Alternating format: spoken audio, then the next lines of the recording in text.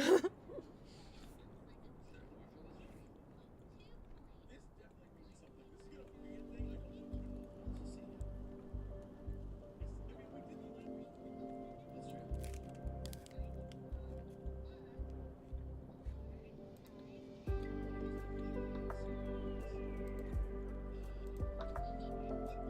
was gonna say it's not detecting the fish.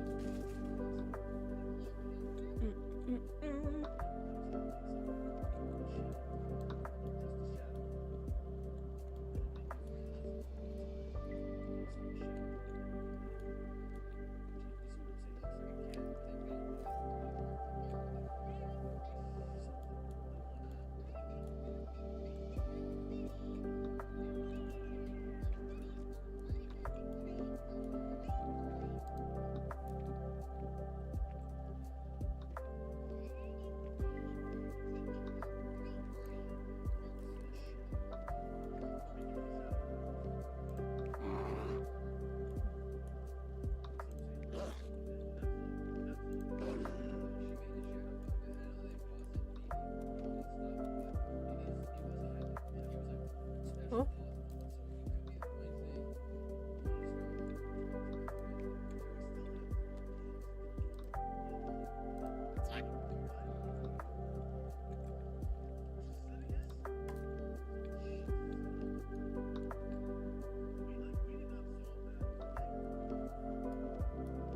It's just forming everywhere.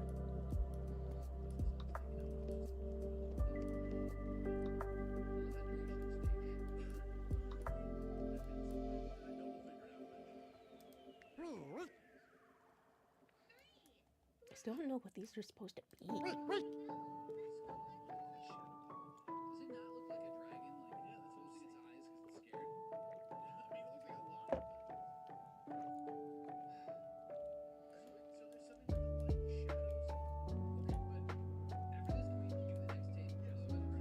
So that seems taken over.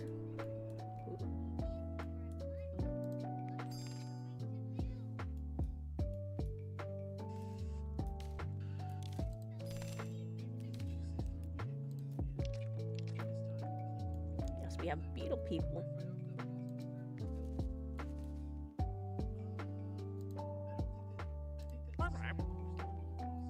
Oh, penguins come over here.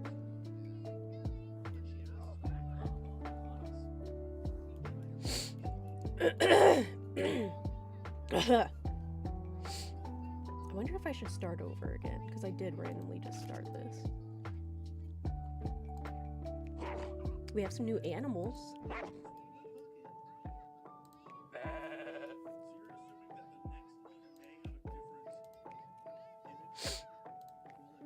Yeah, let's try another one.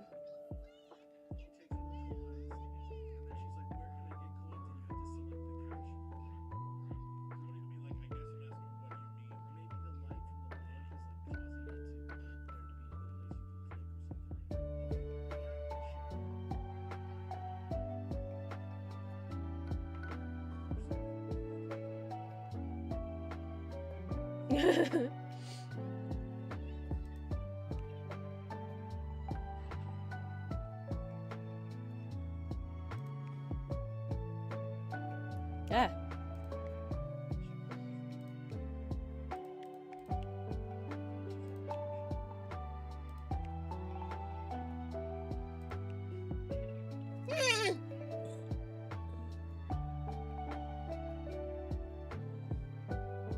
Resources, yes.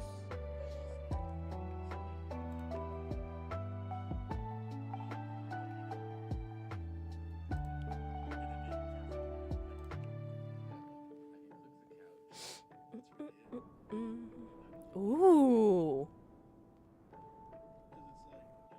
Wow.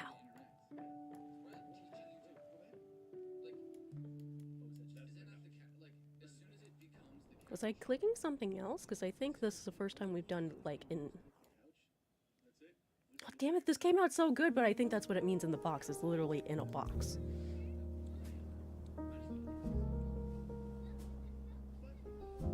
And I kind of like it being open and they could, I think, go around.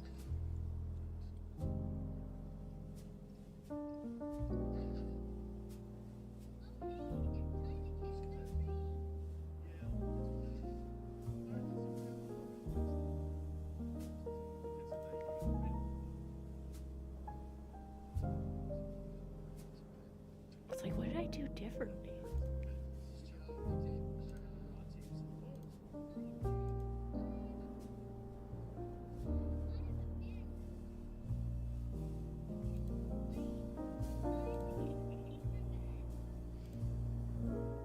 Because I could have sworn I was doing box worlds before.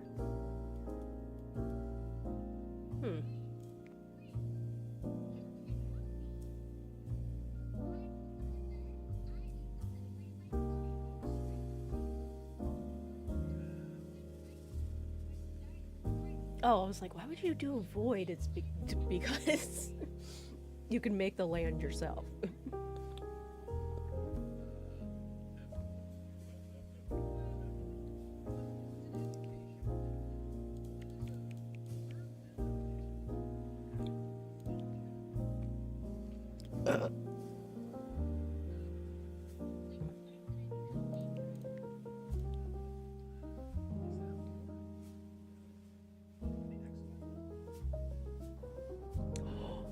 Oh! I said random biomes though. It's kind of, and I said objects? Huh. Do it again. It's like, where's the different biomes, man? Ooh.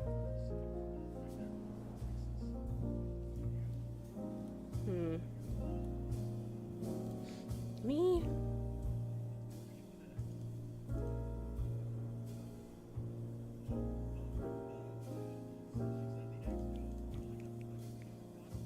See, what do I do if it's noise details?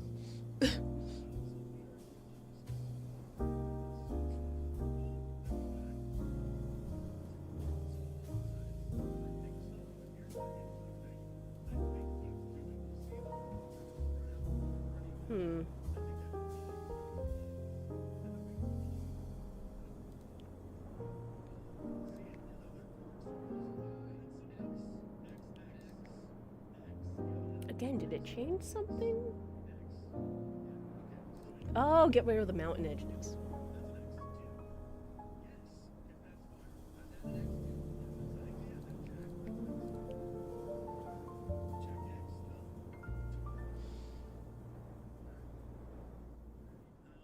Uh-oh.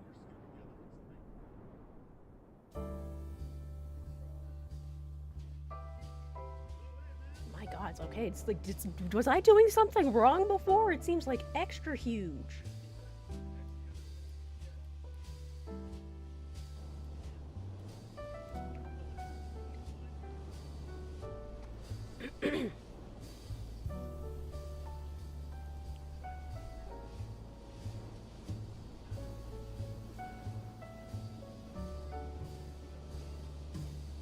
Oh, because I was also doing rounded edges.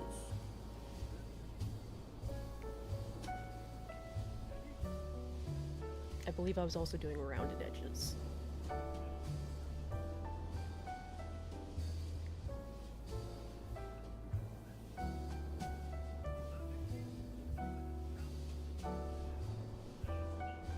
Oh, this is rounded edges? See, we have...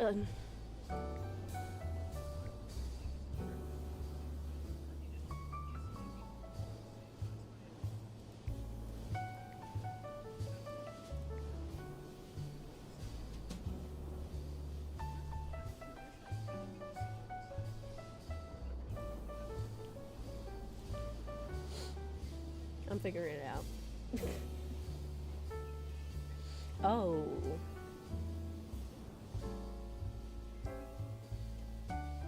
Okay, I guess increasing the noise increases the biomes, yes. Okay.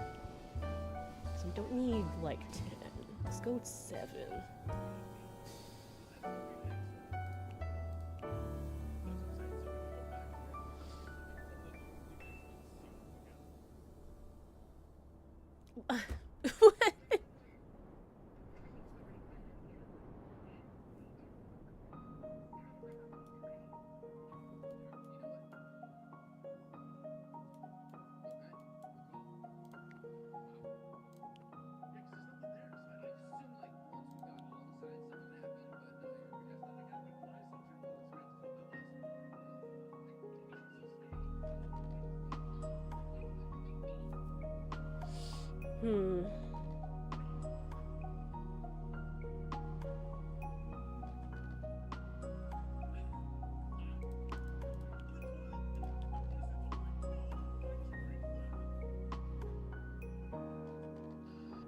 What is this?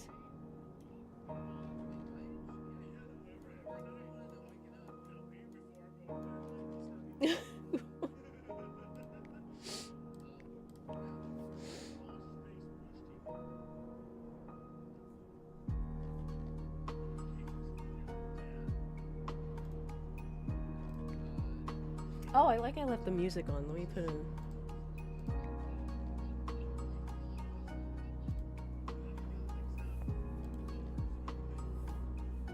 Let's keep listening to what we're listening. What is this? How? What?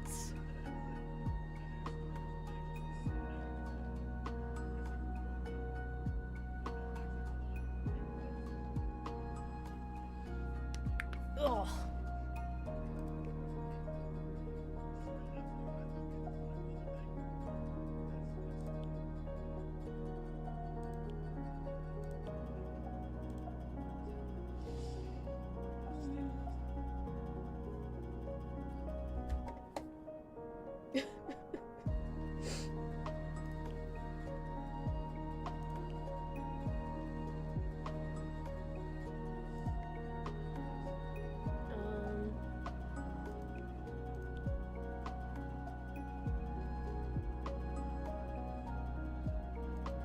Centerland?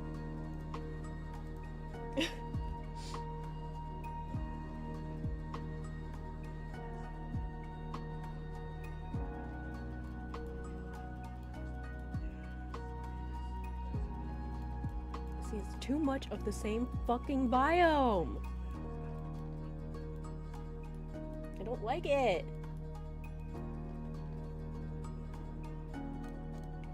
That was good, though. I think we got a good combination.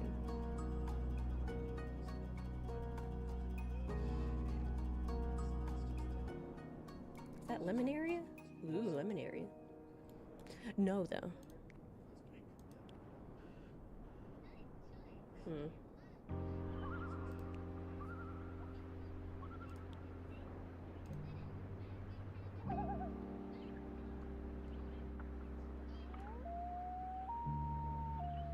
I don't like that it's all connected, too.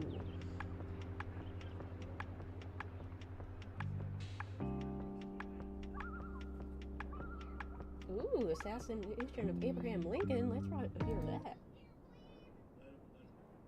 It's come to our attention here at Snap. Man, I was thinking about this, about how my dad was one of these big memories. What do I have for the settings? Deceased father. My dad's dad. Was it dysentery? Actually, no. Cholera? Dropsy? He drowned. He drowned while they were fording a river. You know my father, loving to ford rivers.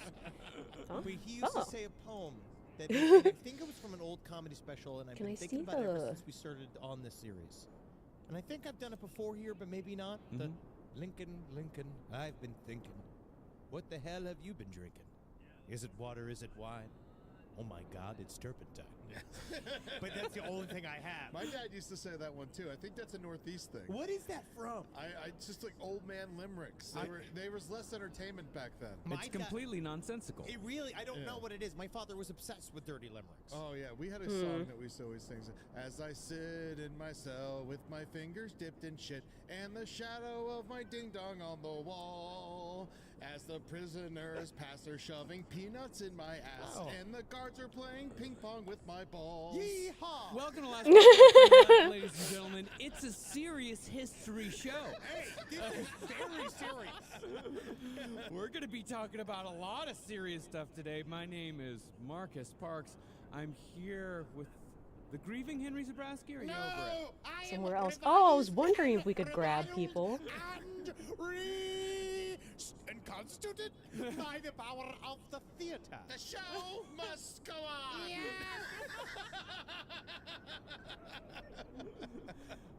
And the man with a mind for 1,000 dirty songs. It's Ed Larson. Ah, yes. Oh, you dirty little bullet, does your mother know you're out? There's a hole in your britches and your dick is hanging out.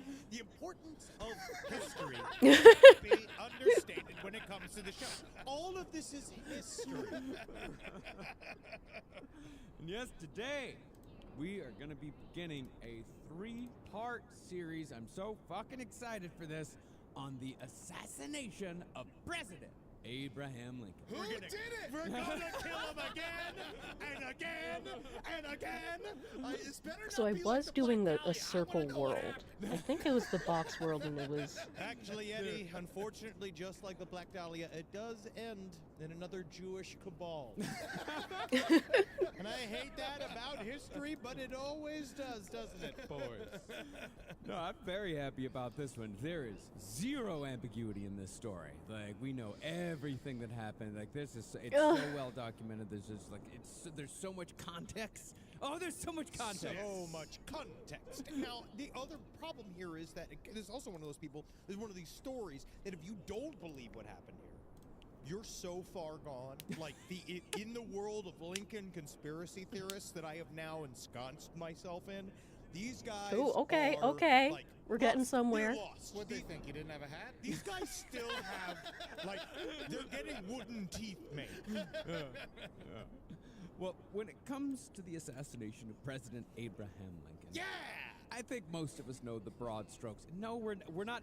Stop being so excited don't about like these Lincoln middle getting parts. killed. Why Let's get him these again! It was just so easy to kill a president then. Back then it was, yeah. And now you got to do it at Disneyland, and there's a robot. It's so hard. But God, is it satisfying tearing apart Coolidge like that. Nothing makes me happier than ripping the breastplate off of Gerald Ford and playing with his fucking automatic guns. Well, the broad strokes were that on April 14th, 1865, just as the American Civil War was wrapping up, a well-known actor by the name of John Wilkes Booth walked into Ford's Theater during a performance of a play and fired a fatal shot into Abraham Lincoln's head. And yes, John Wilkes Booth is, of course, the main character in this story. Ken, for these next 2 paragraphs, can you do Ugh, this trash. more Ken Burns style? I don't really write in a Ken Burns style. Trash. But what's lesser known about the conspiracy to kill the president was that Lincoln was not the only target that night. While Booth was killing Lincoln, a co-conspirator was also making an attempt on the life of Lincoln's Secretary of State, William Seward, and that attempt came incredibly close to success. I can't do Peter Coyote. Peter Coyote is an incredibly difficult voice to do. I totally understand, but you know what that did kind of sound I thought was interesting? Kind of sounded like, what's his name? Rod Serling. Oh, Try to do Peter Roadrunner. I could do Rod Serling. Additionally, Oh, later it is including investigations low revealed ground that and the high ground. conspiracy had plans to go wide with a full-on murder spree, as it was discovered that Booth and his co-conspirators had included the Vice President, the Secretary of War, and General Ulysses S. Grant as probable targets. Where's the guy that wasn't Lincoln I inside want a guy named mountains, though. Kennedy? It's not giving me mountains. Didn't he ride a man named Kennedy that day to the theater? Now, the scope of this conspiracy might lead you to assume that this whole operation was hatched by the Confederacy as a last-ditch effort to take out the leadership of the Union, either for the purposes of revenge or as a desperate attempt at a comeback. And indeed, people were flabbergasted at the time that the main assassin was John Wilkes Booth, because Booth was a fairly well-known actor from a famous acting family. Thank you for even saying it. Yes, I am famous by birth. My cum was famous before me. You know, even though I sort of hate this term, it could be said that John Wilkes Booth was, in modern parlance, a Nepo baby. Because Booth's father, Oh, okay, James we're Booth, getting too was small. one of the most celebrated and well-respected actors of his time. Additionally, John Wilkes Booth's older brothers were also well-regarded actors. They'd gained a certain amount of fame before John Wilkes had even What is decided on acting as this? a career. What? Consequently, the name recognition did help Booth reach fame faster. Because when John Wilkes Booth killed Lincoln when Booth was just 26 years old, he was indeed one of the most well-known actors in the country. It's kind of wild. In my opinion, the closest modern comparison to the Booths would be the Sheen family. Martin Sheen, Charlie Sheen, and Emilio Estevez. Rock and roll. Well, in terms of shock, John Wilkes Booth killing Abraham Lincoln at that point in his career would have been similar to Charlie Sheen shooting George H.W. Bush in the head while Hot Shots was still in the theaters. Wow, that would have been an amazing day in the newsroom. It's 4 men at work. Winning. No, I checked it out. It was when Charlie Sheen was 26 years old. Hot Shots was in the theaters. So it was like 2 years after Men at Work. And then he killed the president. That's amazing. He's That's so talented. What a huge year. But the point here Ugh. with Booth's acting credentials is that most people were not at all inclined to believe that a mere actor could have pulled off a double assassination attempt on his own. Common sense, the public thought, dictated that the Confederacy must have formulated the plan before hiring Booth to kill the president. Others believe that the conspiracy went even deeper, speculating that Lincoln's assassination was a cabinet coup, or a plot from the Jesuits, or the Knights Templar, or the ever-present Jewish banking cabal. Any one of them, people thought, could have killed Lincoln for their own nefarious purposes, because it does seem like We'll people get were willing to something good believe anything point. to Ugh. prevent themselves from accepting the fact that an actor had simply walked up to the president at the end of the war and blew his brains out with a fair amount of ease. The main skill set that one must have is to be light of foot, fleet of mind, and to have written a script before, where the ending is, and then Wow, John that's a lot of Wilkes mountain. Booth shoots the president.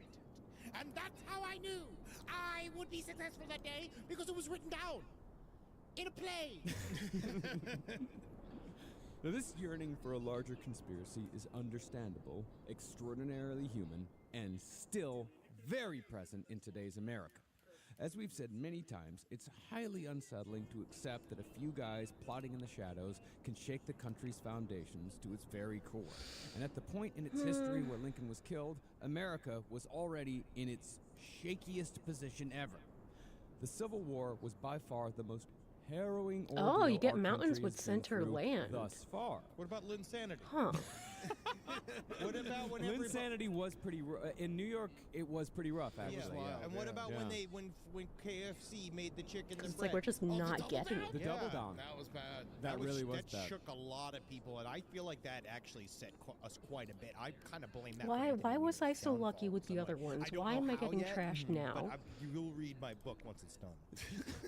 You know, interestingly, I actually I wasn't even that remember lucky. the double down extraordinarily well. Of course, Like, I we lived were across. all obsessed. It was a big part of I our lived lives, across the street from unfortunately. a KFC. It was in Bushwick. Yeah, You know, it felt like my Manhattan Project. It felt like the biggest thing that happened to us. It shook everything. We're like, chicken can't be bread, bread's bread. It was the first time in my whole life I was like, fuck bread. Yeah, bread's stupid. Well, back to the Seems Civil so War. small, thank even you. though it's For the like most we're. part, people were relieved that it was over, as even the South was beginning to accept the inevitability of its defeat. But the assassination of Abraham Lincoln changed everything. The repercussions of Lincoln's murder are still felt in America today. Repercussions we'll surely discuss. But in the end, it really was just a small group of shitheads led by the modern equivalent of an action star that made all of it happen. You know what it all ties it back to now, too? Is how just being famous lends credence to you. John Wilkes Booth was the ultimate faker bitch in history.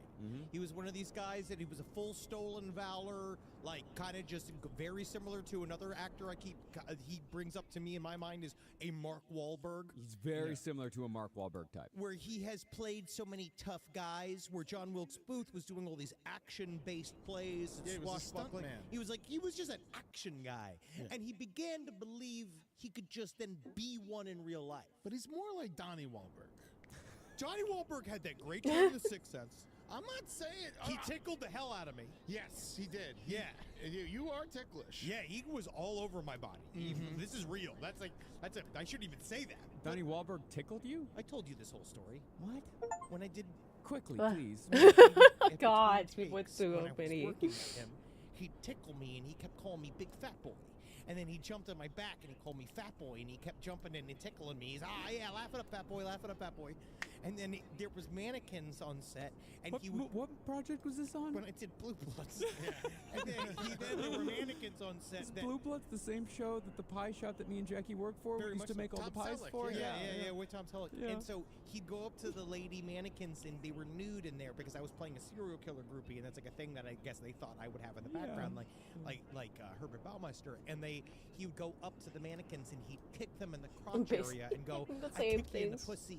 I kick you in the pussy." Yeah, which is weird, but not as weird as crawling on your back, tickling you, and saying, I actually thought the tickling made more sense than the kicking the mannequins in the pussy. I still owe him $50 for that. Hey, that actually worked.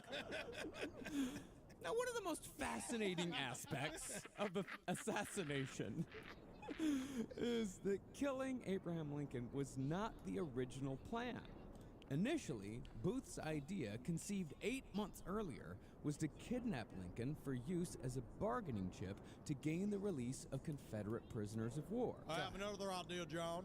Oh. What if we take, or listen, I heard about this. I heard there's several ways to do this, all right? And we can create a facsimile of a bodily function by taking a bag filled with air, listen, and we will destroy any sort of semblance of authority Are that you President Lincoln had. Are you talking about something that might make a sound like a whoopee? I would say like a flatulence, and a flatulence bag. You put it underneath him, spindly as he is. He will sit on it, and he will bounce and fart, and that in itself will destroy his credibility. Oh my God, he would have been the most annoying kidnap victim because he just would have kept telling stories the whole time. I'll tell you another thing. And here's another story about the time me and my best friend spent many months sleeping together. Like in I one said, bed Center in a Lake, and this cabin. is the lake. Oh, we tussled and wrestled. We went to Kentucky, but I turned into Kenfucky. Whoa, yes, because I was fucking my buddy Ken.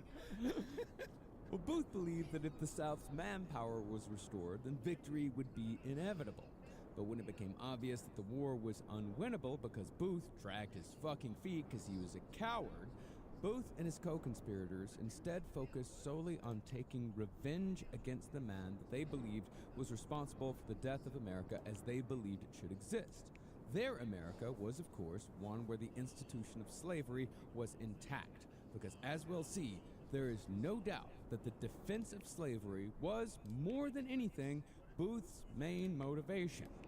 See, Booth was radicalized by his belief in the institution of slavery and his hatred of the abolitionist movement, and these twin passions served as continued inspiration for both John Wilkes Booth's love of the Confederacy and his burning hatred for Abraham Lincoln. Eddie, you touched upon this when we did that little guest spot on Sounds Like Hey, a Cult, where hey. John Wilkes Booth needed slavery to feel important himself. Yeah. He was I so like it. mediocre. Pause it. He was the least talented of Because the I family. forget that this he is was a the thing. one that kind of got into the Okay. family business late. And I think for a long time, slavery Got some nice was what variety, allowed him to feel different better biomes. than a common slave. Like having a slave, and that no matter what, you're the top of a food chain societally anywhere. You're born on third base. Well, he doesn't even need Okay. to actually own any slaves. Like, No. that was the thing about John Wilkes Booth. He never owned anything. Like, he never actually, like, owned another person. Like, he just liked it. He just liked the idea of it. And that's the thing, is that there were a ton of people in the South who just liked it. Yeah, It there's just- a lot of people who still just like it. Yeah, Okay, I put in multiple. very much so. No, they do enjoy having the hierarchy like that. That is very comforting to them, and that was one of John Wilkes Booth's defining characteristics. Is like just the comfort of having that hierarchy in place. Where's his statue? Actually, Eddie, I have an unofficial statue of his in my backyard. I've been slowly whittling it from the whitest sapling I could find. But before we get into the history of John like Wilkes trying to Booth move and the my phone. events that led him to become America's first presidential assassin, let's acknowledge the stack of sources that we use for this series. It's going to be thick. Yeah, we've got Blood on the Moon by Edward Steers Jr., The Madman and the Assassin by Scott Martell. That one is incredible, and I can't wait to talk about the guy who killed John Wilkes Booth because he is a true American character. Yeah. We also have My Thoughts Be Bloody by Nora Titone, and all of these books, great for filling the gaps in Booth's story, but our main source, the one we'd recommend above all, is American Brutus by Michael Kaufman. Just fucking fascinating stuff. Great context. Let's Also, go, Blood on the hyena. Moon is why we're so hesitant to have female astronauts. Let's continue. Because once they get there, obviously, this moon controls their blood, controls all of a woman's blood. Yeah. If Right. they get too close to the moon, they just start shooting blood. And it just fills up their boots. Yes. Back to history. And so, let's get into the story of Abraham Lincoln's assassin. It's more of a boom, brum, brum, boom, boom, boom, boom, boom, boom, boom. Yeah. One wore blue and one wore gray as they marched along the way. A fife and drum began to play on a beautiful morning. Civil War songs. Yep. Yeah. Oh, yeah. Two brothers. I've been listening. It's been fun. Hell yeah. No, you got to come over sometime. I have this great record. It's all like songs I like of the Civil War. rhinos. Got a book. It's a folkways recording. You'll love it. Yeah, I have this great record I also just bought called The Sounds of Gettysburg, and it's just people going, ow, ow, ow, ow, I'm sick, I don't feel good. Well, let's start with the fascinating history of the Booth family itself. Ooh, Now, John Wilkes Booth's parents were by no means what we'd call progressive or enlightened, but it must be said that Booth did not inherit his hateful philosophy from his family. Rather, Booth's parents were, at their core, romantics, star-crossed lovers who had escaped to America from their home country of England, where scandal had marked the beginning of their relationship. This is truly a celebrity family story. But John Wilkes Booth's parents were not aristocrats, nor were they part of the nobility. Instead, John Wilkes Booth's there a father, snake? Junius Brutus Booth, was incredibly famous on both sides of the Atlantic for being an actor. possibly? Considered the Daniel Day-Lewis I of tried his to, but it time, didn't work last Junius time. had been acting professionally since the age of 17. Junius was also quite a Lothario, and the same year he performed for the first time on stage was the Okay. same year he also impregnated a woman out of wedlock, his first of many. He's the kind of guy, too, is that he's an old-timey fashion version of what they viewed as, like, exciting and handsome. 'Cause if Already, you look yup, at we him, got the snakes. He's a toad, right? Like, he's a toad, but they're like, Snot. his broad chest allowed his lungs to fill with air that allowed his emerald-like voice to carry for miles on end. His rectangle head was more beautiful with each pointed corner. And the envy of every gentleman as the women fainted at the smell of his jacket. And knowing that his corpulent body held within the genius that they sought after. They kept calling him compact and muscular. Yeah, he was his just- compacted God. muscularity. He looks like me. It's like me trying to get my Alex Jones body. I just realized American Brutus makes sense on multiple levels because his dad's middle name is Brutus, and obviously Brutus turned his back. There on we Caesar. go. We Don't got the spoil rhinos the and the end of hyenas. the fucking show. Caesar? Blink. The audience doesn't know what happens. At 2 Henry. Yeah, I'll eat two. Now, Junius somewhat settled down with a wife and child after siring a second child out of wedlock. I want it But more not too random. long after his first legitimate we'll go with child was that. born, Junius we met start with a hope. poor 18-year-old English girl named Marianne while she was selling flowers outside of a theater where Junius was performing. Junius won her love by reading her the poetry of Lord Byron.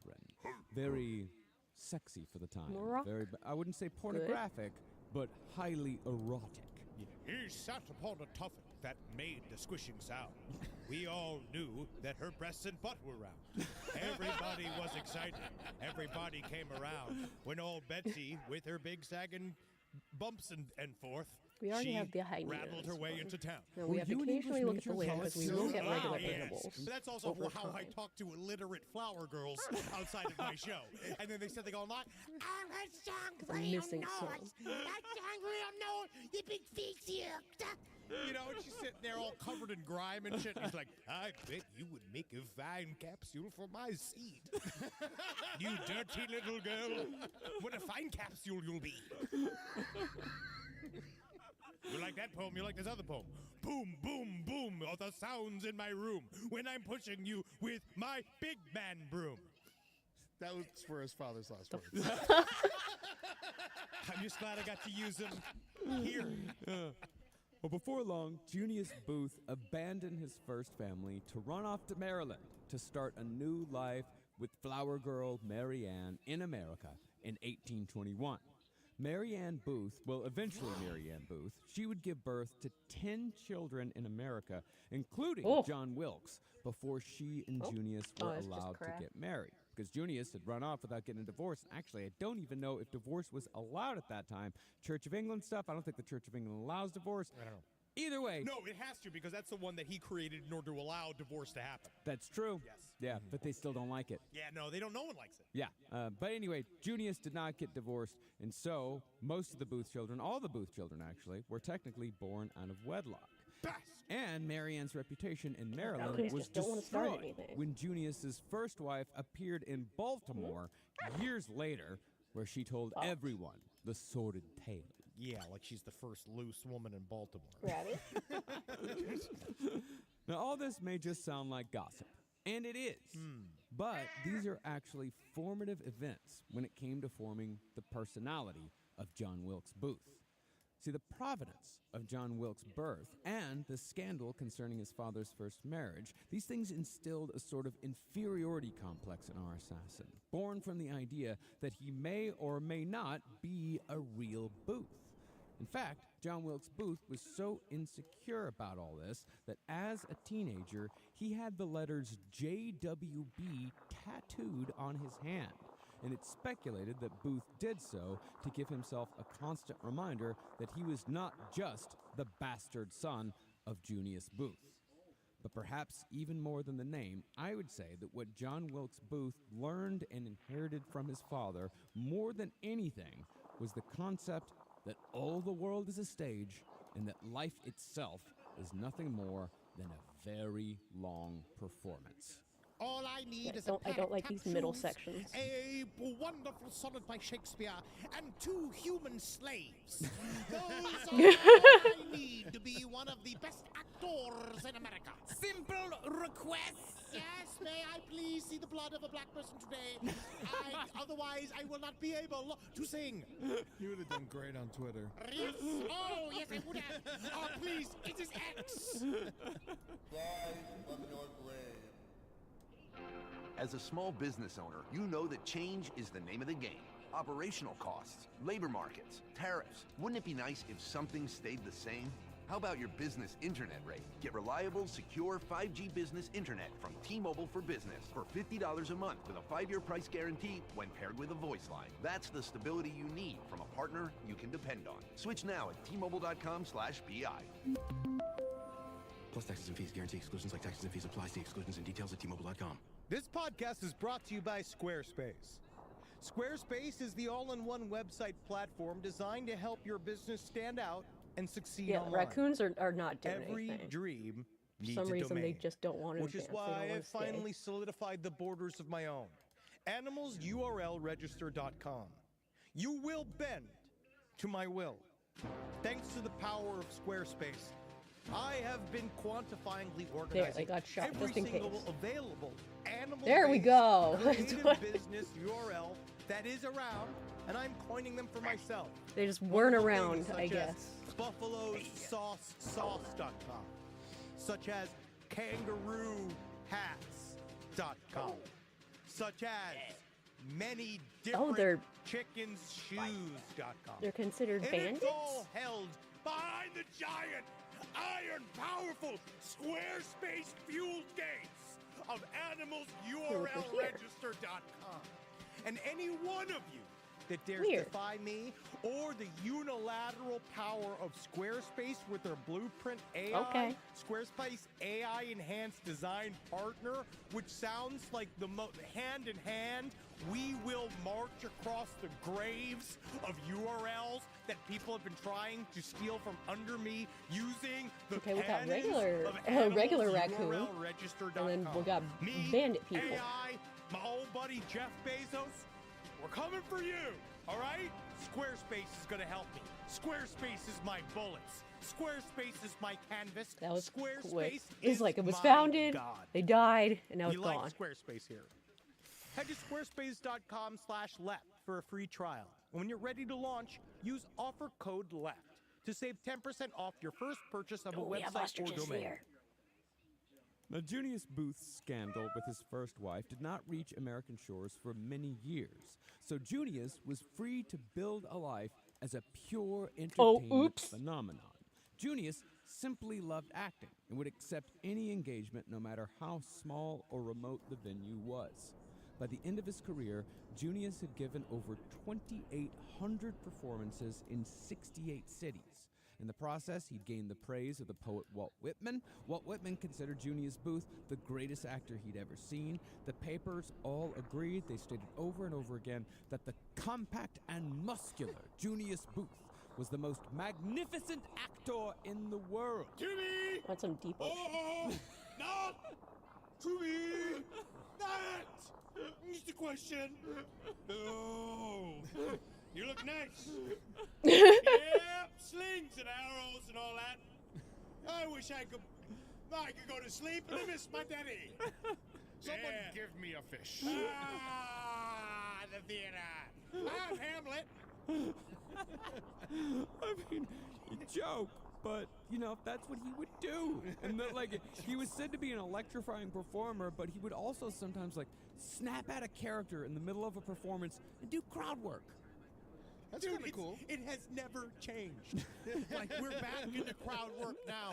Like, it's only, like, the audience, they go to see all the Shakespeare stuff. and, like, What? They would say that he would show up with, like, pages in hand and, like, just go literally, like, a couple lines S'mores. and be like, where are you from? What do you do? What? Yeah, tell me, you're from a fucking black guy? Same thing. Same bit as the other guy. I mean, 2,800 performances. How do you remember all those lines? You don't. Yeah, you remember you break and talk to the Yeah, audience yeah. a little bit. Yeah. But like many great artists, Junius Booth was no Oh, got stranger to sentient eccentric crab. behavior. Most notably, Junius was a staunch vegetarian in a time when such a choice was considered freakish and deranged. And he was so passionate about his cause that even if one were to eat so much as an oyster in his presence, Junius would call you a murderer under his breath.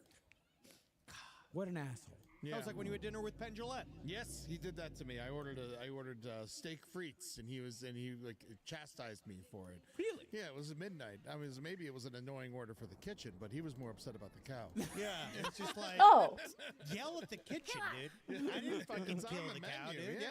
Yeah. Live your life. He was a magician, but he certainly made all the fun disappear. Ooh, they're funny.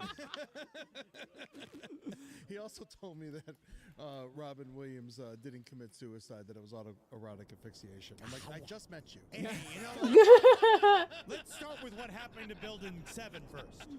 When I met him in Okay, college, I he think was got good absolutely variety. wonderful. He came by, we were having a staff meeting for the college radio station, and he came by and he said the 7 words that you can't. He said the shit, piss, fuck, cunt. Well, Yeah. you know, so and it did it to Cheers. Oh, yeah, man. I mean, he used to be funner. I think it's when he was using drugs. Yeah, Yeah. well, this is 2002. Yeah, he was probably funny. Maybe. Teller was great. He talked to me. I heard his awesome. voice. It was awesome. Hell Yeah, yeah. it was cool. Now, when an actor is quote unquote eccentric, that usually means they're also highly unreliable, and Junius was no exception. In addition to being an alcoholic, Junius would sometimes blow off performances Got some completely, random but not just so he could dive into a bottle. Instead, Junius would be found wandering the woods in full costume, hours after he was supposed to be on stage with no explanation as to why he didn't make curtain. If they want the show, they'll come to me. They'll come to this log. Buffalo, hey. I woke up today knowing I was going to be Theodore Roosevelt, and Theodore Roosevelt's doing the show over here at the Bond. It was almost as if he'd lost himself in the character so completely that he forgot that acting was his actual job. These eccentricities, however, were often written off as signs of Booth's so-called genius. Junius Booth had such a reputation that when he did blow off a I show don't like it that without raccoons notice, are just members of considered the like they audience get the would sentience justify and his then they're absence just as a commentary on the play or as a piece of bandits. performance art. I don't like They'd sit that. there they'd sit in the audience and cry out, "Booth is a genius!" Like, just to justify not getting pissed off that he just didn't feel like coming. That's the dream, man. Yeah, it is. Yeah. Yeah, I mean, you got to earn that. You know he fucking counted those towards the 6,800 too. Just Oh, yeah. Oh, no. Oh, yeah, dude. He's like, my presence played last night. Ooh, we got a new It cat must be place. said, however, Good. that Junius Booth lived a life of tragedy when it came to his children, and not just because one of his kids ended up killing the president.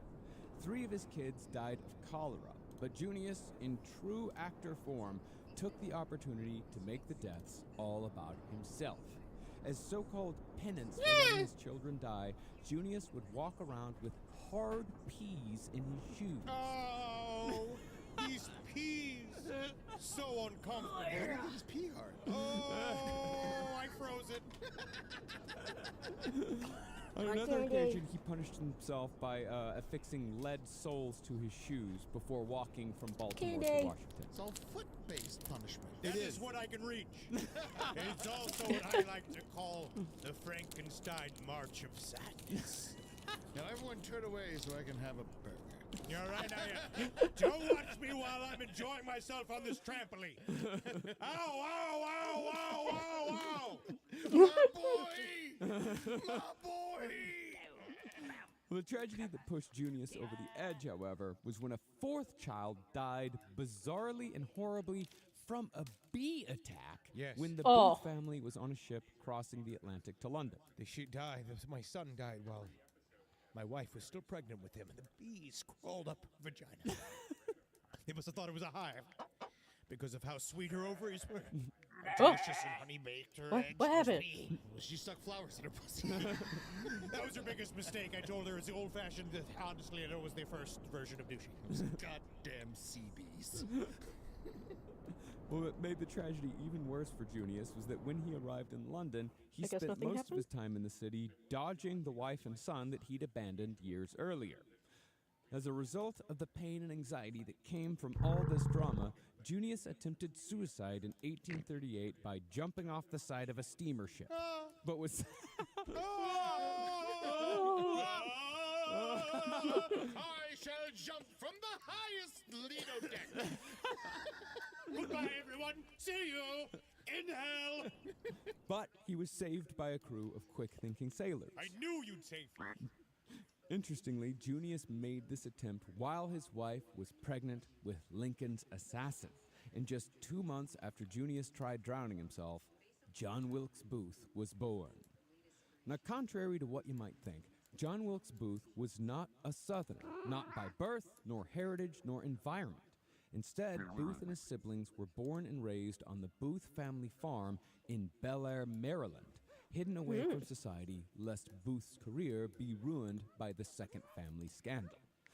Interestingly, Booth's upbringing in Maryland, specifically in the years leading up to the Civil War, greatly informed his future worldview. See, it's not like there was some magical latitudinal barrier running across America in which everyone in a future Union state were abolitionists while every future Confederate was in love with slavery.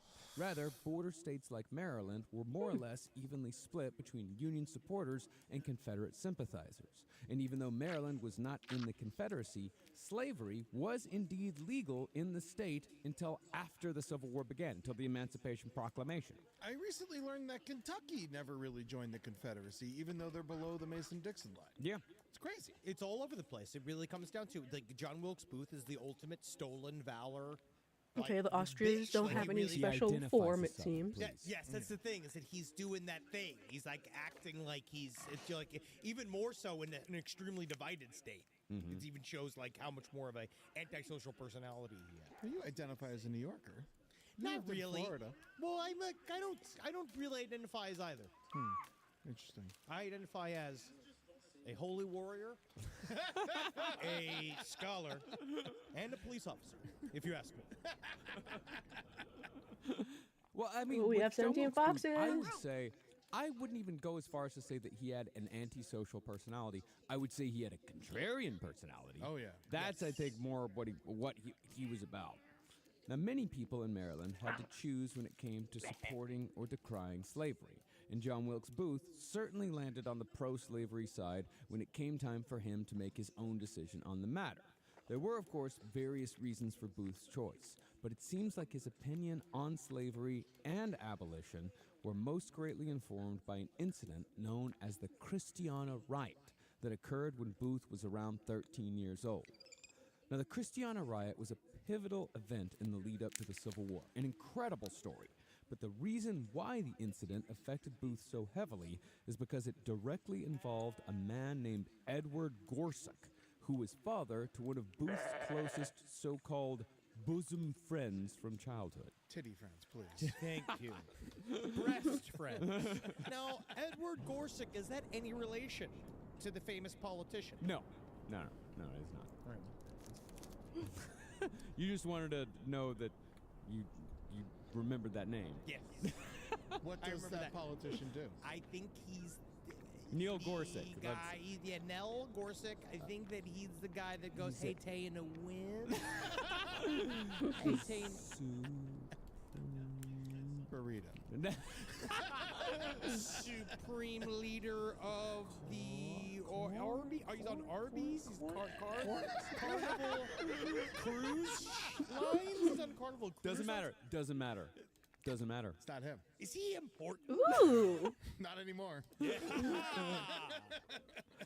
Well, as far as the Christiana Riot story goes, Edward Gorsuch was a slave owner who ran a wheat and corn plantation north of Baltimore. But in 1849, 4 of his enslaved men escaped across the Maryland border into the free state of Pennsylvania. 2 years passed with no word. But then, out of nowhere, Edward Gorsuch received a letter from a freelance slave catcher informing... It's the worst fucking job, and it is the most It really despicable is. job in the history of humanity. Dude, it's a side gig. I do it for the love. Well, they really did. Like, I mean, these are the guys who's like, you know what? There's really nobody going out there and just finding slaves. I just gotta Like, go find them. yeah. I gotta find them and rouse them up. Yeah, that's what these guys would do. Is they would go around, they would try to find, and then they would find the former owners of these people and send them letters and be like, "Hey, I know where your guys are. Give me some money. I'll tell you where they are." But if they're in the north, aren't they away? No, because they No? can bring them back. Because No. technically, it's because they were, The right. Fugitive Slave Act of 1850, my friend. Oh, man. Yeah, which we'll get into here in a second. But Edward Gorsuch, out of nowhere, received a letter from a freelance slave catcher Yay! saying that he knew where Gorsuch's 4 enslaved men had escaped to. And for a fee, the hunter offered to Oh, aid goddammit, I was Gorsuch hoping in it their was the capture in flowers. return. So Gorsuch of course paid it's for the freaking information butterflies. And thereafter set off with a team of men to attempt to bring the 4 guys back to his farm. As it turned out, these guys had fled to the town of Christiana, which had become both a refuge for fugitive slaves and a settlement for free black people. It was all led by a man named William Parker. William Parker was himself an escaped slave who'd organized the town of Christiana into an effective resistance group who rightfully met There we go. violence with violence. And by this point, the people of Christiana had been fighting back slave catchers for 20 years. That's awesome. And not only that, like they even formed like fucking missions to go like rescue enslaved people. And like, fuck yeah, like we're gonna fucking go Oh, in, there, rescue these okay. guys, bring them back, they're gonna live with us. That's awesome. Yeah. Talking Man, about building a fucking community. Yeah, dude, this is a good movie. Yeah. This is one of these things that would be a fucking awesome movie to be a part of. This is this whole assume the episode crabs is going to have- be filled with yes, things and that crabs could have be a new their king? own episodes. Yes. Seriously. No, I mean, these were not people who fucked around. And by the time Edward Gorsuch crossed the border into Pennsylvania, the people of Christiana had received word that his raiding party was on their way. they had people all over that like were just listening for slave catchers, slave hunter, whatever was going to come. And as such, when Gorsuch and his small party arrived at William Parker's home just before dawn, between 75 and 150 free black people from Christiana, as well as some white allies, were ready, armed, and waiting. We're here too. Yeah, we're having a good time, aren't we? Yeah. Listen to me, Buster. Hey there. You might Oh, you're getting more raccoons. That's good. All right, because my fellow black friends and we're celebrating community. And one day I will talk them into camping. And yes, they're friends, and I'm their friend, and he's my friend, and they're all my black friends. But they're friends, we're all friends. Just so you know, we're friends. Yeah. Now, within minutes of Gorsuch's arrival, a member of the makeshift defense force struck him with a club and brought him to his knees. This prompted a response from one of Gorsuch's sons, the unfortunately named Dickinson Gorsuch. Yeah, it's better than his daughter, cock and daughter Gorsuch.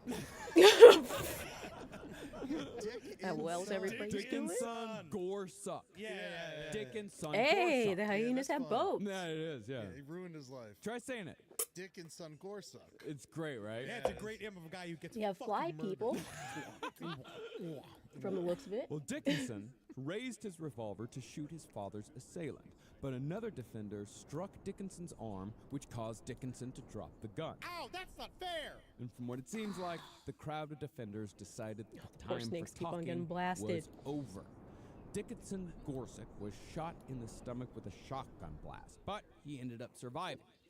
Or Edward like bullet the stomach Gorsuch. Edward Gorsuch, however, was not so lucky.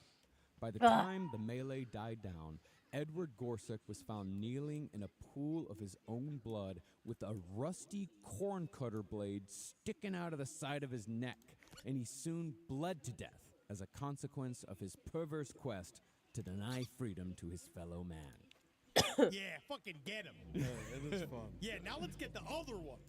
The new one. Is Gorsuch bad? Yeah. Let's get him. Can I not say that? No. Not No, really. Not people are really. upset? No, I'm not really. I'm not saying what we're gonna do when we get him. I mean, we know what Oh, get there we 'em go. means. Well, No. Donnie Wahlberg him. You want to Yeah, let's Donnie Wahlberg him. Kick him in the pussy. Yeah, I want to play with his belly. Let's just get him and then have. Oh, we got do two something. flowers. Yeah, let's just go to the house of a Supreme Court Okay, justice, where's climb on his my- back, and tickle him. Just get him. Let's make him have dinner with Penn Jillette. Oh yeah. See if we Those can we handle don't need to be that. there anymore. We're good. We're Now, good. the press jumped on the Christiana riot almost immediately. Naturally, Southerners saw Edward Gorsuch as a hero who had died in the defense of slavery, and they therefore demanded federal action. Now, technically, Gorsuch did have the right to pursue the escaped slaves due to the Fugitive Slave Act of 1850. It had just been passed the year before. So the federal government ended up arresting several black people involved in the killing of Edward Gorsuch, in addition to 3 white people who'd been present. I was there too. I just want to be arrested as well, so that everybody can see how much I support my community members. And I will be arrested, post haste, and then released, hopefully immediately. Well, the trial was followed nationwide and became a sort of test of North versus South, slavery versus freedom. And in the end, the people of Pennsylvania chose freedom because it took the jury just 15 minutes to return a verdict of not guilty. Less time than Lori Vallow. Wow. Yep. Cat Now, to the Village people doesn't of the exist South, anymore. This was a gross miscarriage of justice. That's In fine. today's world, you might compare this to, say, like the Derek Chauvin case, where many on the right believe that the murder of George Floyd was Oh, Sheep justified Village? and Cool. Chauvin's conviction was therefore a travesty. Many people in the North, however, believe that Gorsuch died for an evil cause and got what was coming to him. That's all to say that the Christiana riot, which occurred about a decade before the Civil War began, it quickly became a microcosm of the rapidly growing divide in America over slavery. But perhaps more consequentially, the Christiana riot was also fundamental in shaping the worldview of John Wilkes Booth. More As I butterflies. said earlier, John Wilkes Booth knew Edward Gorsuch. Gorsuch was the father of Booth's so-called bosom friend, and Booth would use Gorsuch's death as an example of what happened when people fought back against slavery. And he should have learned from that. Yeah. Well, Booth saw Gorsuch as the clear victim here. And in later writings, Booth would state that abolition was nothing more than, quote, the unwarranted constant agitation of the slavery question. And there was, of course, no man in this world who would come to The represent rats. abolition more clearly than Abraham Lincoln. I knew that I was being replaced by the black man when they dared to hire a black man to play the titular role of Othello. As everybody knows, the whitest role of Shakespeare. We actually don't have any historical accuracy for what a Moor actually is. He actually did play Othello twice. Really? Yes. Oh my God. Jesus Christ. You think that'd give him some, like, understanding? Nope. When Nope. did the North? We might not know the answer to this, but when did the North decide slavery was bad? Because obviously they had it in the beginning of the country. Well, it was a slow roll, you know, Yeah. as far as like when, and it was like state by So that state. Like it Butterfly wasn't. Village It didn't wasn't. last? There was definitely no. Okay, we all decide at once that it's bad, or we all decide at once that it's good. It was just sort of a slow roll of like, you know, first England went, and then the states sort of like took England's cue, like, okay, maybe we shouldn't be doing this anymore. Yeah, they're the bigger pricks. Yeah. You know, like, They had slavery for longer, but they kind of came to societal understanding in England about it being distasteful. yeah. Yeah. So eventually that's the sentiment that came down. For at the time too, it's like they viewed Europe as the style center. Europe was the places where all of these sort of like cultural things that were being adopted to America. So actually I feel like the anti-slavery view was kind of like a hip new thought process. Like it was like this idea of like, I'm with it. I'm with the new stuff because the Europeans were already working in that direction. Well, it wasn't like a hip thing. I mean, But it's I'm like saying saying- today that people believe in stuff just because it's woke. Like But it is definitely like people just came around to it like, oh, maybe this is a fucking horrible thing. I know Yes. John Adams was vocal about it. Yeah. I just mean in hip in terms of like, you know, when a movement takes place, it's like now it's getting very, it is both probably on the, you know, it's probably however you view it, like leftist politics are now viewed as more like cool. Right. Right, like it's that style, or if you're the MAGA shitheads who Let's say think it's cool. I think let's say fashionable. Yes. I think Yeah. is probably a better way of putting it. Yeah. Yes.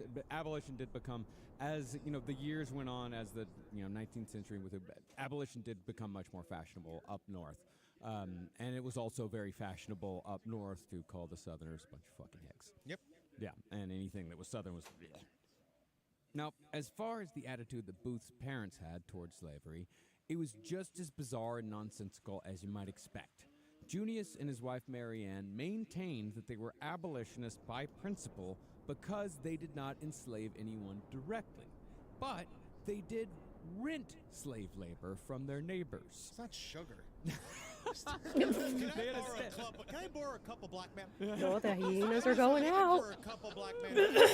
I got a fence I got to destroy. They had a standing staff of 6 people. But anytime anyone pointed out to Mary Ann Booth that there wasn't really any difference between owning a slave and renting one, she would just fucking stonewall him and say, like, no, it's actually very, very different. And they would Yeah, ask you know why, and they'd say, it's very, very different. And but you would never say Ah, because why. the It ostriches was have very, boats very as well. different. It's because renting, you got to pay all the taxes and you're going to do all the upkeep. See, with the, that's the thing, is that when you own, you got to do all the repairs yourself. It's not justification. No, I'm just It's saying. just that's why yeah, she's it was- saying fucking it's opinion. different. Yeah, I'm just saying. yeah. That's why she's saying it's different. No, that's not why she's saying it's different. Because she was, Guilty. highly guilty of directly participating Hey, in the very so at institution that least- she said that she was against. At least she felt guilty. I don't think she did. John Wilkes Booth. So John Wilkes Booth did have slaves, kind of. Well, he was around. Around, yeah. Yeah. He was around. He grew up with slaves on his property, and around the institution. But his parents saying, like talking out of both sides of their mouth, saying like, yeah, we don't believe in slavery, but yes, there are slaves working for us right now. It's like liberals that drive a cyber There we truck. go. Now, Junius Booth, he knew that acting was a difficult life. So he intentionally tried leading his kids away from the theater into any other profession. And of course, he would only do this 3 months out of the year because the other 9 months, Junius Booth was on the road being an actor. Listen, I know that, it's very difficult. It's so hard to travel at the, in the highest level, in the fanciest coaches, and stay at the best hotels, and fuck indiscriminately, and mostly just kind of jabber for 45 minutes at a time for, at this point, hundreds of thousands of dollars, which is, in the future, hundreds of dollars, which is, in the future probably worth millions of dollars. But I honestly think that you, son, Oh, the rhino have a religion. You should make And a second village. big pumpkins or something. There's nothing if you just utterly I should be miserable. a pumpkin. Yeah, you should do something that's Seal of Conquest. harder and worse than this, even though you'll get a jumping off point into this business very easily. Oh, they're due to fighting how with good the I am at it. with the bunnies. No, the bunnies are gonna die. Despite Junius' It's ended. efforts, Okay, it's already 3 ended. of his Yeah. sons would pursue careers as thespians. What did I tell all? And by the time John Wilkes was 14, his 2 older brothers were already on the road making names for themselves as the sons of the great It was Junius Seal of Booth. Conquest Night. But The before burning John desire Wilkes for was conquest to in become an endless actor war. himself, Great. he would be thrust into a leadership role in his family after Junius died a very 1852 death by succumbing to dysentery aboard a steamboat on the Mississippi River. Somebody tell the Oh. steam to come down. I'm covered in condensation, and I'm nauseous. Turn the steam down. Turn the steam down. She's too high. She's too high. Turn the steam down, I'm all. Oh, just shit all over the side. No one will see more. Notice more mud. Hey, don't look at me. Certainly don't look at me, famous actor, Junius Booth, who is raining defecation upon the starfish. Like Dave Matthews Band. Yes. Now, even though John Wilkes Booth was only 14 years old when his father died, he became the de facto man of the house because, as I said, his 2 older brothers had already left to pursue fame and fortune. Quite stupidly, Booth's mother, Mary Ann, let the teenage John Wilkes manage their farm for 2 years, which would be a disastrous decision for both the Booths financially and when it came to further shaping John Wilkes' worldview. I just never understand why we bother with corn. Can't the corn just grow naturally, in its own state? Oh, look how hairy it gets. Look how vibrous all of the plantage that comes out of it. Ah, mother, I do not need to fret about it with the corn. I simply must enjoy the corn while we have it. Gods. Well, John Wilkes hired enslaved people, free black people, and Irish immigrants to work his family's farm all at the same time, which wasn't all that strange in this era. But since John Wilkes was just a kid, he was not prepared to handle the conflicts that erupted, and he in fact usually just made them worse with his natural haughtiness. See, John Wilkes was a stickler for Right. hierarchy and tradition, and he believed wholeheartedly from a young age that there was a natural pecking order when it came to races, classes, and nationalities. And it's an absolute coincidence that I'm at the very tip and height of that hierarchy. It is not something that I did. It is just coincidence. It is just luck. And certainly, yes, I benefit from it, but we can't argue with it. No, is it a coincidence that I was born into it without doing a single thing? And will continue to succeed without doing anything else. Except for tickling little fat boys. The only thing I like best when I'm on the stage is once I'm done strutting and fretting is having a fresh, full-titted little boy that I can perturbulate with my acting appendages. I go underneath his tendril chest meat. I feel upon his woman-like bosom. I touch upon his cavern-like armpits, and I make him giggle like a little brand-new otter, freshly born from its mother's pussy. And he didn't even have the courage to finish you off. No! Danny Wahlberg, if you don't want me to call Variety, I need you to come to my home and jerk me off. That's it. Ransom's been set. I'm glad you're finally saying it, because you've been saying that in private for years. No, I'm coming for him now. I want you to make me come. Well, John Wilkes Booth, he held the fairly common opinion, it was very common at this time, that black people were actually happier as slaves, that they were better off in bondage than they were even free in Africa, and that giving black people freedom would only make them miserable and it would destroy America in the bargain. That's how a lot of people justified slavery. They would say, the abolitionists would say, like, slavery is obviously evil, and the pro-slavery people will come back and say, like, no, look at him. He's got a smile on his face. Everything's fine. Yeah, why would you want to get rid of that? They're having so much fun, they invented grits. They obviously love it. They're singing songs. Yeah. But Booth's prejudices did not stop there. Oh, that didn't last even long. though it was local tradition for landowners to invite the white men who worked with them to join the family dinner table during the harvest, John Wilkes was uneasy letting his British mother and sister eat meals with the Irish. That's how angry he was. That's how racist he was. He was even racist against other white people. Well, it was very common at the time. Oh, no, Irish people were not. And the Italians, Yeah.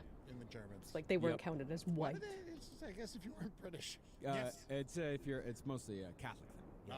Very much a Catholic. Yeah.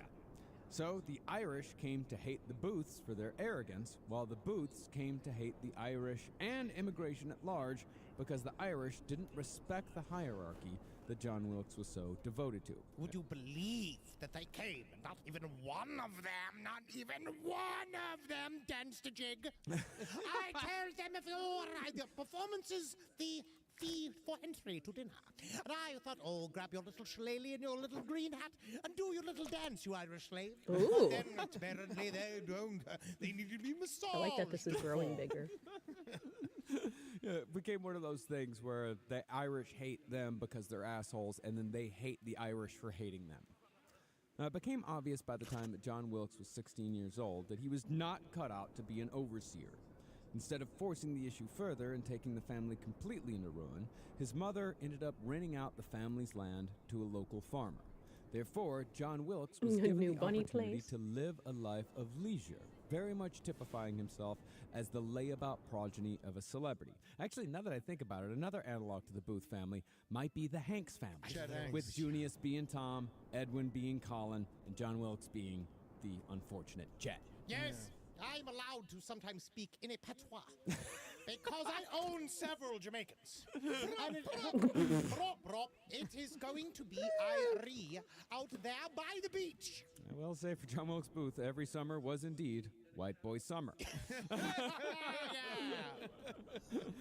Now, after being given free rein to do whatever, Booth chose to spend most of his time in the local tavern, a place called the Traveler's Home. But rather than becoming a total deadbeat party boy, Booth latched on to politics whilst conversing with his fellow patrons. Just stay a deadbeat party boy. It would have been better for us all. Also, the Traveler's Home makes no sense. Well, it's a whole. Don't worry. It's Well, like the it's- Wanderer's Oh, we Inn. lost It's the a- butterfly it's a place. double entendre. It's like a- yeah. It's It's, aggravating. Don't get angry. it's wordplay. Don't get angry. Get even. Well, during Booth's gap year, he became enamored with one of America's early conspiracist political parties. How does it all this sound so familiar? It's Marcus? about to sound extraordinarily familiar. This party was the highly successful Know Nothing Party, who were so named because members were required to say, "I know nothing," in respect to the Yeah, we'll party's just inner leave this. workings. And they would say so, and they would do that because the Know This Nothing thing Party here, see if actually it does started as like a anything, secret 'cause it society. seems to like not the really Freemasons. affect Yeah, these like a things. bunch of hate-filled fuckers. Yes. Weren't they successful for a little while? Yeah. Extraordinarily so. Like if you remember Gangs of New York, remember Bill the Butcher? the Rabbit Know Place. Nothing, Bill the Butcher, Know Nothing Party. Yeah, that was him. Now the Know Nothings Almost were the Age of actually Chaos. pretty ideologically similar to the modern Republican Party, which is ironic considering how John Wilkes Booth ended up killing the first Republican president. The Know Nothings were nationalist, populist, and staunchly against immigration. But also, like today's Republicans, what informed the Know Nothings' beliefs more than anything were conspiracy theories. The Know Nothings believed that Irish and German immigrants were being sent to America as a Catholic plot to take over the country so every American could be made subservient to the Pope, which is more or less the same bullshit people peddle today in the form of the Great Replacement theory. John Wilkes Booth lapped up this hateful shit and became a full member of the Know Nothing Party, and was especially jazzed about how much the Know Nothings hated the Irish. You see, that's the problem. It just seems, Marcus, that all of this is not really about religion. It seems to really be a reason for them to be very racist. Yeah. Yeah. Maybe I'm crazy. Yeah, it might be, but no, it's just it's xenophobia all over again. It's the same shit. Just replace one with the other. Replace Catholics Man, with flower Jews, and it's people the just exact same don't thing wanna as the Great be Replacement together. Theory today. I know nothing. Perfect. But after John Wilkes Booth spent a year absorbing the philosophy of the Know Nothings, it seems like the call of the theater finally became too strong to ignore. An easy job, most lucrative. Thank you. Oh, And at what? 17 years old, Booth began his What career happened? as an actor. Rise from your grave. Now, by this point, Booth's What? oldest brother had made his way to California, and he'd staked We're that not even territory playing as some his chaos team. yet. With What's June happening? Booth's out in California, no one's fucking with California. Edwin Booth, the second Booth son to become an actor, The tragedian. he's often considered the best actor amongst the three. He was the leading tragedian of his day. He's the Billy Skarsgård. He's the Billy Skarsgård. Yeah, he took all the eastern states. But Edwin wasn't too keen on competing with another Booth for his father's legacy. What? So when John Wilkes Booth said, hey Edwin, I want to be an actor too, I'm ready to perform. Edwin divided the map of the United States into two territories, pretty much along the Mason-Dixon line, taking the north for himself, and Oh. banishing John Wilkes to They're the getting south. attacked by the See, Edwin foxes? Booth preferred the richer, more urbane cities of the north, like New York, Or- Philadelphia, Boston. But this seemingly small decision, based mostly on taste, would actually have huge consequences for American history. As the old entertainment adage goes, you play for the crowd that shows up. And once John Wilkes Booth began playing for Southern audiences, his ideology naturally grew to match that of the people who are giving him the most attention. And another echo to modern times, Yeah. which is just John Wilkes Booth Fascinating. in the end really was looking for attention. He liked any form of validation he could get, and anything that also made him feel special, which is what the persecution complex of being on an unpopular side of the political spectrum gives you automatically. Yeah. And to this day, he's considered the worst actor because the Booth Theater on Broadway is named after Edwin, not John Wilkes or Julius. Well, he's the Julius. good, but he was the good actor. Yeah. John And he- Wilkes Booth was just very, very good at killing Abraham Lincoln. he didn't get away. Well, no, but no one was going to. He was never going to. Yeah. No. Well, now that there was a Booth boy covering most of the American territories, the Booth name was more famous than ever.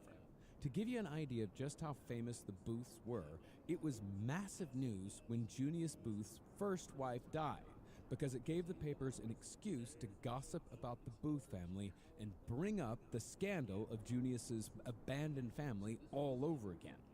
But the revival of the scandal did little to prevent John Wilkes Booth from ascending into fame in the South.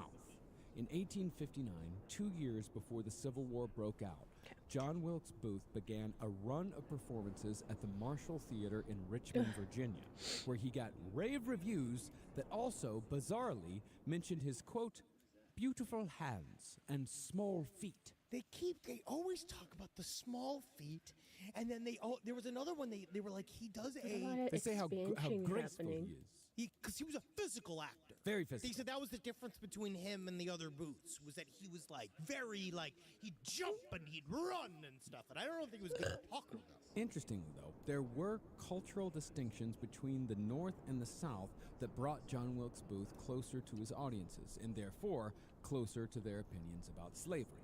See, in the North, and I find this fascinating, actors were placed on the outskirts of society, as I So would the other- assume, as the because it had been fly traditional in England people that over here are actors were gone? garbage. Prostitutes. Yeah. Actors were Yeah. prostitutes. There Yeah. was a direct correlation. Yeah. They were considered the lowest station. They were not supposed to hang out anywhere. They were not supposed to be given Oh, no, it's loans. here. They weren't supposed to. Actors were viewed as utter vagabonds that literally should not be trusted with serious. They just have the same culture as serious the questions and serious as the responsibility. raccoons. Professional it liars. seems. Which is what I hope to still have to this day. Somehow. That's what I would like to still receive. Just know that I'm too dumb and I'm too hot to be effective.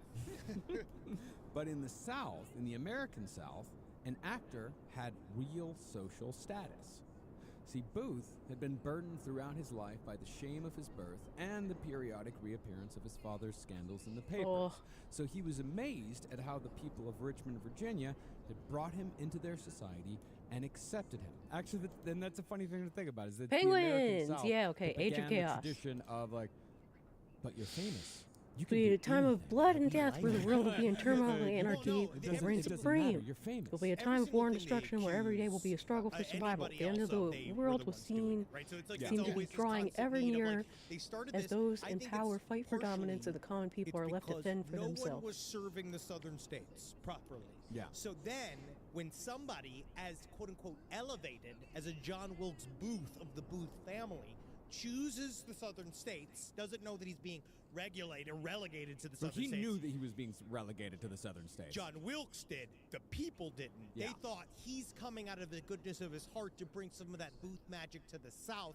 We're going to raise him up because he chose us. Yeah. And then we're going to be in this feedback loop of shitheads choosing shitheads because shitheads like shitheads. Very good. Yeah, that's exactly right. Because the Richmond's acceptance of John Wilkes Booth made John Wilkes accept Richmond and how Yes. Richmond worked. And how Yes. Richmond worked was entirely on slavery.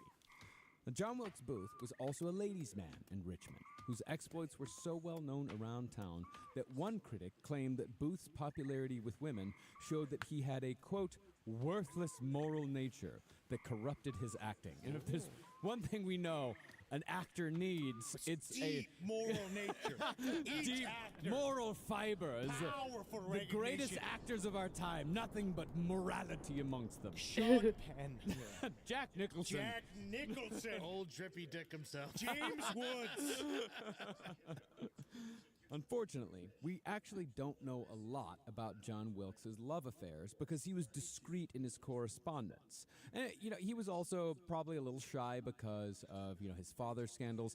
Edwin Booth was not discreet at all. They talked about Edwin Booth in the tabloids all the From time. another realm His who romantic invaded the exploits world. with father gossip. Oh, He God! was cooler than his brother. No, the Much cooler. s'mores! But one thing that John Wilkes Booth was not afraid to write about in Richmond was how much he approved of slavery. Yeah, we're right about the fucking. Booth found that the strict racial hierarchy in They're Richmond somehow old was in their a own, relief, though. and he wrote that it was proof that slavery created only, quote, the happiness of master and man. This belief, of course, clashed wildly with the event that fully radicalized John Wilkes Booth. See, while John Wilkes We Booth somehow was have certainly crabs up there. pro-slavery, I think it might be more accurate to say that Booth was more anti-abolitionist, because the event that pushed John Wilkes Booth fully into extremism was the assault on Harper's Ferry, led by the radical abolitionist John Brown.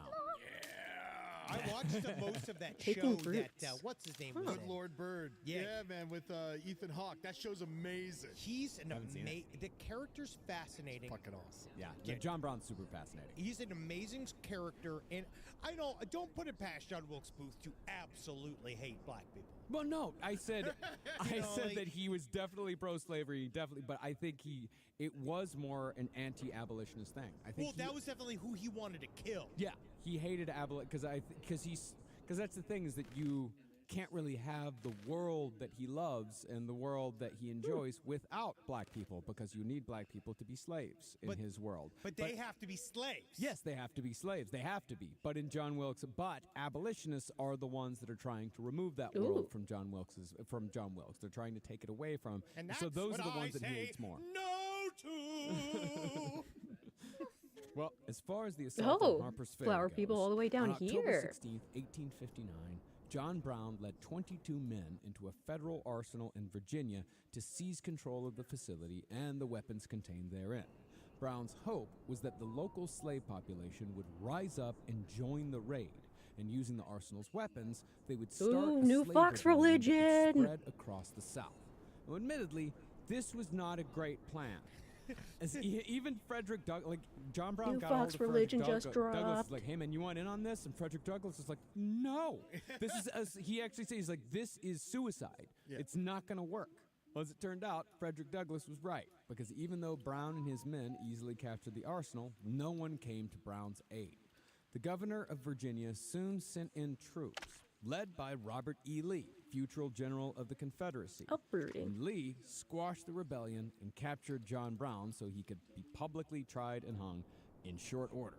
Now, didn't Robert E. Lee was considered one of our like best generals Yeah. right before he left, and then he went, and that's why he was kind of like a formidable. We got Even bear after, people. like even during the Civil War, he's still was a- considered to be one of the greatest military minds in As history. as far as generals go. That's Never all, man. mind. I'm not saying that he was a good great at guy. being He was a general. Yeah, Yes, he was a yeah, fun yeah, guy. we're not, yeah. There's no moral. It's like he was good at being a general.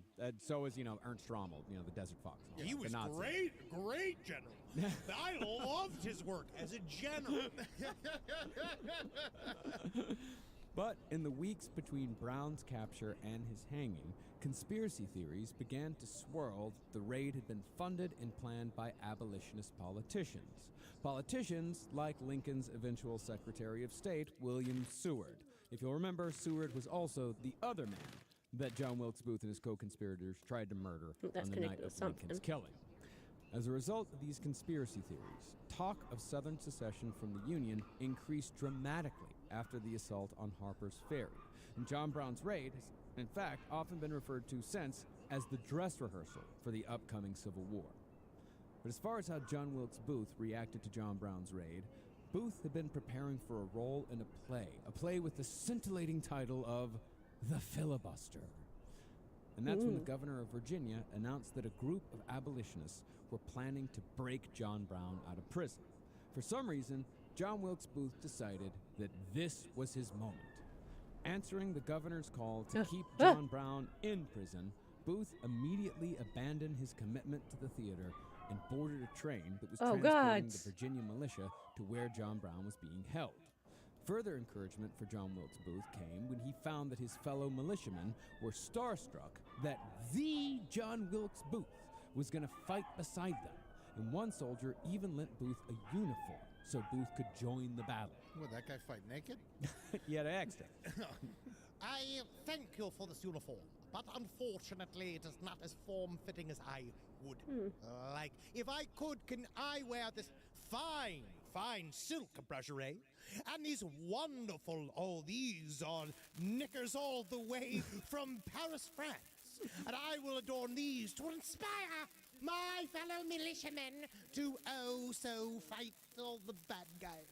May I borrow one of your wool socks for my crotch? If you would. My penis is cold.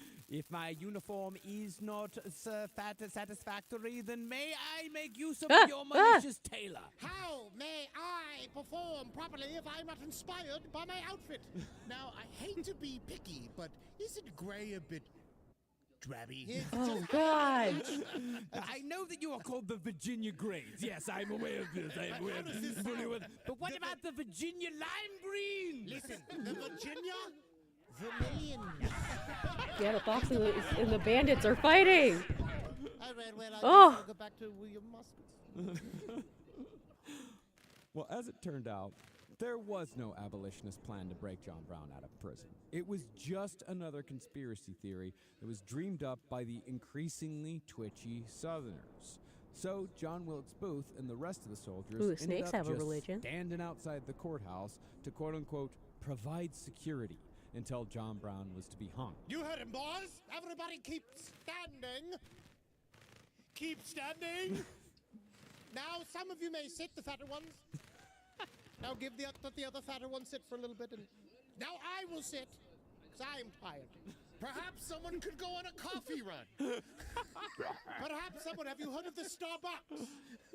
Someone get a Starbucks run going. Oh, demon people. That's what happens, like they get riled up because they hear this, the rumors start to swirl. They start to Oh, hear they've these taken conspiracy over. They've theories, spread the they think it's real, religion. they go, Fuck the and then they bandits. spend 2 weeks riling Say the themselves Fox up people. even more, convincing themselves that they have to be there, that they're serving some sort of purpose. And They're cosplaying. Yeah, they're as cosplaying. Soldier. They're still, which is very similar to what we're dealing with right now. yes, well, John Wilkes Booth was cosplaying. The rest of the guys, They were soldiers. many of them died in the Civil War very Yeah, yeah. quickly. Good. Good, because if they weren't at the theater anyway, then they weren't New proper Penguin? patrons of the arts, were they? Oh, Yeah, Booth cosplayed. He stood sentinel. a new serving bear one. Virginia's Good. Hopefully you don't so-called fall out. state's cause. This barrel is safe. Die. This lantern is still lighting the way of slavery. And it gave Booth, it gave him the illusion. Ah, of the glory hyenas finally without have a any of the religion? associated dangers. But he convinced himself that he was in danger the entire time. And when John Brown was finally hung, when he went out there with his head held high, John Wilkes Booth was in the crowd watching. Now, one of John Wilkes Booth's defining characteristics was the idea, as I said earlier, that life was a performance. And as a consequence, Booth was an inveterate liar who had a habit of inserting himself into history, after the fact, of course. This actually began around the time of John Brown. 'Cause Booth somehow the started telling rhinos spread people their that he'd been religion all the involved way in up here to Brown's the flower actual people. capture, when in reality, Booth was in a theater running lines for the filibuster hundreds of miles away. Let me just do this one more. Buster, come here. Buster, come here. No, let me just try it one more time. Buster! All the rhinos are going to war with the hyenas. Buster! Come closer. I'm gonna go find somewhere where I can Excuse fight us, Fox. bears. We're not here for you if you're still here. Well, it's He just was one bear. Improving for 2 days. You look over here. Come here. Now, where's my little fat boy? I can't rest. Like many liars, Booth was also a born contrarian. Trying to see if anything shows Booth, up for here. example, only became more pro-slavery as the abolitionist movement became more popular nationwide. In my mind, I would imagine Booth called the abolitionist movement the 19th century equivalent of gay. Yeah, oh, yeah. Or woke. Yeah. You know, one of those things. That's how Booth's mind operated. He's very much a bro. Booth's run towards the pro-slavery movement at this point in time could have been Booth supporting Southern causes because the people who loved him as an actor were themselves Southern. But Booth also said that he was inspired by John Brown's courage in the face wonder of death. why.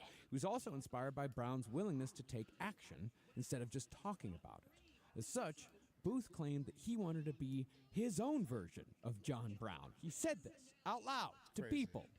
But where John Brown was so opposed to the idea of slavery that he was willing to die for even the hope of putting an end to it, John Wilkes Booth wanted to have that same Still passion wonder what these for angels are supporting supposed to the do. institution of slavery. That's all I want. I just want to be John Brown, but a guy that John Brown would kill. Oh, good thing nothing was there. Now, like many Southerners, Booth became convinced that John Brown was a part of a vast conspiracy whose only goal was to ruin the South and the lives of all Southerners through the abolition of slavery. But don't they understand that if you ruin the economy of half the country just to get them, it doesn't really make any sense. Yeah. Because it seems that that would affect everybody. Yeah, it seems like it fucks everybody's lives. Yeah, we fucking it all up for you. It's almost like, no, we're just trying to recreate a moral mandate, like maybe try to save some of the idea of this country, maybe. Maybe. Booth, however, had two problems when it came to putting his money where his mouth was and defending slavery with the same bravery that Brown had in defeating it. Most importantly, like a lot of actors who pretend to be tough guys, Booth was a fucking coward. And dressing up like a militiaman and pretending to guard a courthouse against non-existent abolitionists was the closest he ever got to actual the flies are fighting doing pretty at any well. point before or during the Civil War. Booth's excuse for not fighting, however, was that his mother had already lost too many children, and she supposedly made Wilkes promise that he would never go to war. So he didn't fight the Civil War because of his mommy? Because his mommy said he couldn't. My mommy told me that I could not. All right? And I'm a slave to my mommy. I mean, even the way he killed Lincoln was cowardly. He shot him in the back when he wasn't paying attention. Well, Exactly. yeah. Oh, yeah. No, everything about him is extraordinarily cowardly. If he would have fought Lincoln, Lincoln would have kicked the fucking shit out of him. Oh my God, I would never in a million years fight Abraham Lincoln. No. Lincoln would have fucking pinned him down. Not only would have beaten him, he would have done a crosslock. He would have kissed him. He would have married him. Like, literally, Abraham Lincoln would have destroyed his life. Abraham Lincoln's the strongest gay man since Hugh Jackman. Phenomenal wrestler. 301 or something. Yeah. Now, John Wilkes Booth is, of course, the main character in this series, but there is another half to this story. After all, who would John Wilkes Booth be without Abraham Lincoln? You need me, Batman. You're not Batman without me, Batman. See, at this point in American history, this is Tornado! around 1859, 1860. Oh, God. Lincoln was on his way towards earning the Republican nomination for president. And for those of you fuzzy on history, this was a time when the Republicans were the party against slavery, while the Democrats Oh, were trying to no. keep it legal. It's all flip-flop. Abraham Lincoln, however, still took the moderate opinion on John Brown's Oh, raid on thankfully it's a Harper's small Ferry one. by saying These that a poor violent people. approach to Oh. abolition would always fail. His moderation ended up unifying the Republicans, and it earned Lincoln the nomination for president in May of 1860. Nice.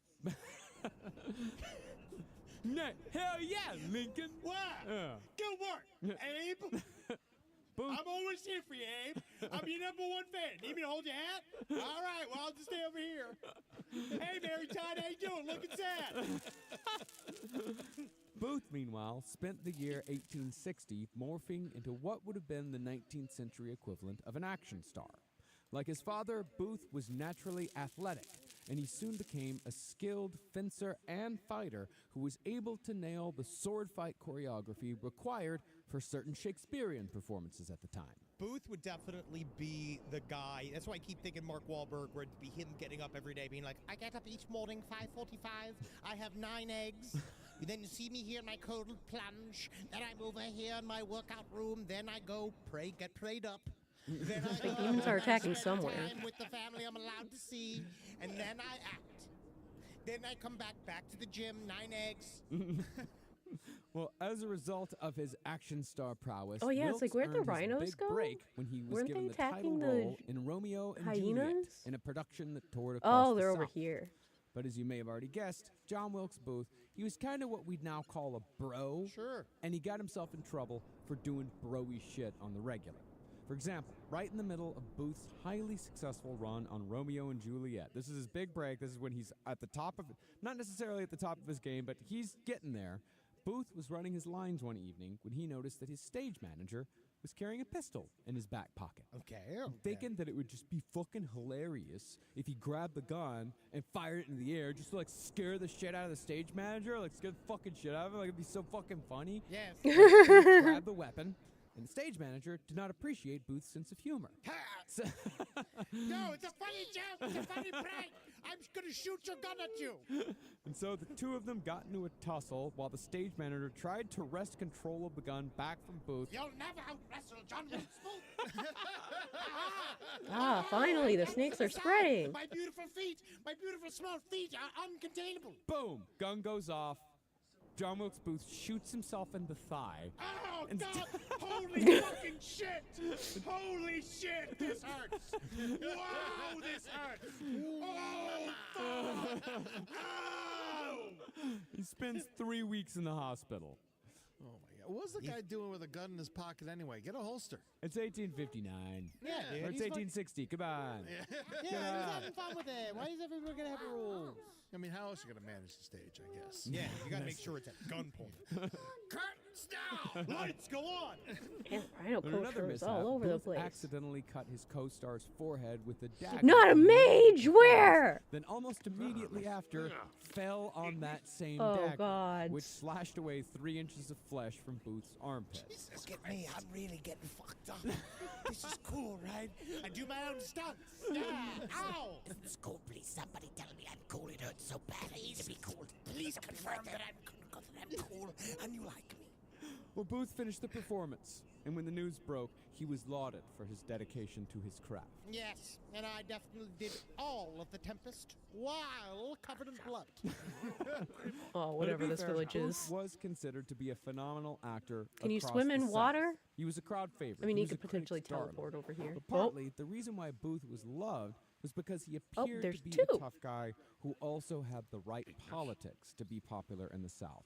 I would kind of compare him to like a Mel Gibson or like Clint Eastwood. Okay, You so know. he would have been a better director than an actor. Maybe. You think that Clint Eastwood's a better... I actually think that Clint Eastwood's a better actor than a director, Well, actually. he's won Oscars for directing. He's never been nominated for acting. I love his acting. I prefer him as an actor to a director. Why are the demons only showing up here? Garden of Good and Evil. That's No. a good one, but I think Mel Gibson's actually, sadly, a better director than an actor. Technically, Yeah. Apocalypto is a very impressive film. Phenomenal film. Yes. All right, we got to stop loving these guys. God. Sorry, I'm just getting that John Wilkes Booth mindset. Ah, the rhinos still are attacked. Nose Okay. great John Voight. That's what I like. A guy who fucks his daughter and tells everybody about it. That's what I like, a proud molester. I'm sick of all these molesters hiding in the shadows. Come out and say, yeah, I fucked my daughter and she loved it. John Wilkes Booth's world, however, would come crashing down along with all the other Southerners in November of 1860, when Abraham Lincoln was elected president. Lincoln won the entire North, but not a single state in the South, partly because the South, like a bunch of whiny little bitches, had refused to even put Lincoln on the ballot. No one can vote for Lincoln, I don't like it. No, I'm ready though. Man, Mike. So, that's crazy. So he really just beat the shit out of the other guys. Oh God. And the Democrats were also split. Like they were very fractured at this point because not every single Democrat was pro-slavery, but most of them were. So the party was split, and the Democrats kind of split the vote in the South. No one really got the majority. And they didn't get enough votes in the Electoral College. But yeah, Lincoln fucking wiped the floor with them. Can I honestly ask, in this time period, were more people is it kind of like the reasonable view was to be sort of to be slowly anti-slavery, and that eventually, yes, I know that's like the big fight that everybody says is that it would fuck with the economy of the South, but wouldn't that also fuck with the economy of the North? I mean, I don't know. I can honestly say I don't know. Yeah, I really don't know what the prevailing opinion was at the time. I mean, if that's where all the cotton's coming from, the price goes up. It's going to affect the North, sure. But, at the end of the day, fucking slavery. Yeah, exactly. You'll have employees. You know what's another fun little fact about this election? Stephen Douglas, the guy who Lincoln ran against, he was with Mary Todd before Lincoln. And Lincoln fucking stole her and then won the election. Whoa! He fucked your girl, he's got the election, and he's bi. And he's tall. Well, as a consequence of Lincoln's election, Southern cries of secession were immediate. Southerners projected, it's the same shit. They just started projecting immediately, saying that the North, they were the real disunionists. They were the ones who were actually tearing the country apart because they're trying to abolish slavery. Now, naturally, John Wilkes Booth agreed with this opinion, writing during his tour of the South that Northern abolitionists were the true traitors to the nation, whose treason must be, quote, stamped to death. And as it went, after Lincoln's election, states began seceding en masse, and after the Confederacy was officially formed, the Civil War began on April 12, 1861, with the South's attack on Fort Sumter. Now, John Wilkes, as I said earlier, John Wilkes Booth would never enlist in the Confederate Army, despite identifying as, quote, strongly Southern to his fellow actors. I'm more Southern than most, Yeah. y'all. Oh, Oh. y'all, I love a chitlin or two. Don't I, mother?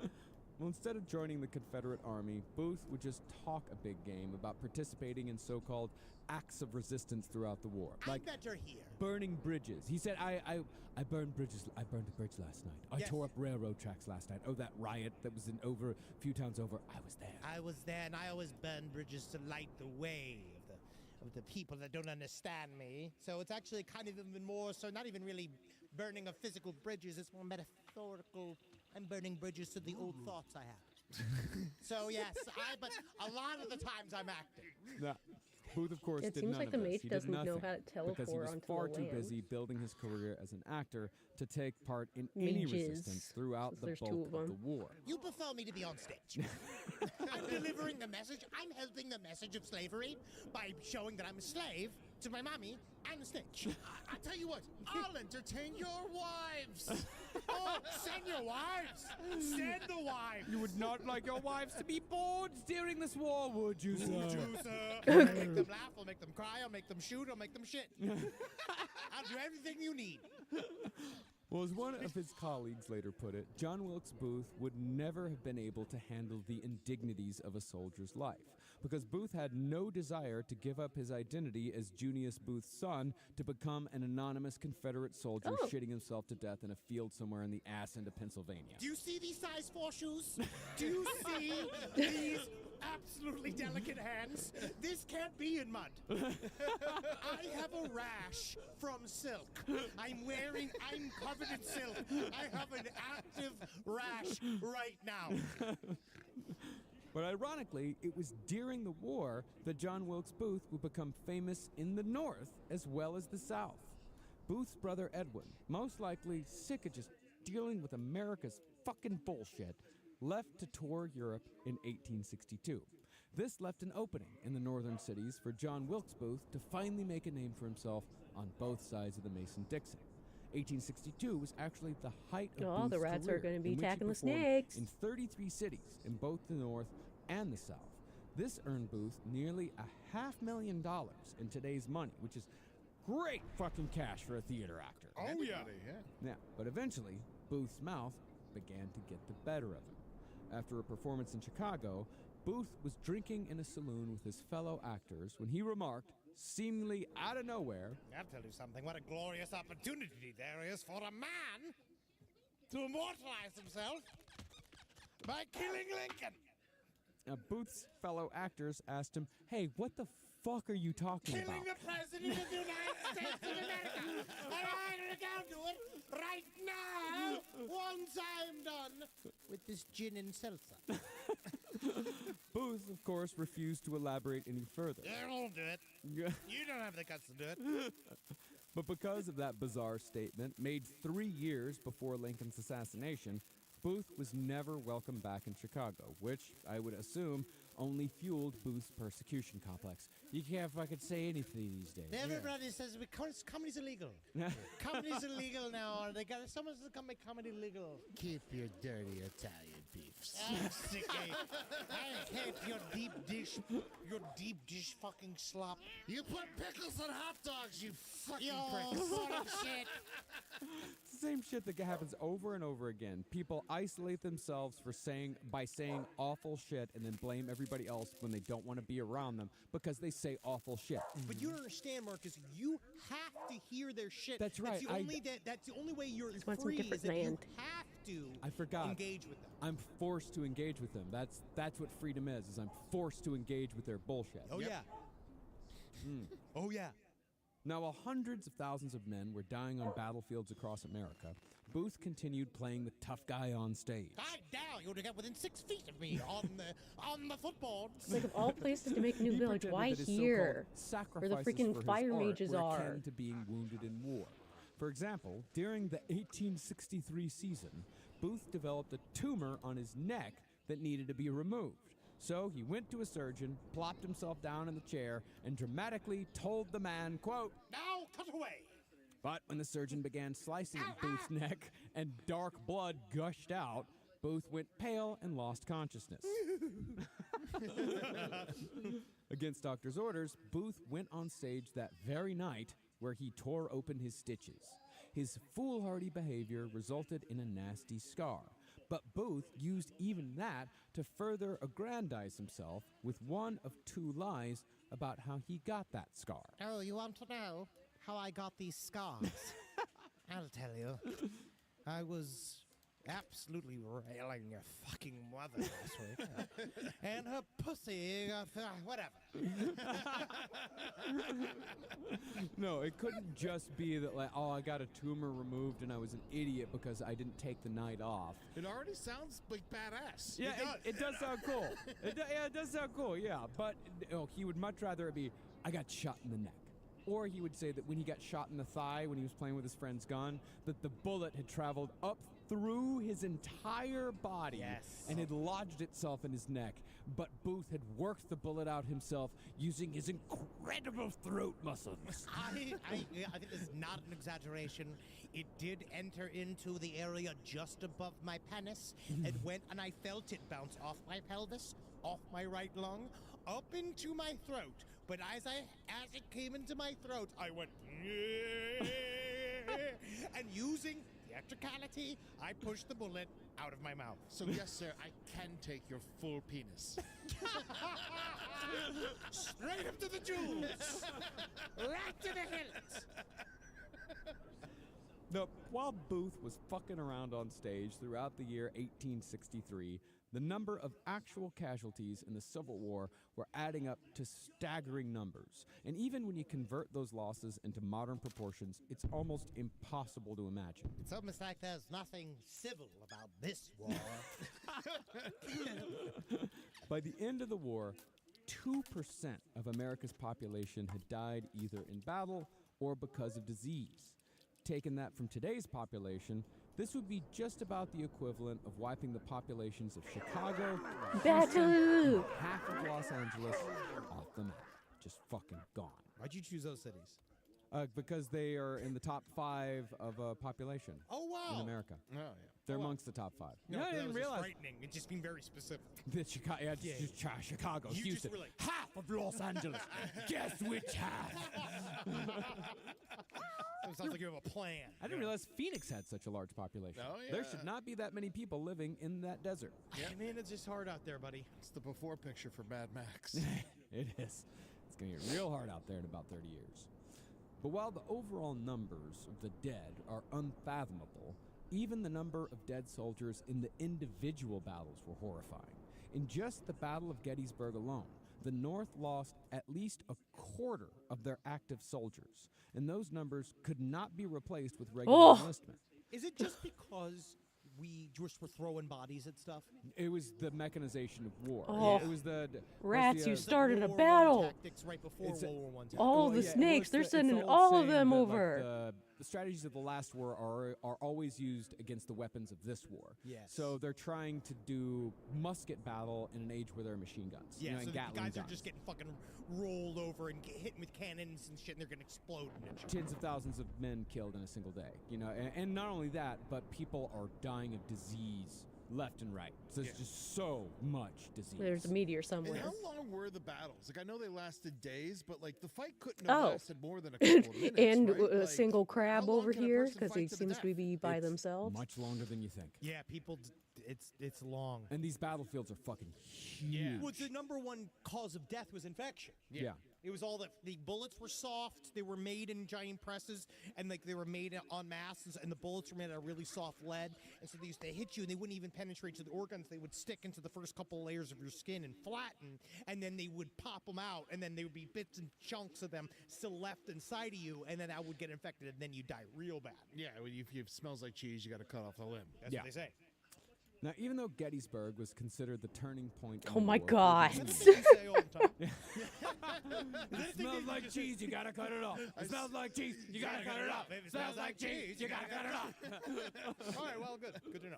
I don't know why that's how my mind's been working lately. It's just turning phrases into songs. I I'm just- do I'm it just- too. I'm just doing it constantly now. Oh no, I saw the movie The Woman in the Yard, and all I do now is The Woman in the Yard. There's a woman in the yard. Well, you know what it is? If I'm not talking to you guys, I'm talking. Oh, they to already dogs. have the religion. Literally. I am just talking to the dogs and to myself. Yes. No, like I said, Gettysburg was considered the turning point in the war for the Unions, like summer of 1863. But the numbers of volunteers had dropped dramatically because Oh my, it people seems were like all just too by aware of how many men were dying in battle. the snakes But sending the their Union couldn't army, they were win like, without okay. more soldiers. The leader So just Lincoln fled? instituted the draft, the first of its kind in American history, in which any man between the ages of 20 and 24 Because who we can't could see not afford to pay the the city government name anymore, $300 so they must or have hire a already taken substitute, it over. any of those dudes were eligible. Because you have the for armies going conscription. over there. Dang. The announcement of the draft, however, set off a 5-day-long riot in the streets of New York City. And incredibly, both Edwin and John Wilkes Booth happened to be in New York when the riot kicked off. It's the end of Gangs of New York. Yeah. Wild fucking week. Incredible, yeah. Within earshot of the Booth's front steps, men were lynched and their bodies were burned. And only blocks away, 5,000 people armed with stones and clubs entered a full battle royale with the cops. Is Pirates of Penzance still going on for the evening? I don't know. Will anybody want to see you? Meet me in St. Louis. Oh, but I've been so looking forward to performing alongside Jinx Mullen soon. Love our pairing. Well, the riots in New York, the draft day riots, they were pretty much the closest that John Wilkes Booth came to ever being involved in combat. And to be fair, it was said that Wilkes did step in during the riot to defend a wounded Union soldier and the soldier's black servant. It was a friend of his. But Wilkes did so only to make people believe that he was not aligned with the South, as Booth was later heard to remark to his sister, quote, Imagine me helping that wounded soldier with my rebel sinews. the way he fucking talks. Rebel sinews. He's got, like, I just love him. I watched a really great old, very bad TV movie called The Lincoln Conspiracy, and it's like that guy, he's just got a big mustache glued to his face, and that's all he does is be like, This cannot stand. This tyranny must be faced. and just like that idea of him just going and being like, Ooh, and 'cause he's different obviously Fox helping religion? a Union soldier. Yeah. He's helping a Union soldier. So being like, can you even believe that I'm doing this? Yeah, I don't understand why they made it so the religion has the like borders and the different colors when in reality Yeah, it and should be That's true. That is literally why he did it. the kingdoms, but I guess because they have with Now, these the draft situations made there's so many Booth different hate kingdoms. Abraham Lincoln even more. Oh, damn you, Lincoln. And not just because it had put Booth's life into danger indirectly. Lincoln, in Booth's view, wasn't playing fair, because Lincoln was relying on the high rates of Irish immigration to grow the Union's ranks. And this, of course, also made Booth hate the Irish more as well. Oh no, the foxes are attacking! No! You know, I'm starting to think they're not that lucky. The poor fly village. But No. the riots did mark a change in Booth's behavior. Whereas before, he'd been more or less like a harmless bro with shitty opinions, Booth was now getting physically violent and was known to end conversations about the war by pulling out his gun or physically choking the other person. But in an amazing intersection in history, Abraham Lincoln, ever the huge theater fan, he did actually attend a John Wilkes Booth performance just a few months after the draft riots in New York. Lincoln It seems like the two was fairy not kingdoms, impressed. I mean, I'll flower give you my kingdoms are review. also fighting, He's mid. but so are the raccoon bandits. Lincoln's private secretary later commented that Booth's appeal was Yeah, in they his, took quote, that over. romantic beauty, but that Booth possessed no real Flies talent. didn't stand a Yeah, he's chance. quite a looker, and he's got a good big masculine, some sort of even feminine chest. And he's got a big bulbous rump. And that's what I like out of my actors. Whatever, guys. Fuck you both. It all can't be the best I've ever done. No, that's great. Female conscription. Only females are conscripted telling into here- the military. This Cool. is very telling for me. Gossip lovers. Gossiping is a Lincoln beloved pastime that Never brings went to see happiness. another John Wilkes Booth performance. He had ample opportunity, but Lincoln did see Edwin Booth 6 times. He had a preference. And that's a and Patriarchy? John Culture Wilkes is Booth governed knew by a that. patriarchal Yep. system with Now, males there's been prioritized a for lot leadership. of speculation over the years that And John bricks Wilkes buildings Booth are turned positioned towards like bricks conspiracy in a wall. because his career was on the wane. Axe But that lovers. could not Culture be has further strong from the truth. I affinity don't for think it axes in helped. battle. Well, that's the thing. His career was never on the wane. Usually, an article citing Booth's voice as hoarse is put forth as evidence for this theory. But that was one bad review in a sea of positive notices. Really, the only complaint people What's had the about John reverence? Wilkes Younger Booth people are is that he showered went with off gifts and book too spared from much. work until But grown. other people, that's exactly why they loved him. He's like, he's the best improviser of his time. You know what it was that his relevancy was fading. Much like Oh, we're Crab's seeing with somehow the taken Wasn't over though. the But I mean, culture. He was what like- you're saying in terms With of the the Confederacy snakes. going down. Yeah. Him being the cool, in his mind, Southern Confederate, like he's a Because, Confederate actor. matriarchy, point, he's so famous in the females in North now, too. leadership. Yeah, So but, in but it's wobbly tenuous, pattern. He doesn't like the North. Yeah, he doesn't like the centered North. That is true. within He does zones, not but like the placed North. But loosely it's also within. like, you know, how people like within Schwarzenegger. each. You know, he's an action star, you know, but it's like, he's not, I don't really Liam see Neeson's the only that. guy who can do both. That is true.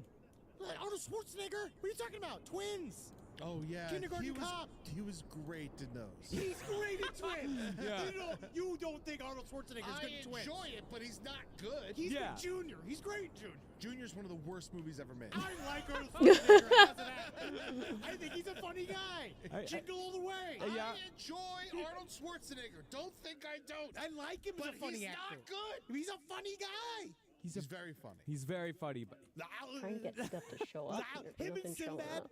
in Jingle All the Way can't be bested.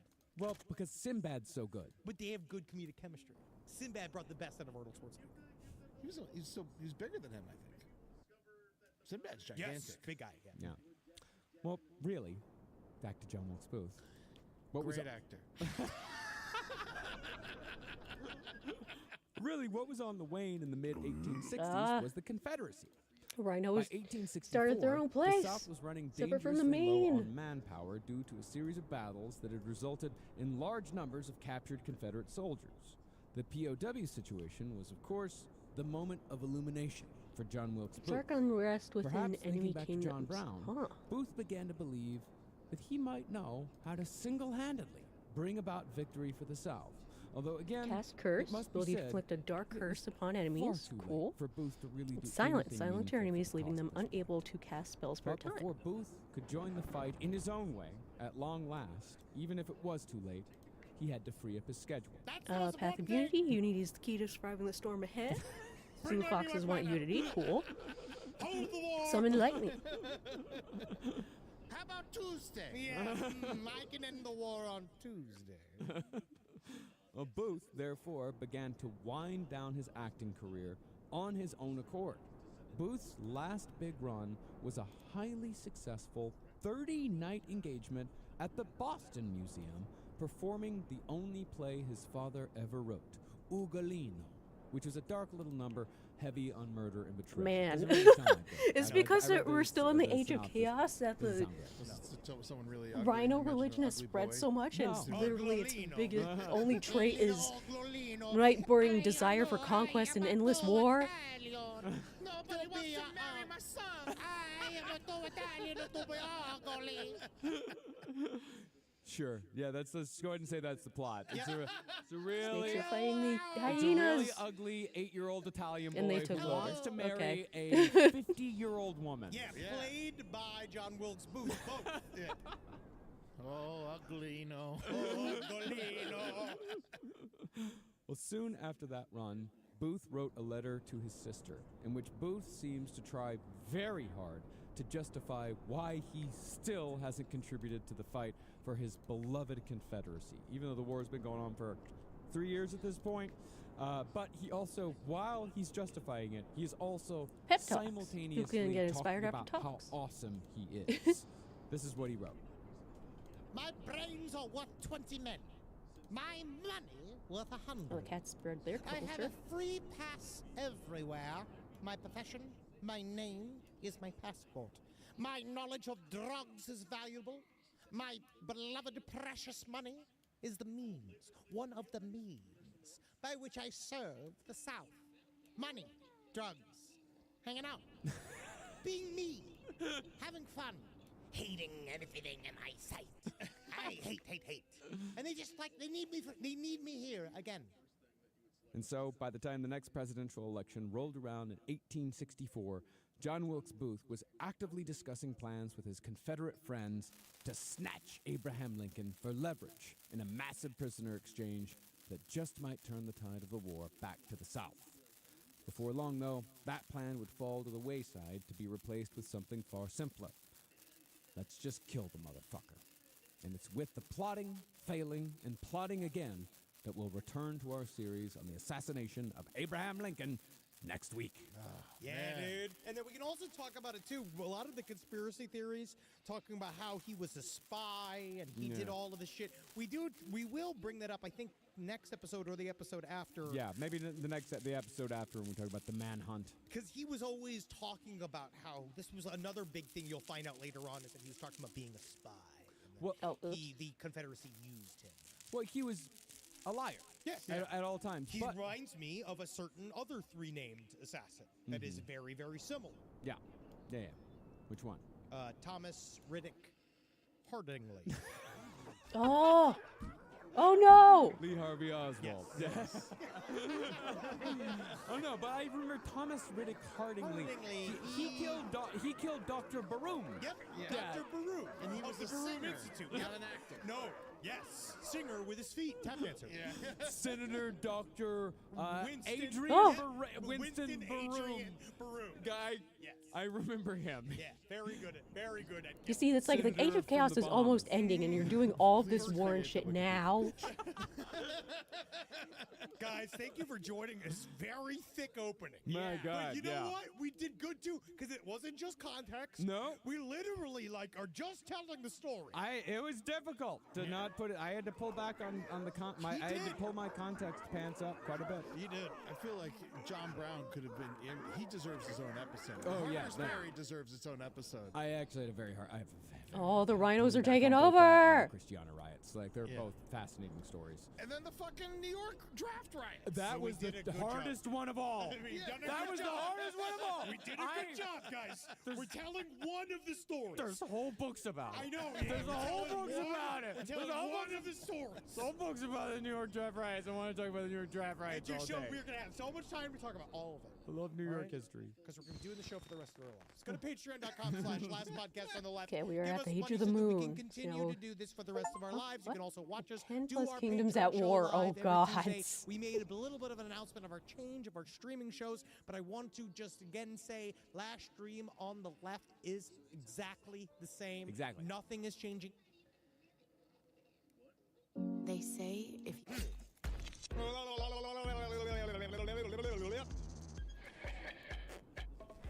Got a tight face today. Yeah. You ever have that? You ever? That's why you gotta do it. Tight Yeah, face. yeah. Oh, we used to do in acting school. We used to do turny face, big face, turny face, big face. It stretches you out, right? Yeah, it gets you gaped, Yeah. ready That's to good. perform. That's what I need. From the neck up, from the bottom down, tight as hell. Yeah, you are. I'm right now. I'm holding my butthole together. It's just to the sake of making sure my organs know to stay up. Stay up. Yep, because apparently if not, I'll just slide right out of here. If you forget, Yeah. even for a fucking second. And if it goes to sleep and you're feeling pins and needles, that's the only thing that can actually get in your butthole. Apparently that's it. But that's not what's important now, Eddie. No? What's important? Tell him, Henry, that the country is not what it was. Did you just tell yourself to tell them? I wish when you put new biome stuff would show up. In the clover. Even the horrors of flesh. No! Not the horrors of flesh again. Where? The hope that it was. That the Actually, it should be nation will fine. never be healed. I think That the everybody's surrender's not forever. That's the Booth song from Assassins, and the problem is that he really Advanced hits the enough to N-word handle the really hard horrors a of the couple of flesh. times towards the end. So I can't finish the song. But the song was written by a white man, Stephen Sondheim, who may as well have been something else. Yeah. But Oh, Stephen God, Sondheim, I didn't he even put a notice lot the of fire N-word in there. area That was spreading just so the much. Quentin Tarantino of musicals. Of off-Broadway musicals. Welcome to the last podcast on the left, ladies and gentlemen. My name is Marcus Parks. I'm here with the Soderbergh apologist, Henry Zabrowski. It's not an apology. It's just he's accurate to the way Booth wasn't a nice guy. He said the N-word a lot. I'm not saying nurse. I'm saying he said it quite a bit. And sometimes they put it through the songs. Yeah. I just wish I could sing more of the songs. Sure. Can you sing the Lee Harvey Oswald songs? Everybody's got Yeah, the they right killed it to some already. sunshine. Not the sun, but maybe one if it's beeps. It's a great musical, dude. Hell yeah. I'm sad I can't sing DMX. Oh, yeah. Yeah, there's a lot of again, those in replace there. the N-word with fella. You should try it with your assassins. Let me work on it. He'll work on it. We have Ed Larson with us as well, trying to get Henry to get his Soderbergh love out there. There you go. I want you to feel free, man. You like Sondheim? I don't care. Yeah. Oh, Sondheim. Yeah, Steven Soderbergh. Sondheim. Steven Soderbergh, Traffic. Yes, yeah. Yeah. Great Yeah. director. Yeah. Steven Soderbergh. Sonderberg is some man you got cookies from. That sounds like a baker of some sort that you knew back in New York. Steve Sonderberg? Steve Sonderberg. That's me. I'll be the one fucking your wife.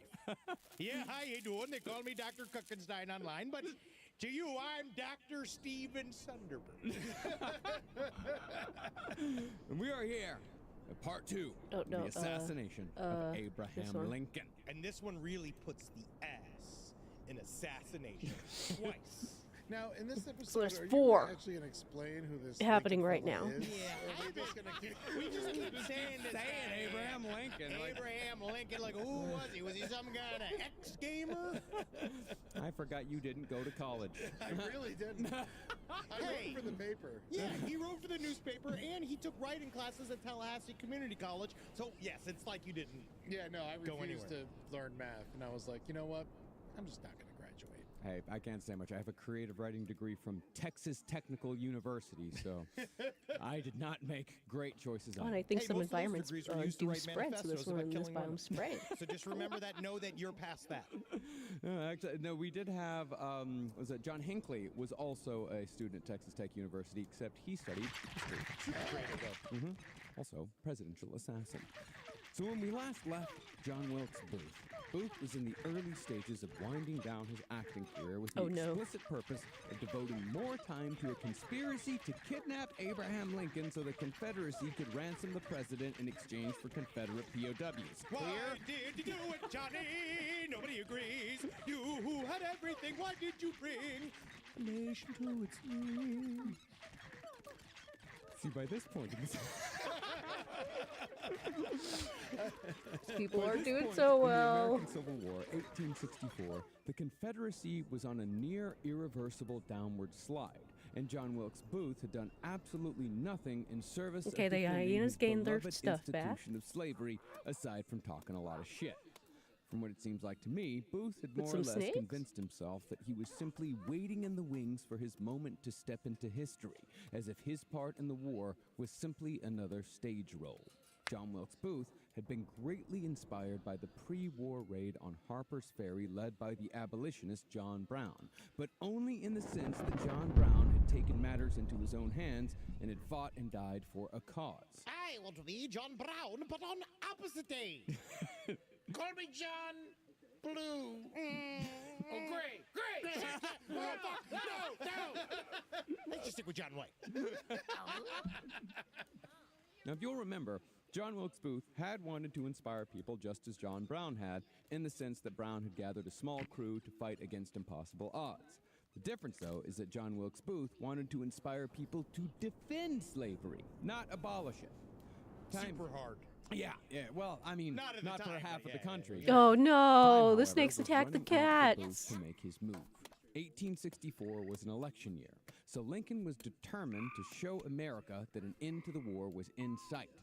General Ulysses S. Grant was getting more aggressive in his southern campaign by burning down cities, amongst many other brutal tactics, and a raid on the Confederate capital of Richmond, Virginia, while unsuccessful, had damn near resulted in the capture of Confederate President Jefferson Davis.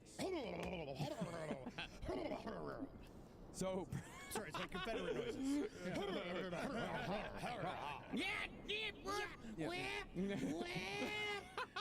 don't know how to do a goddamn liquor work myself.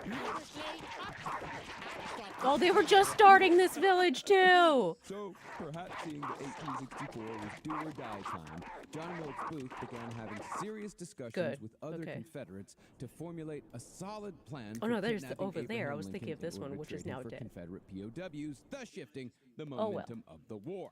Do you think it would have helped Abraham Lincoln if he played saxophone on a big public scale? Like Like Bill Clinton, yeah. yeah. I mean, it was great, and he went to McDonald's all the time. He's very likable. Do you think it would make him too funky? I don't think there were saxophones. No, I don't think so. Yeah, So- when was the Oh. saxophone? That's a whole different show. I'm not looking up.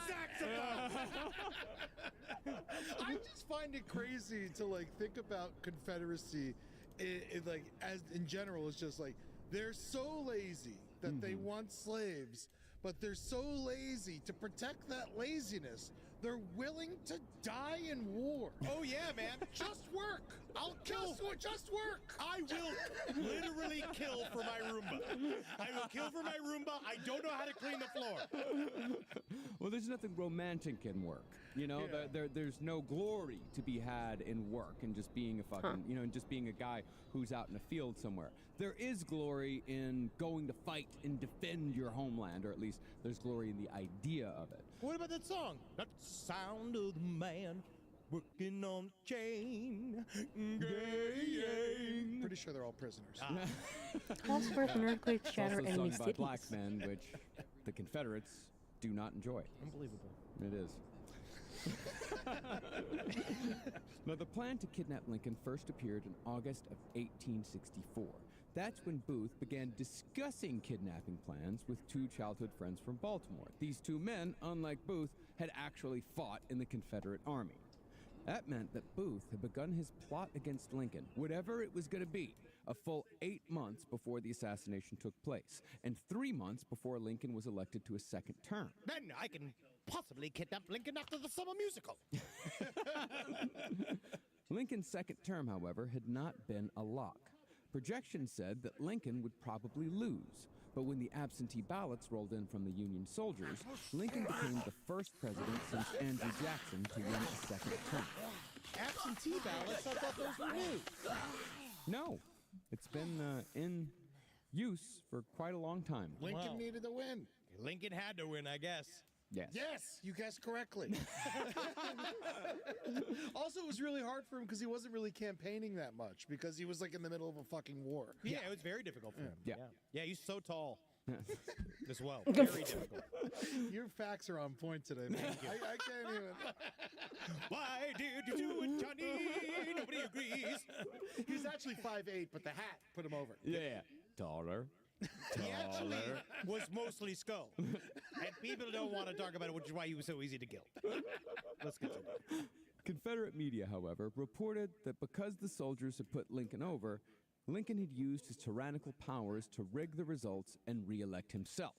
As such, a bevy of newspapers began floating the idea of assassination, just putting it out there, while others called outright for some brave soul to commit what they called tyrannicide. Now, murdering Abraham Lincoln was actually a fairly popular view during and even before the Civil War.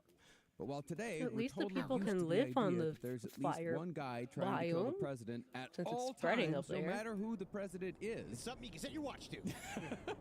The concept of presidential assassination was fairly new to America in the 19th century. See, before Lincoln, the only threat against a sitting president had occurred 25 years previously, again with Andrew Jackson, when a mentally ill house painter had tried shooting Jackson with a pair of pistols. What happened? Got him. Did he get, No. he obviously got him. didn't kill him. Tried. Yes. Apparently, the assassin had been on a long downward slide with his mental health. And on the day of the attempt, Honestly, I just want to say it's more like a maniacal pogo stick. I do believe the ups and downs are very similar to a pogo stick. on the day of the attempt, the house painter had been sitting in his paint shop with a book in his hand, laughing. When out of nowhere, he exclaimed, quote, I'll be damned if I don't do it. The painter then left the shop and easily found the president leaving a funeral, where he tried shooting Jackson in the back. But both pistols misfired due to damp weather. So President Jackson beat the guy half to death with his cane, and the would-be assassin was found not guilty by reason of insanity and committed to an asylum for life. Thanks, everybody. See you soon, and by soon, I mean never. I'm going to the loony bin, and that's where I belong. Enjoy yourselves, everyone. Have a pleasant fall. Sounds pretty sane to me. He tried to kill our most genocidal president. Yeah, he was the worst one. But by the time of Abraham Lincoln, the tenor of the country had changed considerably. Lincoln began receiving death threats at the Illinois State House before he was even elected president, along with a continual stream of packages containing garbage and poisoned food, as well as what I'm sure was a fair amount of feces. It's quite a large hill of asses. But he ordered the feces. And you're seeing the state of the country. Lincoln, however, kept his quote-unquote favorite death threats throughout the years in a special folder, although he never told anyone his specific reasons for saving these letters. In my opinion, I think Lincoln, he might have had like a sense of humor about the whole thing, but he also may have just been resigned to the fact that people were going to want to kill any president who threatened the institution of slavery. This would have been a stark reality for Lincoln because there had been incredible spurts of violence that occurred even in the lead up to the war as a result of the slavery debate. Chief among these spurts was Bleeding Kansas, which began a full 6 years before the outbreak of the war. During this time of turmoil, up to 200 people were killed in raids and battles fought specifically over the issue of slavery, because Kansas was trying to figure out whether it was going to enter the Union as a free state or a slave state. In fact, just before the raid on Harper's Ferry, John Brown had led a raiding party in Kansas with his sons where they seized 5 pro-slavery settlers from their homes and hacked the settlers to death with broadswords. Cool! Yeah, man. Talk dirty to me. That's fucking awesome, dude. The last person to die by a fucking broadsword is like, in these days, it's just some fat anime man. You know, like, that's fun. Got it, a father and son activity. God, I wish I could have done that with my dad before he went. Nothing would have made him happier than chopping up a bunch of fucking strangers with fucking broadswords. So fun. In other words, things had been tense to say the very least for years. Once they start chopping people into salad, Yeah. then it's like a fucking problem. It's not even guns anymore. You know what I mean? Like, Yeah. we're just turning them into literally confetti. Yeah. How did they know the swords were ladies? Fuck you. Broadsword. Fuck your fucking ass. You're why the country's in the toilet. Thank People you. like you. I appreciate that. Oh, sorry. I'm sorry. It's an irrational reaction. Well, that's all to say that Lincoln knew how fired up people were on both sides of the debate at all times. Now, the threats against President Lincoln's life were not just limited to letters.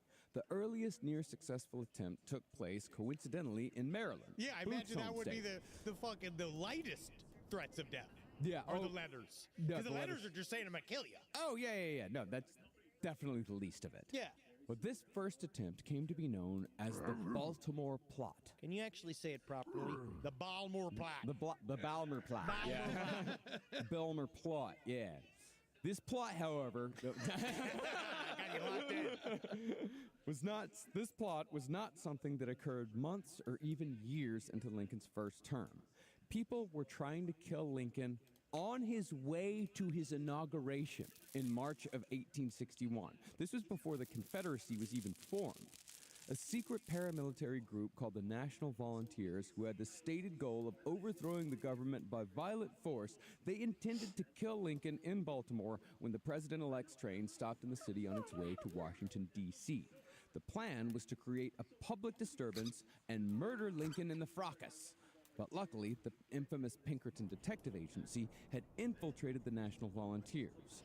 They uncovered the plot long before Lincoln arrived in Baltimore that day, so Lincoln ended up skipping the town altogether. The problem was that the Baltimore plot soon became public knowledge. The Baltimore papers were quick to call Lincoln the coward president because, they wrote, had there been a threat to, say, Andrew Jackson would have crushed the conspiracy by, quote, meeting it like a man. Yeah, like by what? Hitting a bullet head first? Like, that's the idea of you fucking just coming at these fuckers? No, you would have met it with a man by putting a bunch of Native Americans between him and the bullets. You know? Like Andrew Jackson would have done. Cripplingly hammered. I was gonna say it's like Lincoln was quite defensive when it came to these attacks on his courage, and it is speculated that the press's reaction to Lincoln skipping Baltimore was why he had a future aversion to bodyguards or a large security detail. See, the Secret Service was created, unfortunately, after Lincoln was killed. As up to that point, bodyguards and security Oh my God, details was aliens somewhat are a matter here! of personal preference from president to president. Because they used to just walk in the crowd. Yeah. Oh! Walk around waving people, like kiss a wife, take a baby. Yeah. There's that This famous is picture of Lincoln at kamikaze. Gettysburg, and he's just standing there. Yeah. Like He a- should have. What? He shouldn't have been. He was in fucking in danger.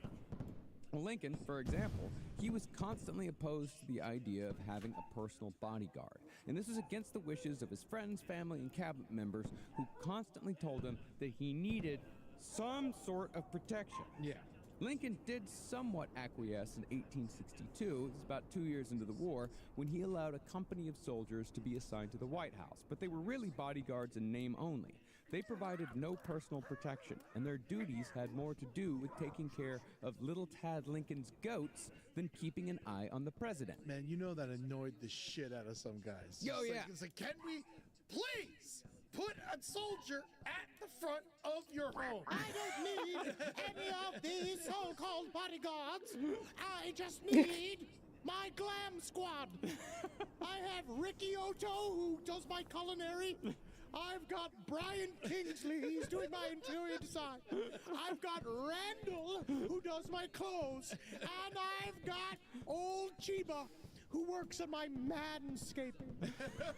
Oh, I will unite this country. Also, like, this might not be true, but I remember when I was learning about Lincoln for Historical Roast, they said that he would challenge people who heckled him at his speeches to wrestling matches in front of everybody. If someone started heckling him, he'd just be like, come down here and fight me. Come and on, then I dare ya. beat the shit out of him in front of everyone to continue his speech. Yeah. Oh, you want to take a shot at all, Stinking Lincoln? I'll get you in what I call the Greek pretzel. You want to see what that's like? And I'll show you where the mustard comes from. Comes from old Lincoln's back pocket, if you know what I'm saying. All right, so come get a sample of it yourself. You want to think you can handle the heat? The fucking python like arms, Abraham Lincoln. Rise from your grave. There's a reason pork is the world's favorite meat. Pork brings the flavor. Don't believe me? Where would breakfast be without sizzling crispy bacon? Why have pizza without the subtle spice of a pepperoni? Can you even say you barbecued without making ribs? If pork is on the menu, now you're cooking with flavor. So sear chops, shred shoulder, bake tenderloin, and discover all the incredible flavors in every bite of pork. What are you waiting for? Taste what pork can do. This message was brought to you by America's Pig Farmers. This podcast is brought to you by Squarespace. Squarespace is the all-in-one website platform designed to help your business stand out and succeed online. Every dream needs a domain, which is why I've finally solidified the borders of my own. AnimalsURLregister.com. You will bend to my will. Thanks to the power of Squarespace, I have been quantifyingly organizing every single available animal-based creative business URL that is around, and I'm coining them for myself. Wonderful things such as buffalossauce.com, such as kangarooohats.com, such as many different chickenshoes.com. And it's all held behind the giant, iron powerful Squarespace fueled gates of animalsurlregister.com. And any one of you that dares defy me or the unilateral power of Squarespace with their Blueprint AI, Squarespace AI enhanced design partner, which sounds like the hand in hand, Snakes are we getting will infected march across the graves of by the URLs alien mold. that people have been trying to steal from under me using the cannons of animalsurlregister.com. Me, AI, my old buddy Jeff Bezos, we're coming for you, all right? Squarespace is going to help me. Squarespace is my bullets. Squarespace is my canvas. Squarespace is my god. We like Squarespace here. Head to squarespace.com/left for a free Man, trial. all the When cities you're are ready like to launch, gone use now. offer They're code so LEFT small, to or at save least 10% they're like off your combined first into the purchase of a Fox website cities. or domain. Duh. Here we have the Limu Emu in its natural habitat, helping people customize their car insurance and save hundreds with Liberty Mutual. Fascinating. It's accompanied by his natural ally, Doug. Cut the camera. They see us. Only pay for what you I was need honestly at hoping it would be libertymutual.com. more like it would be soming that spread. But it Savings seems to very be underwritten by just Liberty the Mutual like Insurance Company and affiliates, infection excludes type of thing. Massachusetts. Now, eventually, Secretary of War Edwin Stanton, he did appoint a cavalry detail in 1863 to guard the president when Lincoln traveled the D.C. area, especially when Lincoln rode from the White House to his summer residence on a plot of land called Soldiers' Home. Lincoln, however, thought that the security detail was unnecessary and intrusive, so he regularly slipped out of their sight while failing to tell any of his aides that he was leaving on his own. Oh! As such, Lincoln often rode back and forth between the White House and his summer residence and Soldiers' Home alone. Now, it seems insane to us that a sitting president in the middle of a civil war would take such risks with his own life. It's to the point where one could make the argument that Lincoln may have had some sort of death wish, or at least didn't care whether he lived or died. People say this, right? That he was fatalistic. getting more of them. They kind of blame it on his. They say he was depressive. He was incredibly depressed. Yeah. Everyone in his life had died. He'd lost multiple children, his first wife, his mother at a very young age. He had a really fucking hard life. Sounds like no baggage, no problems. But, you know, it's all, everybody's different. There was still plenty of kids and Mary Todd. Oh, yeah. Mary Todd's right there, buddy. Yeah. Well, I mean, that really has always been the craziest part of the John Wilkes Booth story. That's the thing that people always bring up in modern times. The fact that Booth was able to just walk up to the president in a public place and shoot him in the fucking head without running into a single security guard along the way. But I don't think that Lincoln's small or sometimes non-existent security detail was just about his personal pride. Nor do I think Lincoln was secretly suicidal. Quite the opposite, in fact. I actually think that Lincoln had a small security detail because it may have allowed him to live his life his way. In my purely speculative opinion. This is my favorite because we get to just speculate. We don't got fucking any takes in this game. I think that Lincoln's small security detail, and therefore the circumstances behind his untimely death, were directly linked to Lincoln's true sexuality. Yes, ladies and gentlemen, it's finally time to talk about Gay Lincoln. Oh, Gay Lincoln, I can't wait to hug you. Lincoln, I need you. I'm so excited. And we're not just being shitheads here. No. There's 4 reasons behind this. The evidence for Abraham Lincoln being gay is extensive, if circumstantial, but I do believe that it is crucial to understanding his life and, consequently, his death. And his logs. Man, bottoming out Abraham Lincoln after he's already, because you know what his favorite meal was? Chicken fricassee. You know what chicken fricassee is? No idea. You tell me about it. It's just fat and gravy. Lumps of chicken, right? It's extremely easy to make. It's like powdered chicken. You use like flour on chicken. You make it into a big sort of roux. It's gloopy, filled with carbs, and you know for you see, a and then they fact broke it already. that's like when if you're bottoming Lincoln, it's like getting your tires stuck in the mud. And you're gonna need somebody to pull you out. Oh, you know, homemade catcher's mitts. Oh yeah. I call it my black hole. Well, the first mention of Lincoln's possible homosexuality was in a 1926 biography written by the 3-time Pulitzer Prize-winning author Carl Sandburg, who wrote that Lincoln's friendship with a certain male lifelong chum had, quote, a streak of lavender and spots soft as May violets. Those spots is where I was kissing him. You know what I'm saying?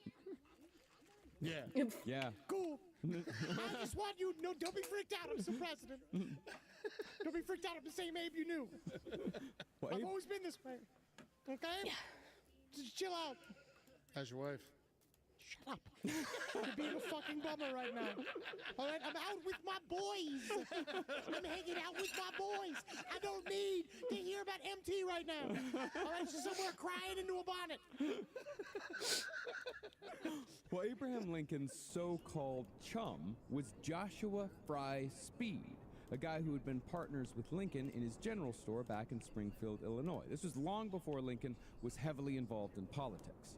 Apparently, before Abraham Lincoln married Mary Todd, he and Speed lived together for a period of 4 years, a period in which these two men continuously shared a bed. He had such a nice, peaceful life. Him and his partner in their little store, and they could have made It's, like little.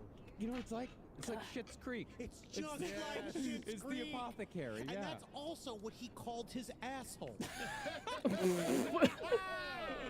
Lincoln!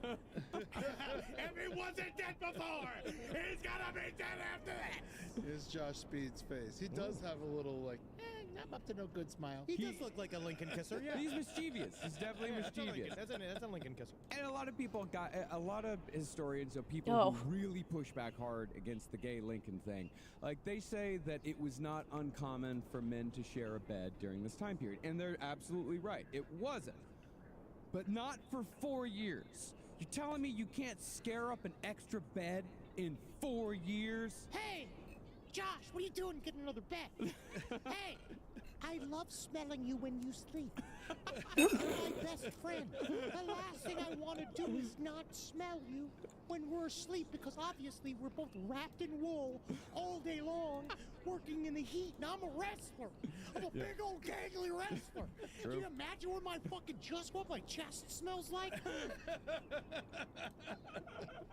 I like it. Yeah. The idea of being within 8 inches of Ed for I longer know than you an do, hour. Ed. Yeah. I know you do. I know you do. You showed evidence last night. Yeah.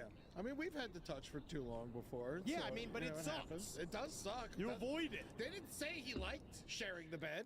It Okay, was we just have the better than onion sleeping on the place. dirt floor. You're in the middle of a cabin in Illinois. There's nowhere else to sleep. Wow. You think he didn't like it?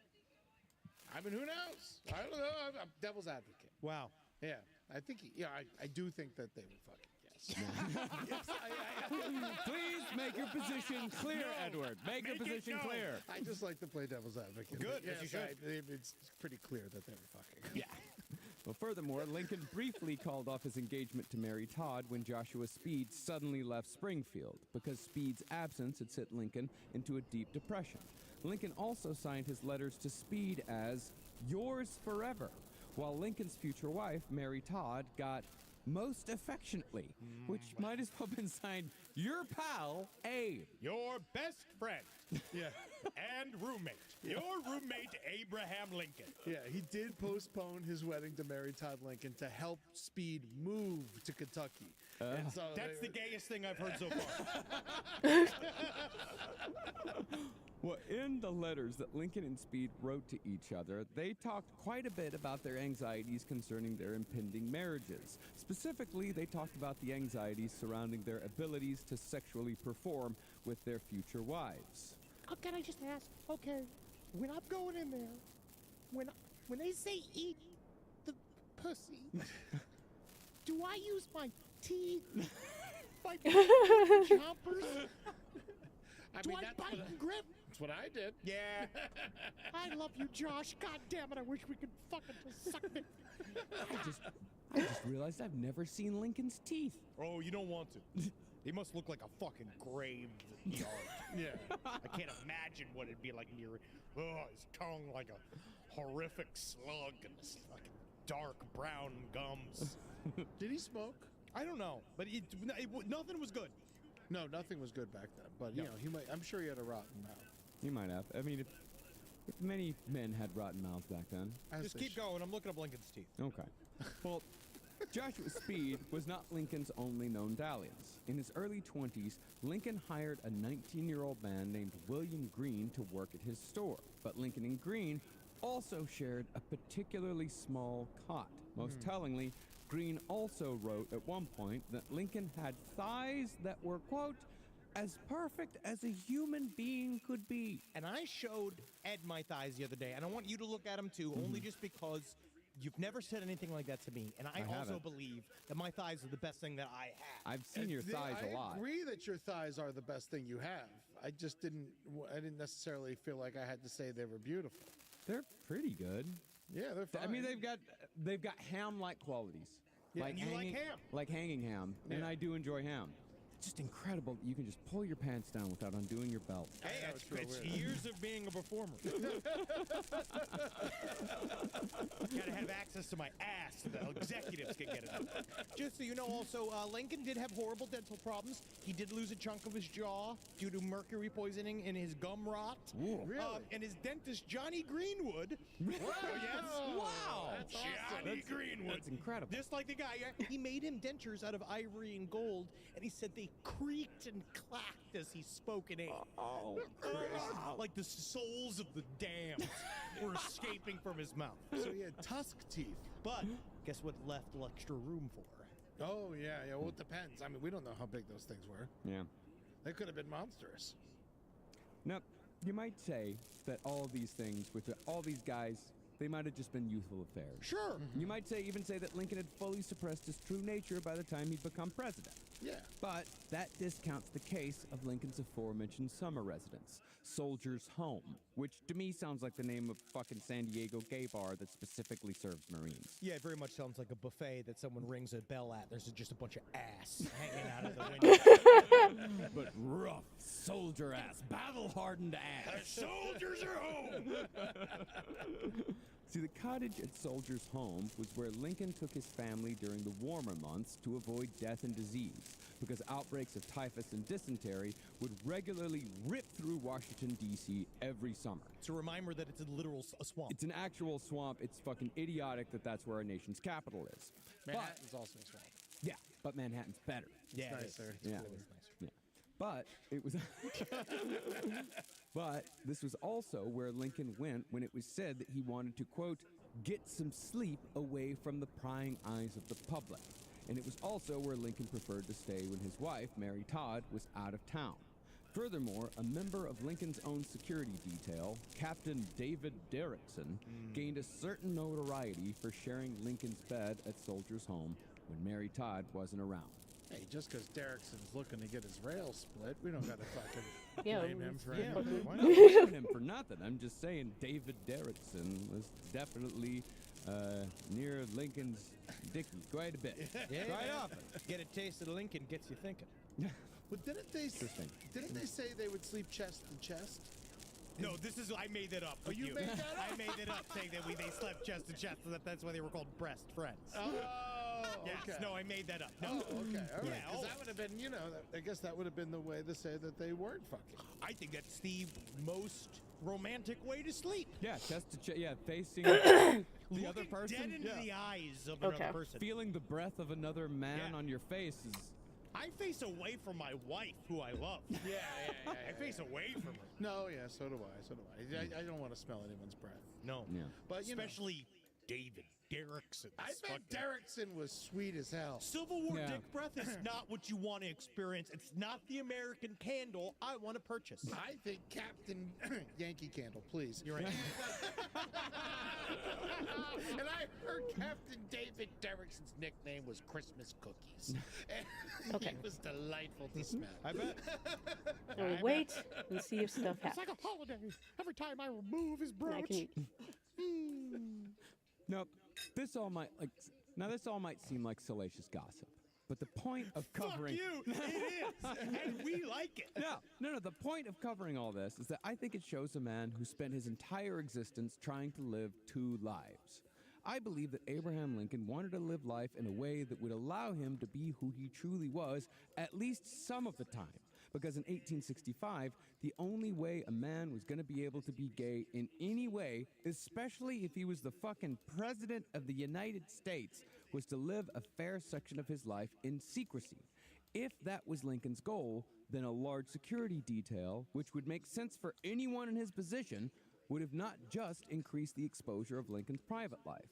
It would have also made it nearly impossible for him to sneak off by himself to get the sort of privacy that he would need to live at least a sliver of his life as he wanted to live it. And it's also like a lot of homosexual acts at the time were considered to be illegal. Like they were, Yeah. depending on what Not state you were considered in. to be, they were illegal. Yeah, They- so they he were had- illegal. But thrown in prison. He had to, but he also was a man that really You know, we always talk about how, like, there are modern guys born into every fucking generation. They just don't, like, how the fuck am I here? Yeah. Abraham Lincoln kind of was like that, where he definitely knew that he was a man of the moment, and he also knew that, like, he tried, like a real man, wanting to live life on his terms. Yeah. And so I could see him creating a very extravagant system in order to hide this lifestyle just so that he can be himself sometimes. Yeah. But the problem here is that the precedent of a nearly non-existent security detail had long been set by the time John Wilkes Booth showed up at Ford's Theater with a pistol. Huh? And while low security may have given Lincoln some happiness, if that was indeed the motivation, it also directly resulted in his untimely death. And that's how his gayness leads to him getting shot. That's crazy. That's technically theory. Well, I would say it would more like society's rude skulls. society's Hey. non-acceptance I'm not of going his to blame gayness. Lincoln. I'm not going to blame Lincoln. You're right. Lincoln's not their fault. Yeah, no. Except for all the stuff that he did that made people angry. But then again, he did correct stuff because he was president. Yeah, it was all good stuff. Yes. Yeah. Now, tellingly, John Wilkes Booth's original plan to kidnap Lincoln was in fact to intercept the president while he was traveling from the White House to Soldiers' Home. And the Confederacy had even considered pulling it off themselves as far back as 1862, although I don't know exactly why they never pulled the trigger on the plan. They were in full, what's called black flag warfare. So everybody was on the table. Everything was on the table during the Civil War. Yeah, I wonder why. Maybe they just felt like they didn't want to get that heat back on them. Could be, yeah. Or it might also have been like, well, that's that's not chivalrous. That's not, whatever. Yeah, they still were in that realm of warfare. They would literally line up and wait to get shot. Yeah. It's fucking crazy. Yeah, it was stupid. John Wilkes Booth, however, he at the very least recognized that, like John Brown, he needed a crew. So, looking for more direction, Booth made his way to the Confederacy's home base in the North in October of 1864, just before Lincoln's second election victory. This sanctuary was located way up in Canada. Yeah, you guys are fucking a part of our bullshit too. Yeah. Yeah, you fucking pieces of shit. Act like you're better than us. You ain't. You know what? The shitty thing is Capybara. that they can technically say that they weren't a part of it because all this happened before Canada was actually a country. What was it? Province. All Colony. right, Canada, you're absolved. Yeah. Yeah, it was basically just somewhere where they can go hide. Yeah, it's cold though. Personally, I was actually, it's very cold. But personally, I was actually shocked to discover that the Confederates had built their own little nest in none other than Montreal. SideStoriesLPOTL@gmail.com. If you're in the Montreal area and know anything about this, I would love to find out what you guys. The idea that it was it really was a spy haven for the Confederacy. Oh, Montreal was home to so many Confederate agents that it was called Little Richmond, after the Confederate capital. According to an article in the Montreal Gazette, Montreal during the Civil War was like the Casablanca of its time, as it acted as a hub for spies, plotters, and Confederate soldiers on the run. Meanwhile, like, Montreal's the sexiest city in the world, and you can just imagine these horrific hicks from fucking Arkansas just up there being like, what they doing them thin ass bagels? What they doing them? What do you do? There's some kind of syrup. I don't like bagels. I don't like bagels. I like bread. I like flat ass bread. Where did the French stand on our Civil War? No one really came to the south side. I believe the French were on our side. Yeah, but I believe the French supported the Union. I know there were lots of French in the South because of Louisiana and all that shit. Yeah. And so maybe that's why Montreal was like a way to be a Confederate hotspot. That's very interesting. And also Possibly. the piracy that was around. Like, I imagine it all kind of works together.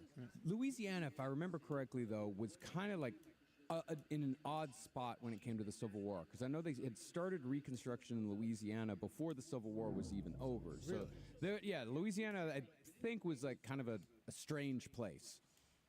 Amen to that. Yeah. Well, interestingly, especially considering Canada's oft-touted status as a safe haven for escaped slaves, Montreal fully welcomed the Confederates. Using a vast network of agents, the Confederacy used Montreal as a sanctuary where they could hide out after committing bank robberies in the border states. Or they'd use it as a base to attempt just these fucking insane plans. Like, they planned to blow up the White House using landmines. They planned to burn down New York City. They came very close. They burned down P.T. Barnum's museum, like the dime museum. Like, the New York plot is insane. They waged biological warfare, or attempted to wage biological warfare, using clothing that they believed was infected with yellow fever. Why didn't they just want to kill Lincoln? I honestly, it's so weird to me that they would do all of this, but they wouldn't kill the president. Yeah, it is strange to me as well. I mean, Didn't the Canadians burn down the White House at one point? yeah, that was during the that was That was like 1812 or 18, something. a whole different It was thing. a mistake. Some guy sneezed. It was a whole thing. It was a horse there. It's a whole There's no reason to get into all that. I mean, you know, the plot to use yellow fever to wage biological warfare, I mean, that's not how yellow fever works. We know now that it's spread by mosquitoes, but the Confederacy still engaged in a plot to kill large numbers of Northern civilians and Union troops by using infected clothing sold at auction. And the whole plan was originated by agents in Montreal. Now, as far as how official all this was, the Confederate president, Jefferson Davis, set up their Canadian outpost in Montreal himself using the modern equivalent of $20 million. And a Canadian bank operated by Montreal's former mayor helped the Confederates launder money. The central location of the Confederate operation in Montreal, however, was the city's most impressive and fashionable hotel at the time, St. Lawrence Hall. And it was at this hotel that John Wilkes Booth arrived in October of 1864. Booth checked himself in and thereafter spent 10 days hanging out with his fellow Confederates, playing card games and billiards while discussing his kidnapping plan with various Confederate agents. Now, by the end of Booth's stay, he was, in effect, a Confederate agent himself, although it doesn't seem like he left with any specific orders. There were a lot of guys like this, it seems like, in the Confederacy. Like, almost, I wouldn't necessarily say Candyman. agents of chaos, but more like, yeah, give him some money, see what he can do. Like, see what he can pull off. No, it's because it's a perfect example. It's asymmetric warfare, and it's a perfect place for mercenaries and people that just like to kill other people and do stuff in the and do things in the name of war. Yeah. Because they can. They can get away with it. And it's a good investment to not hire labor. Yes. And Booth did actually leave with a Confederate stipend worth the modern equivalent of $30,000, which is no small sum. No. But more importantly, John Wilkes Booth also had in his possession a letter of introduction to a Confederate agent in Maryland who could help Booth with the kidnapping of Abraham Lincoln. That agent's name was Dr. Samuel Mudd. Through Dr. Mudd, John Wilkes Booth would... Sounds unreal. Honestly, I have to take a shit. I'm about to become Dr. Mudd. I'm about to fucking graduate from shit medical school. Thank you, Henry. Now we can move past it. I can't. Just like for days, I'd just be like, they call me Dr. Mudd. Good morning. How are you? And I'm interested in slaves. That just, it's been going over and over in my head. Sounds like a Primus song. It's They Might Be Giants song. Yeah, oh. It's just Dr. Worm. Well, through Dr. Mudd, John Wilkes Booth would begin to put together a crew to enact his plan to kidnap the president. But when that plan inevitably armadillo. failed months later, it would be these same men who would conspire to kill Lincoln instead. Now, Dr. Mudd was a slave owner. Must be Dr. Mudd. Yep, I'm just sitting there just low. Nothing special. Nothing to write home about. Just old Dr. Mudd. Well, I'll give you a clue to my specialty is. Yep. That's a dookie poo-poo. That's a little bit of dookie poo-poo now. Proctologist, right? Yeah, proctologist. Is this our best episode? We just can't handle that this doctor's Name Dr. is Mudd. Can't. He conspired to kill the greatest president of all time. Couldn't care less. Like his name's Poop. His name's He's a poo-poo man. Garlic man. He makes his own fun, don't talk false. That's honestly what he deserves. What do you want from us? Dr. Mudd was a slave owner and farmer who owned a plot of land in Bryanttown, Maryland. But when the state finally abolished slavery in 1864, Dr. Mudd did not have a business plan that included actually paying the people who worked his plantation. This is gonna devastate my whole poo-poo base. Practice. It's gonna fuck up all of my fart sounds. This is all I need to do. Yay! I wonder why here. How'd you get here? Oh no, all the precious beads. Dr. Mudd's operation therefore collapsed, which gave him ample reason to help the Confederacy in any way he could. As for Booth's plot, Dr. Mudd's home was perfectly situated as a stopover between Washington, D.C. and the Confederate capital of Richmond, Virginia, which meant that Booth could hide at Dr. Mudd's farm with Abraham Lincoln after kidnapping him. President Lincoln, I just want to say I'm a huge fan. Can I interest you in some beans? I'd love to help you. Do you have any Duke or shit, fuck, fart issues, President Lincoln? I'm a huge, again, So these things are showing up, and I'm not getting I'm filled with hate. I hate everything. But I'm still, it's just Even though I've clicked on them, I'm not getting them unless it's a different version But of the one showing up. Yes. Well, Dr. Mudd's failed plantation could not be the only stop towards Richmond, nor could it even be the first. Dr. Mudd's failed plantation's a great roller coaster ride. Like, it's a great dark ride at Six Flags. Well, Booth obviously couldn't travel with the president tied up on the back of his horse during the day, and Dr. Mudd was too far away from Washington, D.C. to reach in a single night. Booth would need a place to flee. Oh, it seems like they're just immediately after swimming kidnapping over. Lincoln. So Dr. Mudd candy introduced peoples. Booth to a man named John Surratt. John Surratt operated as a mail agent for the Confederacy by passing documents and letters to Confederates in the North. Dr. Mudd was also a mail agent, so they were kind of Reptoid, yeah. connecting links in a chain. John Surratt's family also owned a tavern in Surrattsville, Maryland. This tavern had become a center for secessionist activities because of its close proximity to Washington, D.C. And John Surratt's entire family, including his mother, were all Confederate sympathizers. Therefore, their tavern had become a well-known safe house for Confederate agents. In other words, the Surratt family had a lot of credibility amongst the Confederacy. So when John Surratt agreed to be a part of John Wilkes Booth's presidential kidnapping plot, Booth's operation gained authority while Booth gained more confidence. Now, once Booth started to believe in his plot with more fervency, he attempted to bring others into the conspiracy, although John Wilkes Booth was never really worried much about whether or not these other people actually wanted to be a part of his conspiracy. For example, in November of 1863, just after Booth hooked up with the Confederates officially, he agreed to be in a production of Julius Caesar that included both Booth and his brothers, Edwin and June. It was a massive, massive deal. It's like kind of a publicity type, like a stunt. John Wilkes was in the role of Mark Antony. However, John Wilkes Booth had also just lost a lot of money in an oil Fuck is venture that this? had gone nowhere. Some of I them would have imagine these that random might things, be like, what is this why supposed he to be? agreed to be a part of this stunt production.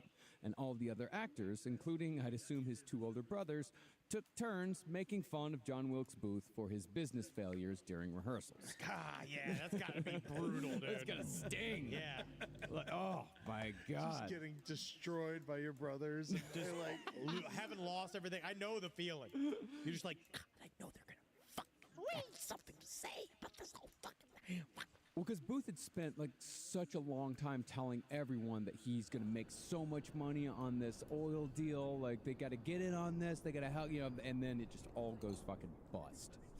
But during the teasing during one rehearsal, Booth turned to a friend of his, a fellow actor named Sam Brooks, and whispered that he had a better speculation than oil at hand, one that no one would laugh at. Now, Sam Brooks didn't think much of this aside, but I would imagine he may have at least humored Booth's comment, because a month later, Booth showed up at Sam Brooks's front door and told him that they had something to discuss. The two of them took a walk, wherein Booth revealed the entire plot to kidnap Lincoln and whisk him away to Richmond. Then, Booth asked Sam Brooks if he wanted a piece of the action. This would be a similar situation sentient to, say, turtles! Charlie Sheen dropping by Rob Lowe's house to ask if he wanted to help him kidnap George H.W. Bush. You might say yes. yeah, well, Rob Lowe's the perfect person to put in there, by the way. That's who I'd ask. Yeah, because he was a big Democrat. He used to go to all the rallies. He was a big Dukakis guy. He also did the thing where he just. I'm going to say this to both of you. You've ever concrete plan to kidnap a politician? Don't tell me. Yeah. I don't want to know. No, Okay. and I'm also not going to use you. Just go do it. Yeah, no, you're the worst person to use. I'm the distraction. Yeah. Nah. I dress up like a lady. I go in. I gotta- wear my tube Score. top. I fall over a chair. My tits fall out. I go, whoa, Yep. no. no. You got a big mouth. Your mouth's too big. Yeah. We're never going to get there. I'll use it. Rise from your grave. Now, Brooks was, of course, horrified and shocked when Booth laid out his plan, and he refused Booth outright. Booth, of course, got angry and indignant and told Brooks that he would ruin him and send Confederate agents to get him if he didn't join the plot. But Brooks at least had the good sense to stand his ground, so Booth left and told Brooks on his way out that he'd kill him if he told anyone.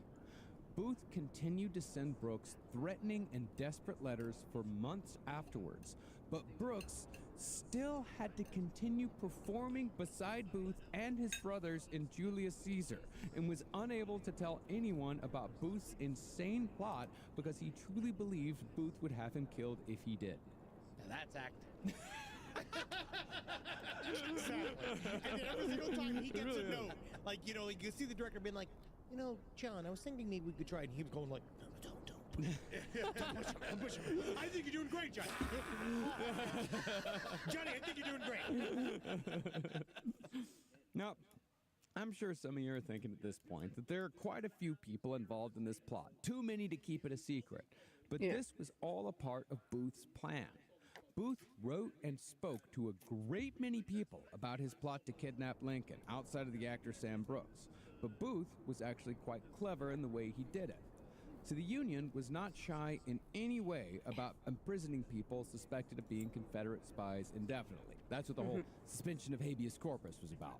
So Booth would approach people about joining his conspiracy in a way that would entrap these people if Booth was caught or if they tried ratting him out.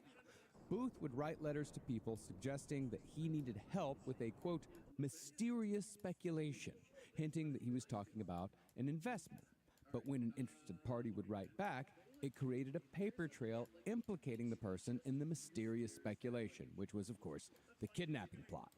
With the letters in hand, Booth could blackmail possible co-conspirators, telling them that they would all hang together if they betrayed him, and that he had facts in his possession that would ruin them for life. Basically, John Wilkes Booth was engaged in a 19th century version of an email phishing scheme, combined with that whole "I've seen your porn and I'm going to tell everyone about it" scam that Henry's mother almost fell victim to a few years ago. Henry Thomas, how do they have nudes of me? I don't know how they did it. I went and I looked everywhere, and I was like, "Oh, is there cameras in the soap? Is there cameras inside of me?" I got one of those emails once where it's like, I have video of you, I hacked in, I have video of you masturbating, and I'll share it with anyone. And I'm like, if this is real, like, nobody wants to see this. Yeah, Yeah, I was like, what? I think it's going to do well. No. I think everyone's just going to make a face. Ugh. All right. Now, after Booth failed to bring his fellow actor into the mix, he moved on to another recruit who was motivated not by ideology, belief, or fame, but pure financial gain. This recruit was a German immigrant named George Atzerodt. This was Booth's man on the water, his boat guy. This is my boat guy. Yeah. Everyone needs a boat guy. Everybody's got to have a boat guy. Honestly, I'm kind of mad that we don't have a boat guy. If you want to be our boat guy, we are taking applications. Yes. SideStoriesLPOTL@gmail.com. I want to see a picture of your boat. You need to be able to. It needs to be your boat. Because that's the problem. Yeah. The problem is that we don't have a boat, so No. you're going to have to provide the boat. Yes. You're the boat guy. Yeah. And I'm going to need at least a copy of your criminal record. Now, some laws are allowed to be broken, but I just need to know which ones you broke. You actually must have a criminal record. But a fun one. Yes. Well, George Atzerodt was tasked with ferrying Lincoln across the Potomac River on their way to Richmond after the kidnapping attempt. Atzerodt was sort of the ghoul of the group, described as grimy and consumptive, a man who would go years without changing his clothes, then brag about that fact. Hey, smell me from over there? No, he's a German immigrant. Can you smell me from over, sir? Much better. Yeah. Can you smell my stink? Yes, I can smell you quite well, George. Good. That's good. Wait on the water. Yes, it's funny, right? Oh, even on the water, the Keep stinky slowly water growing. is stinkier. Stinky water. I'm the stinky water of the Mississippi. I am the most stinky. I am the stinkiest thing up on it. Even worse than Dr. Mudd's practice. Take me to Dr. Mudd. Well, Azeroth also had a spinal curvature which stooped his posture, and he always walked with his head in that permanent nu metal tilt to the side. No. Do you think he couldn't take his clothes off, and that's why he never changed? I cannot remove the buttons because it is too complicated. Well, monkey for can- Whoa, what the my fuck? two-fingered hand. This is the best sailor they could find. I do boats. I don't do clothes. Well, Azeroth was also an alcoholic. He had absolutely no beliefs in anything. Also, that it's important to remember 4 hour. You have to be an alcoholic Yeah. to be our boat guy. And have no beliefs in anything. Yes, Yeah, please. yeah, you definitely nihilists only. Please. So when Azeroth's carriage painting business failed at the start of the Civil War, he made his drinking money by ferrying men and supplies across the Potomac for the Confederacy, which is why he was the perfect person to ferry Lincoln in Booth's plot. It did, however, take both John Wilkes Booth and his Confederate darling, John Surratt, to convince Azeroth to join the conspiracy. But join Azeroth did, and the crew continued to grow. Now, John Surratt actually ended up being the key member of Booth's crew, because besides his extensive Confederate contacts, Surratt ended up recruiting the majority of the people involved. Through Surratt, Booth also gained a local geography expert, a hunter named David Harold. Harold also had access to pharmaceuticals like chloroform, which would be very helpful in a kidnapping attempt. The final addition to the crew, though, was the muscle. Booth rounded out his team with the final addition of a powerful 21-year-old Confederate soldier named Lewis Powell. Powell would prove to be one of the most violent members of Booth's cell when the plan changed from kidnapping to assassination. He does seem like the only one worth anything. Powell? Yeah, of their team. What do you mean? Oh, you mean like as far as Any skill use, goes? Yeah. Yeah. Well, he's just strong. Yeah. I mean, the boat guy, all he is a boat guy. Yeah. Yeah. And, well, I mean, really, in the end, the only successful one was Booth. Also, I will overcome Lincoln with my stink. He will never be able to deal with how smelly my furnace is because of his need to inspect it. Guys, I don't know. Harold, we're going to get to a lot later, right? Yeah. Okay, good. Now, Booth's kidnapping crew was fully assembled by January of 1865. Things just don't want to show But up. while you might think Booth would be at the height of his confidence, it seems like the impending reality of having to actually do something towards the war effort was making Booth a little crabby. Whereas before he'd been described as a chronic optimist with a passion for life, his personality drastically changed at the beginning of 1865. He turned distractible and short-tempered. Booth in the past had spent his time either acting or socializing, but he was beginning to drop out of performances with more regularity, and he'd stopped attending social functions by using increasingly outlandish lies as excuses. But while Booth's acting work was slowing to a crawl, he decided in mid-January that he might as well use his strengths if he was going to successfully kidnap the president. Tap. It's mainly tap, impressions, and jump. That's what I do best. And I think I can use them all. Classical and modern tap. Classical. Tap, tap. 1 foot at a time. The true way, not this new jazzy African way. I like to do it the old-fashioned man way, the old white man way. 1 foot, 1 tap. He was a triple threat, but it was, I'm going to kidnap you, I'm going to kill you, and I'm going to stop the union. I mean, Well, in mid-January 1865, Booth changed the kidnapping plan from capturing Lincoln during transit to abducting him from the audience during a performance at Ford's Theater. I will dress as a high society woman, and I will sneak my way into his chambers, and thereupon, obviously succeeding in, totally, I have to erotically accept him to my wills. But then once that is over, then I will have Lincoln in my grasp. Now, Ford's Theater, whether it was for the kidnapping or the assassination, it was not an idle choice made by John Wilkes Booth. In many ways, Ford's Theater worked somewhat as Booth's home base. Since Booth was a traveling actor, he didn't have a permanent home. And since the owners of Ford's Theater were good friends with Booth, they allowed him to use the building as his mailing address. That meant that Booth knew both the people who worked at Ford's Theater and the theater's layout exceedingly well. That's weird. These things When Booth brought his plan to snatch Lincoln from the theater to some of his co-conspirators, don't count they as... thought that the idea was, in a word, stupid. For them, the essential part of the plot, the very thing that made it work, was that they would capture Lincoln in an isolated spot away from the city. Yes. But think about the splash we'll make. When Broadway finds out that we have kidnapped Lincoln in front of the biggest house I've ever been in front of. Ha ha! Excellence in theater! This. What's wrong, everyone? This is literally the equivalent if we wanted to kill Uncle Obama Scrooge back in the got the day and achievement he'd come to Ancient the War of creek. Geometry Evil. Like literally. I did know that place inside. I knew every fucking square inch of that place. Oh, yeah, we could have offered him some Molly in that back room. He never would have come out. Now that he's fucking Jennifer Aniston. We'll get there. That's into their show. Wow, that's the new one. That's bold the new one. proclamation. Jennifer Aniston, and then some guy tried to kill Jennifer Aniston, I think, to get at Barack Obama. That's a whole long story. It's Yeah, long. yeah. All that's very true. Yeah, Very that's what true. you think, huh? Oh, it's what I know. No? That's what I know. But while Booth was having to convince people that his plan was sound, his window for saving the Confederacy was rapidly coming to a close. By early 1865, it was a foregone conclusion that the Confederacy was in its last days because their food, manpower, arms, and supplies were nearly gone.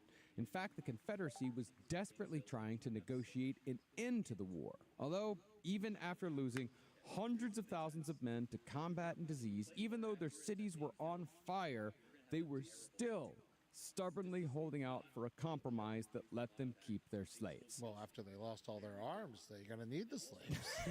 That's the problem. Yes, Edward. Yeah, that's right. Yep. That's very true.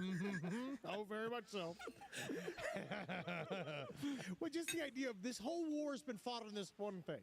And it's like, now listen, we're as done with this war as you are, and we are as sick of the bloodshed as much as everybody else, but can we keep our human chattel? Like, listen, I know we've been fighting this whole thing. It seems to be a misunderstanding. And I know that it is the reason why the war began. In the first place. But what say we just stop the fighting part and just act like nothing happened? We'd be all fine with that. We're all fine with that. Now, Abraham Lincoln knew exactly what the score was here, so he wasn't going to stop until this shit was done. So whether John Wilkes Booth knew it or not, the war was all but unwinnable for the South by the time Lincoln's second inauguration rolled around. Lincoln's second inauguration, however, gives us occasion to talk about one of the other incredible coincidences when it comes to his assassination. And this coincidence may also be one of the assassination's secret motivations. Now, this is even more salacious than the gay stuff. Yeah, no, this is super salacious, but it is also extremely interesting, and it might be a bit of a motivation. See, John Wilkes Booth actually attended Lincoln's second inauguration, but he was only able to do so using a ticket provided by his secret fiancée, Lucy Hale, who is one of the more unfortunate innocent bystanders in this tale. Lucy Hale was basically an attractive society girl who caught the eye of John Wilkes Booth. But ironically, Lucy Hale was also the daughter of an outspoken abolitionist senator from New Hampshire. The only thing I want free, good sir, is your daughter's pussy from her underwear. Sorry. You cracked yourself up with that one, I saw. I really did. Regardless of her father's views, however, Hale began receiving romantic letters from Booth in the first years of the war, and the two of them courted in secret for a long time before they were finally secretly engaged. I want to ask you, Lucy, if you want to form a confederacy of our own. What's the point of getting secretly engaged? That means nothing. Well, I think getting secretly engaged back then means that you tell each other, but you don't tell your parents. It's not real. Yeah. That's what it is. It's he's lying to the woman. Yeah. Well, surprisingly, Booth never talked with Lucy Hale about his extremist political beliefs in all the time they were together. Although I would imagine Booth was smart enough to not talk about how awesome he thought slavery was to the daughter of a fierce pro-abolitionist. Tell me, Johnny, I know we're about to go to sleep, but what do you think about slavery? What are you thinking right now? Penny for your thoughts. I think it's horrible. Yeah? Because if not, you won't see none of these. You won't get none of this either. Lucy, and you're going to get none of this. I despise slavery with all the fire of God's reign. Get to chomping. I learned how to teach a man to eat pussy from Abraham Lincoln. But the incredible coincidence here is that long before John Wilkes Booth had courted Lucy Hale, Lucy had previously been courted by Robert Todd Lincoln. What the living fuck? Abraham Lincoln's eldest son. Does her vagina have no loyalty? Does her vagina not think about the goddamn country? Well, Robert Todd and Lucy Hale had remained friendly, and tellingly, John Wilkes Booth had become enraged one night when he saw his secret girlfriend dancing with the president's son. That's my secret girlfriend. That's mine. Dude, I love that fucking Lincoln's son was clipping her, dude. That's fucking awesome, man. Yeah, because he was like a cool guy, Lincoln's son. Yeah, Nice guy. yeah, He was Robert fun. Lincoln. Yeah, Robert Lincoln. Yeah, Bob old, Lincoln. Old Bob Lincoln. Mm-hmm. He was the one who wanted to fight in the war, but they were like, "Nah, you're gonna stand next to this general."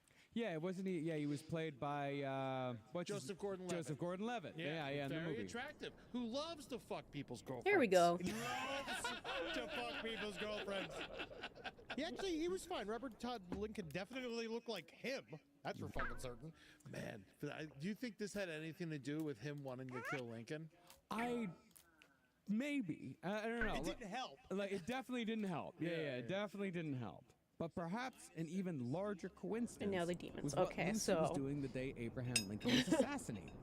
See, Lincoln had just appointed Lucy's father as ambassador to Spain, and since Lucy planned to join him, she was brushing up on her Spanish.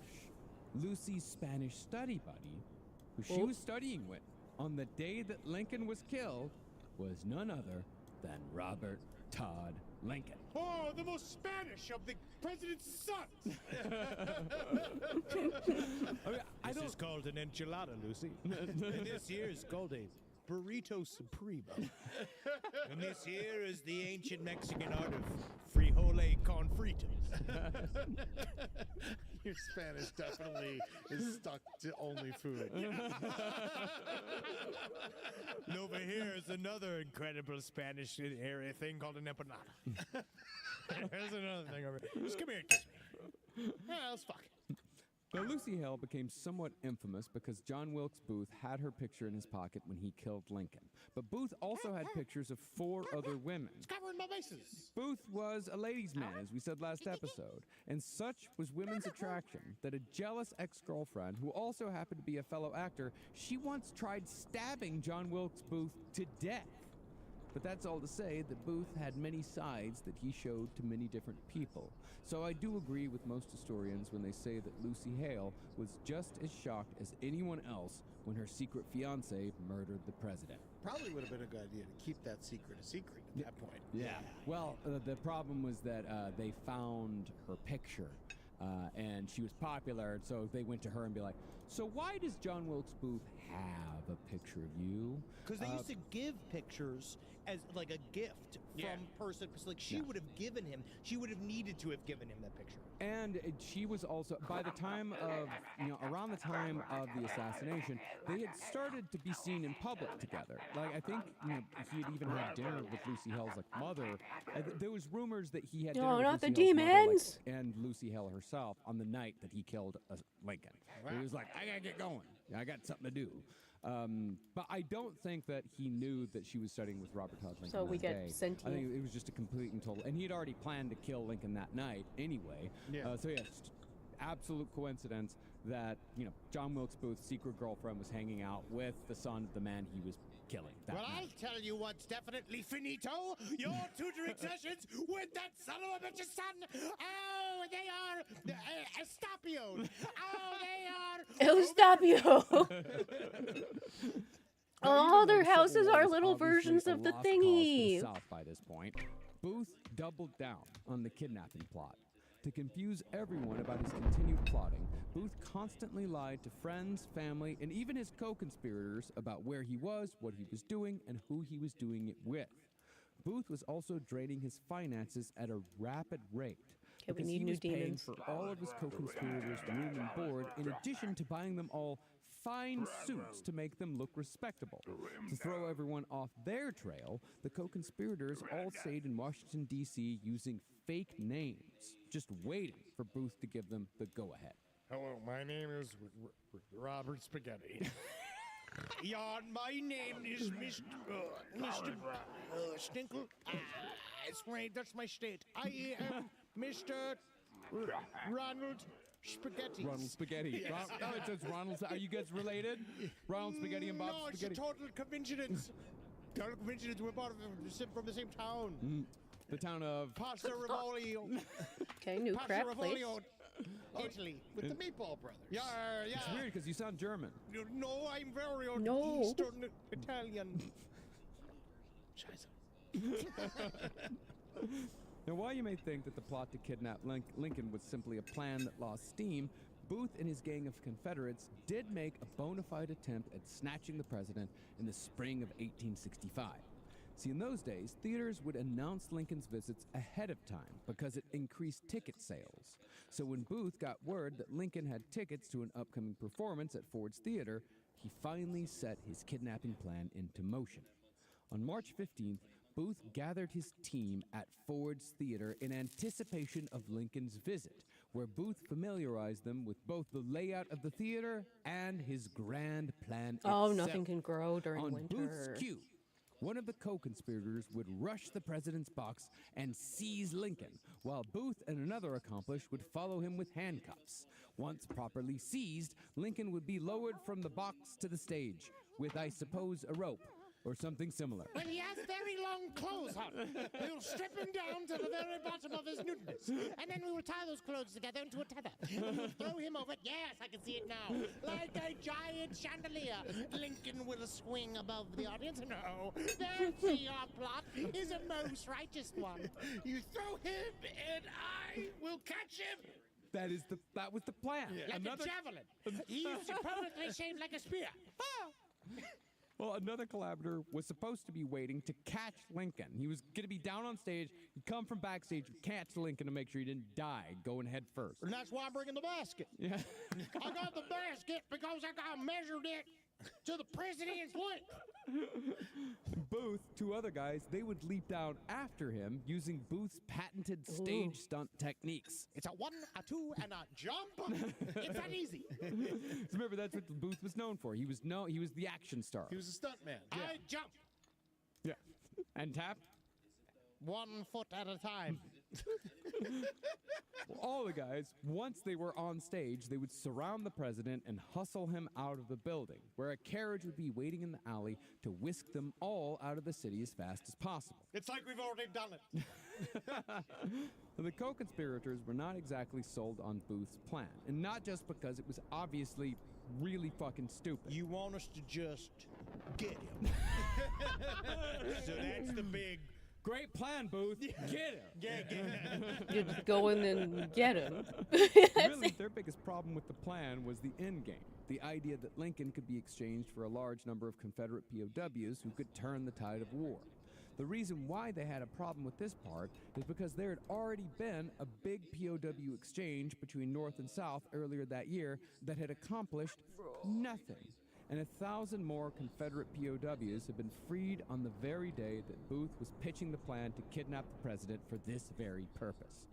I mean, and also, that's not even to mention the fact that we're going to get into I think in episode 3 or 4 when we talk about the men who hunted Booth, but these Civil War POW camps were hell on earth. Oh, I can't even imagine. But- Just the nice houses were bad. Yeah. The living in a house Yeah. as a rich person sucked. No, the men would come out of these if they survived, they would come out of them ghosts. Like not just malnourished, but mentally broken. Yeah, they're not going to win a war for you. No. At this point. First of all, they got caught. Yeah. And second of Do you all, have any idea how long you have to hear?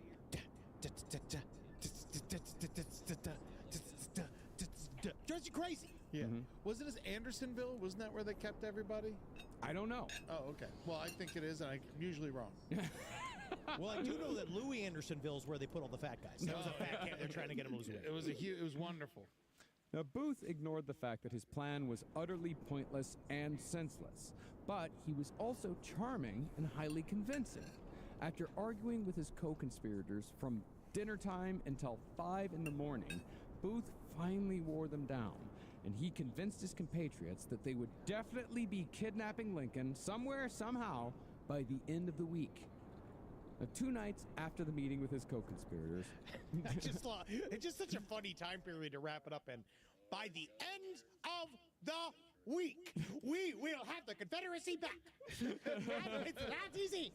End of the week, business day or weekend? Latest Saturday morning. 2 nights after the meeting with his co-conspirators, Booth stopped by Ford's Theater. There, Booth was told that President Lincoln was scheduled to visit some wounded soldiers at a nearby hospital that very night. This fact was known to the people at Ford's Theater only because members of another theater's company were scheduled to perform at that same hospital. Now, Booth If saw the animated potential trees here. because the road out to the hospital was rural and lightly traveled. Plus, it was close to the Eastern Branch River leading to Maryland, so Booth and his compatriots could be on their way to the Confederacy within minutes of capturing the president. I knew. Oh no! What? Mistake. And so Booth sent word to Are you his burning the crew place that they on were going purpose? back to the original plan. Fully stocked with supplies, tools, and guns, the kidnapping crew were instantly in their saddles on their way to snatch the president, whether it was going to actually do any good for the Confederacy or not. No! Now, do you snatch Lincoln or do you cock him?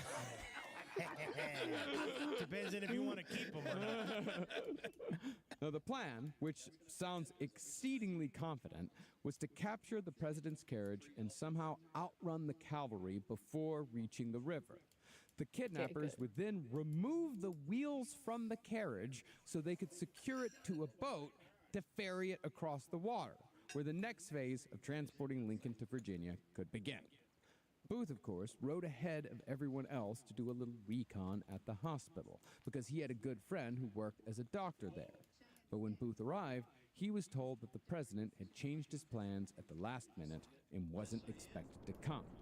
Now, Booth's crew were both angry that their plan had been aborted and extremely worried that their plot had been uncovered. But as it turned out, Lincoln had just decided he had more important business to attend to that night than visiting injured troops. Dick. Yeah, fuck that guy. I wonder what happened to that fucking asshole.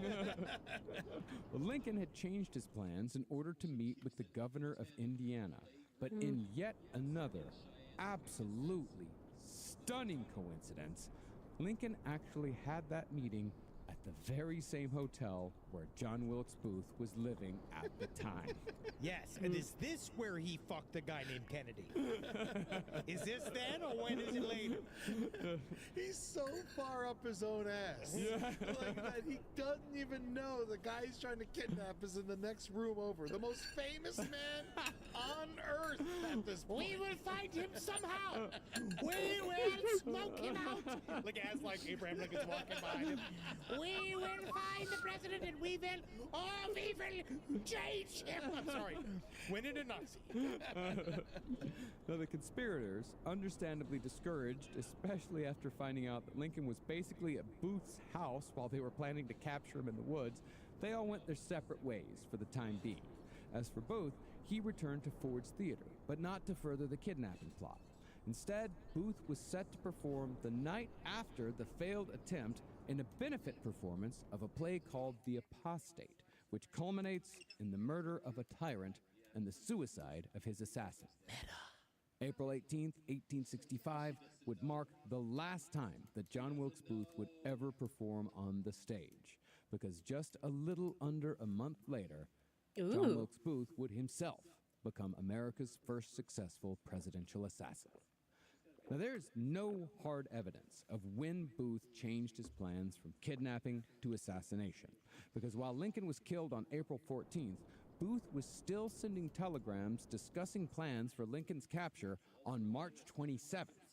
Partly, though, Booth abandoned the kidnapping plot because some of his co-conspirators just weren't feeling it anymore. Dude, it was too long. All right, the Civil War is over, buddy. We want to move on. Yeah, well, at this point, it's not over. But it's basically over. It's getting there, and the Booth's plan is a lot of risk. Well, it's all risk, no gain. Yeah, because you're going to just have the president, and that's nothing's going to happen. You're just going to get murdered. Well, I think not only are you going to get murdered, but Grant and specifically a man, well, general named Sherman. Yeah, is gonna fuck you up. Yeah, they are going to fuck you up even worse than they've already been fucking you up. They'll kill Lincoln. Yeah. They will kill Lincoln themselves. None of them like Lincoln. It's kind of like the Kennedy thing. No one liked Lincoln. Well, no, that's not true at all. Well, people respected him, but he had enemies as well. His cabinet loved him. Yeah. He won 2 presidential elections. Absolutely, People of liked course. him. I will say he didn't have a cabinet. He had a full-on walk-in closet. And he never left. But I will say, if they would have Smith gone Mastery? through with this kidnapping plan, the chances of Lincoln just beating the shit out of them in the box. That's everybody. We need to write this. We need to write this Inglourious Bastards movie where Stone Lincoln Garden. is brought in, and then Lincoln slowly but surely takes the team down both by force and by charm.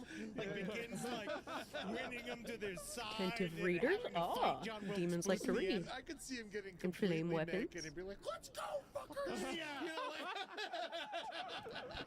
This is one log cabin. Republican ain't go that easy.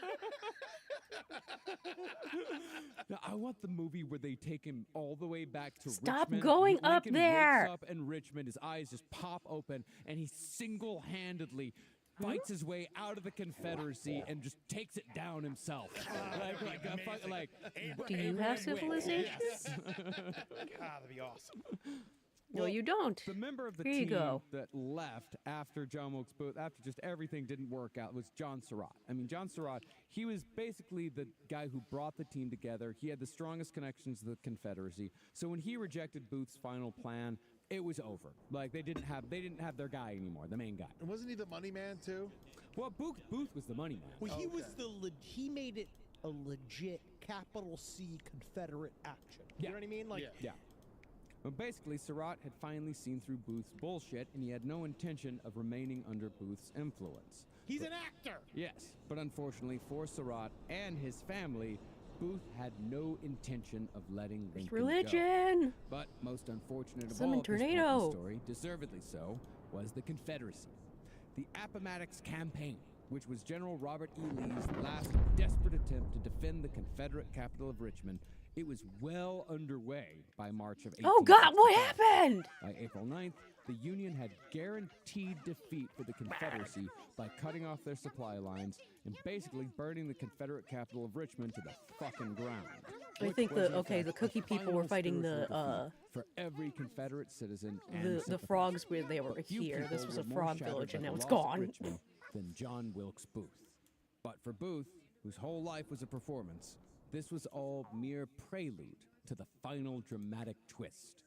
See, in addition to his admiration for John Brown, Ah, Booth these guys was also have obsessed with sentient heroes boats. of literature and mythology who fought to the death in their final attempts to defeat tyranny. Men who kept going when all the odds were against them because they believed in their cause. Interestingly, one could actually make the argument that Shakespeare was a massive inspiration for Booth. Oh, yeah. Like others might make the argument that a movie or a TV show today might inspire a violent crime. See, in the estimation of both John Wilkes Booth and most Confederates, Lincoln was a Caesar in need of a Brutus. And like Lincoln, Julius Caesar had won a war by using self-declared wartime powers. For Caesar, the power was martial law. For Lincoln, he'd suspended habeas corpus for the duration of the war in order to protect the Union against Confederate agents. That meant that anyone could be imprisoned indefinitely without trial. Now, Lincoln had no intention of continuing the suspension of habeas corpus after the war was over, but Booth had convinced himself that Lincoln was going to become even more of a power-hungry tyrant after the South's defeat. And it seems like Booth had also convinced himself that he was the only man who could stop him. It's the only thing that literally, it's what drove him. It's Yeah. the only thing that gave him purpose in this life. Now, unlike the kidnapping plot, Booth kept his assassination plans close to his chest, although he was becoming more open about his hatred towards Lincoln. For example, in a visit with his brother Edwin, John Wilkes went on and on about the fall of Richmond and how awful it was for the future of the country. Now, Edwin had remained loyal to the Union throughout the war, so he was pretty much at his wit's end with his brother's stubborn and frankly evil loyalty towards the South, which Edwin had never understood.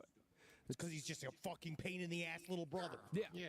He probably just got made fun of too much by his brothers, and he chose the other side of the fucking. There is a lot of this. He was a contrarian, very much so. Yes, and a lot of this really is about kind of what we see now, which is when people go when annoying shitheads find a new community to go join because they'll I don't accept think they can build anybody. stuff here. The people in the pro-slavery unit were Either just that or they very can't excited make a to get civilization. a theater star that wants to be part of the movement, and so they'll take anybody. God, because, you need more they're, buildings. they Come have no sense of on. quality, and they're bad people. Also, he's like fucking crazy at this point. I have so many weird theories that obviously have no water, but I was just like, he's a stunt man. He's always doing all this crazy stage fighting and stuff like that. And then one day he like turns, like you said, and he like, becomes a different dude. Could have easily had a head injury. Dude, also, I view him very similar to like a fucking Steven Seagal. That went from he's like technically he was a real police officer. He cosplayed.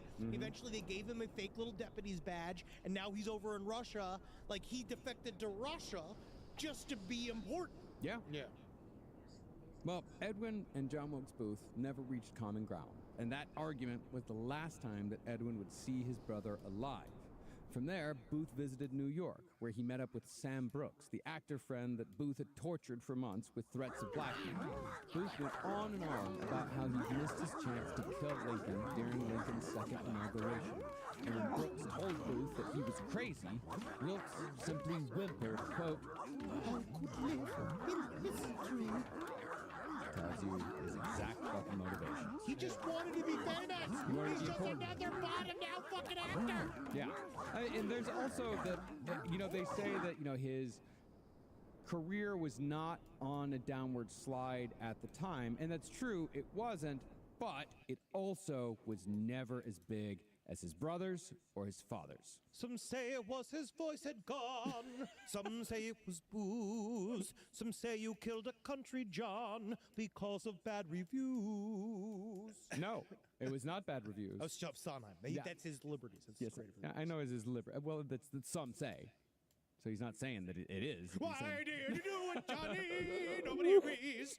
Also, I imagine he's pissing everyone off. Yeah, he's Yes. a bad guy. You know. And and that's the thing. He's getting into that cycle that a lot of these people get into. James Woods. where they're fucking John Voight. They're pissing people off, and them being it pisses them off that other people are getting pissed off for them saying foul shit. Yeah. Like they don't understand why other people are like, hey, that's not Aha. cool. So it's just this never-ending cycle, and then before you know it, they're fucking just absolute monsters. Yes. Now, much to Booth's chagrin, Robert E. Lee effectively ended the Civil War when he surrendered his forces to Ulysses S. Grant at the Appomattox Courthouse. But Lee did so on the very same day that Booth returned to Washington, D.C. from his trip to New York City. And while the rest of the city partied with an energy that only comes from the end of a war, Wilkes was openly depressed and spent time at the shooting gallery before meeting up with one of his Confederate buddies to commiserate. Now, it seems as if Booth had pretty much given up, but Booth and one of his co-conspirators in the kidnapping plot attended a speech made by Lincoln just a few days later. And this speech very well could have given Booth the reason he needed to simply kill the president. The speech began with Lincoln saying that the government planned to follow a path towards Reconstruction in the South that had already been successful in Louisiana. Booth, of course, believed that Lincoln secretly planned to further destroy the South, although ironically, as we'll get into later, the South would have been far better off had Booth just done nothing. Oh yeah, because that's where the conspiracy comes in. We'll go into a little bit that they believe that the cabinet itself was running some "we got to kill Lincoln from the inside" like plan because they thought that Lincoln was being extremely generous to the South. But for Booth and his compatriot, what made them believe more than anything that Lincoln was out to destroy not just the South but America itself was when the president said he wanted to give voting rights to some black Americans, limiting it mostly to just those who'd served in the war, slow-rolling it, as it were. What Booth heard, however, was that Lincoln was giving citizenship and full voting rights for every formerly enslaved man in the country, which was pretty much, in Booth's estimation, the worst thing Lincoln could have possibly said. Would you let an ottoman vote? Infinite edges. Would you Some let sharp a divine shovel angles vote? to judge your enemies. You joke, but those were the actual arguments that they made. Oh, I know. And this was what seemingly sent Booth fully into murder mode, because Booth was heard to say after the speech that now, by God, he was gonna put Lincoln through. Now, after the speech, Booth went to Ford's Theater, hoping to find some like minds in his peers. But after hearing Booth launch into a racial slur-laden tirade against the North and abolitionists, Booth's fellow actors said that maybe it wasn't such a good idea to hang out with John Wilkes Booth anymore. Yeah. Maybe think that he's a fucking pain in our fucking ass. Yeah. Save it for the stage. Hey, buddy. Wait for later on when Stephen Sondheim writes a musical with a bunch of words in it. Like that. But while his actor friends were abandoning him, Booth found solace in the same place where most actors end up after they start saying foul shit that their friends just can't ignore anymore. Booth returned to his fellow extremists, his former co-conspirators in the kidnapping plot, and before long, almost all of them were fully on board with assassination. Sadly, though, from a historical point of view at least, there is no evidence as to what Booth said to his co-conspirators to convince them to participate in the assassination of the president and much of his cabinet, or if Booth even had to convince them at all. Pussy says what? Pussy said what? What? You're a pussy. Ah! That means I gotta kill the president now. Yeah. God damn it. Yeah, All let them right. theater your rules. Let them theater rules out there. Well, all we know is that by mid-April, Booth and his co-conspirators had a very simple plan to kill Abraham Lincoln, Secretary of State William H. Seward, and Vice President Andrew Johnson. They were going to do all of it in the same night at the same time so the perpetrators could escape south together using the Potomac River once the deeds were done. And it's there that we'll pick back up next week for part 3 of our series, with the actual assassination of Abraham Lincoln and the beginning of the manhunt for John Wilkes Booth and his collaborators. There's plenty of conspiracy theory to go around. We're gonna be bringing up quite a bit of that. Like, there's more of like the whole hunt for John Wilkes Booth is its own fucking episode. It's insane. Yeah. And we're also going to be getting heavily into the man who took John Wilkes Booth down, who has become one of my new favorite characters in history. No, I'm excited. This guy's fucking out of his mind. Hell yeah. I smell a possible candidate for March Madness 2026. Yeah. Yeah. God, I want John Wilkes Booth in there, man. Yeah, we gotta pop him in there. Yeah. Thank you guys so much. Go to our patreon.com. Go to patreon.com/lastpodcast on the left to go watch us talk. And then you can also see Last Stream on the left live every Tuesday at 6 p.m. PST. One thing I do want to tell all of you is go to our new YouTube channels. We have a brand new YouTube channel that is where all of our comedy content that we're making through the Twitch channel was going. And it's now going to be going on YouTube. I believe it is at LPN TV. Yes. And so you go on YouTube, that's the name of it, go follow that shit, all right? Because that's where we're going to be putting all our new stuff. And you're going to see, that is where we're going to be streaming Last Podcast on the Left, Beyond the Veil, with Psychic R.H. Davis. On June 20th, it's going to be both live streamed and in person.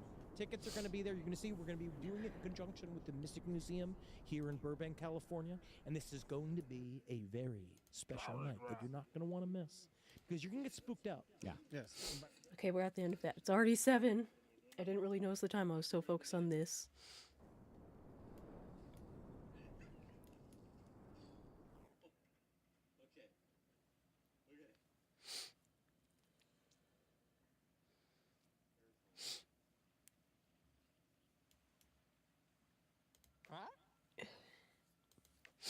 I just went on all the things.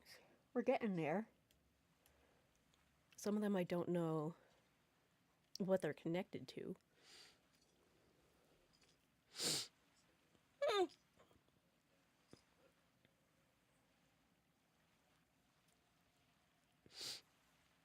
It's probably this. We're missing Lemon Person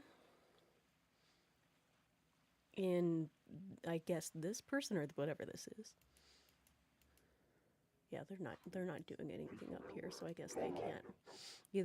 Either again they don't have land to build anything, and like this they can't do anything on this, or they can't.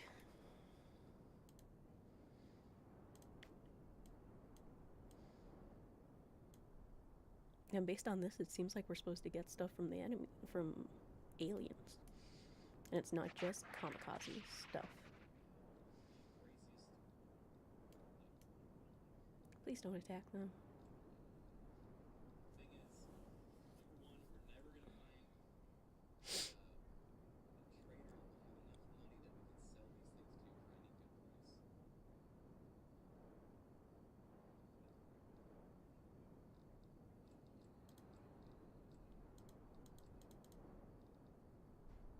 I'll just leave it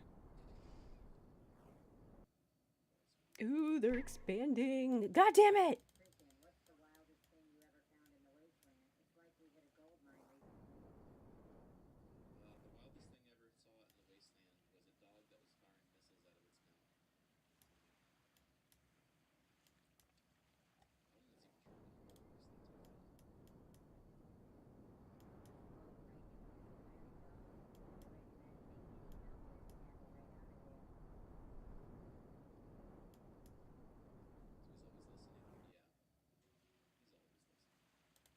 Oh, okay, that.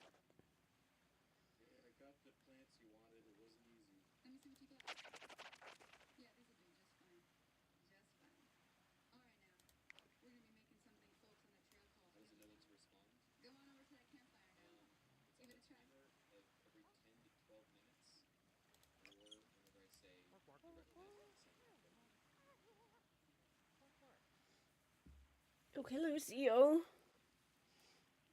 Oh, very unfortunate timing at the end of stream. I'm just keep on distracting myself.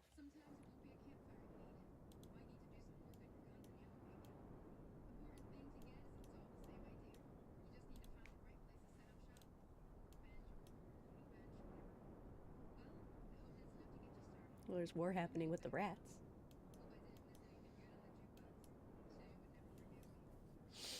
Just woke up, oof.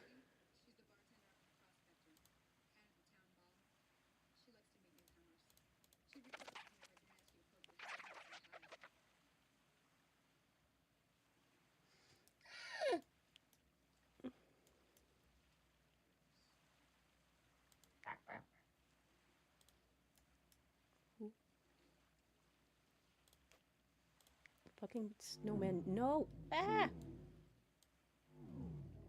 Stay away!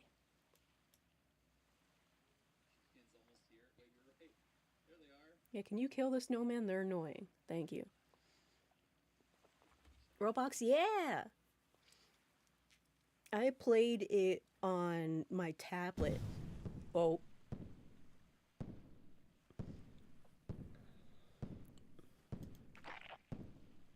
Oh, there's the alien. Like years ago. And then I watched, a streamer I watched, play because, like, it had updates and whatnot. And so many things have changed. And so many things were added. It's like I was back in the day playing it where it was just the elves and the humans and a couple of animals.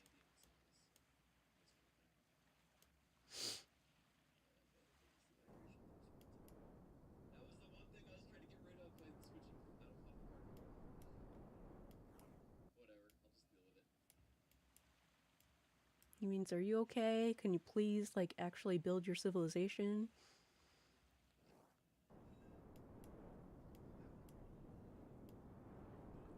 It's like, I'm the boring person in, that plays Worldbox, where it's like, I don't use any of this. It's like, I literally just put things out there and watch them build.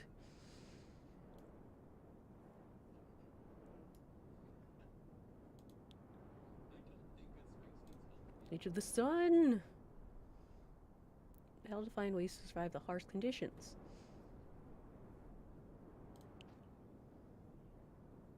Super drastic change.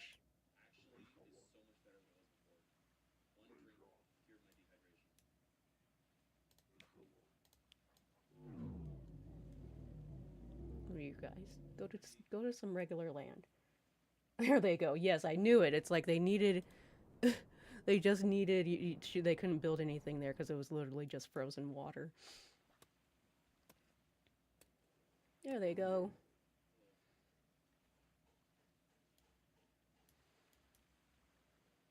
And finally the snowman won't bother the demons anymore. Mistreated their lives, the pumpkins decide it's time to harvest puny souls.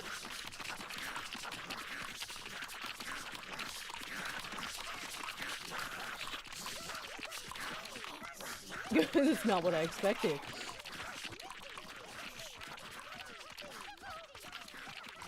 So is this the Sun's version, the Age of the Sun's version of, Hordes of Flesh?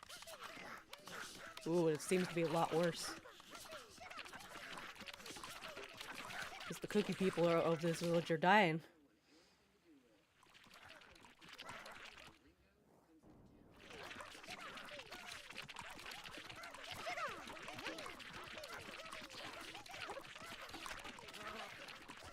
Thorns? Oh, they're the pumpkins.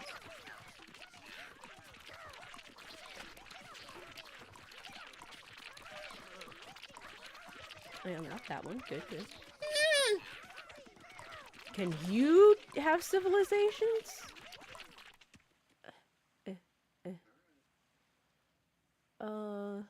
No.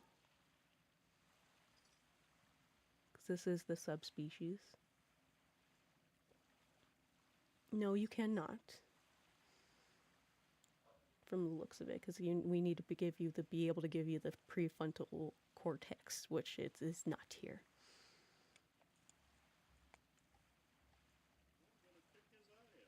Ooh. Looked at by the Grim Reaper, their end is near. Ooh.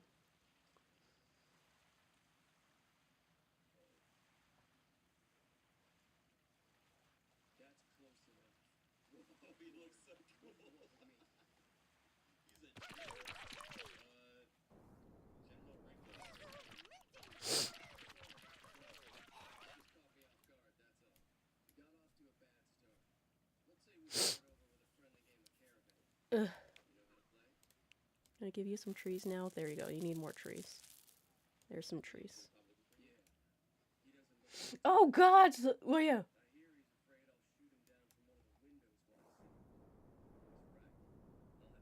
Did the angels kill the monkeys? While I wasn't looking?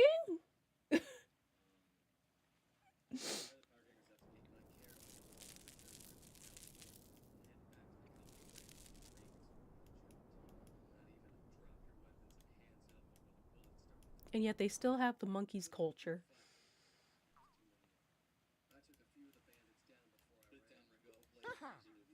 Yeah, because now there's just random monkeys that are living in the just like remnants of the huge village they used to have.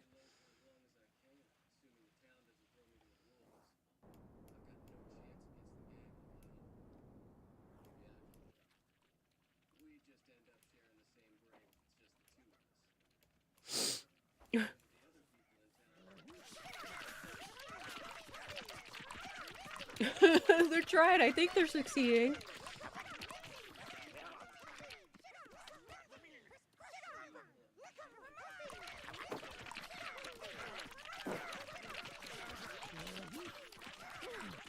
It's confounded. That's a lot of monkeys. Ooh, nice. You see, they've already made so much better progress than compared to the freaking demons. Look, they got multiple built-ins here. The demons still have only one. What are you guys doing?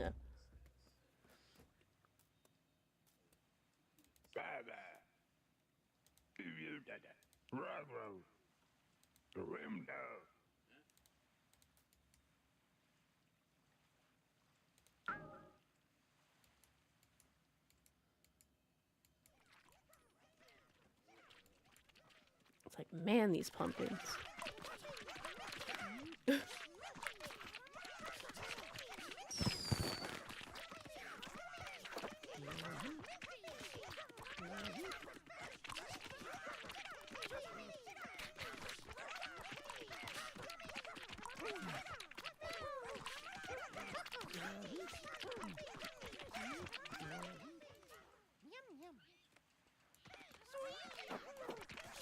I need you guys, come on!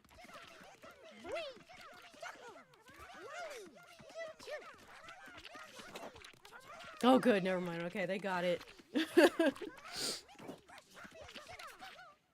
They're good.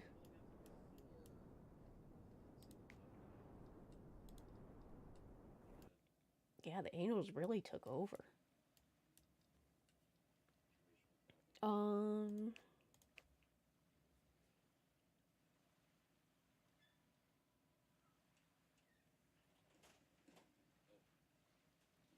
Trees.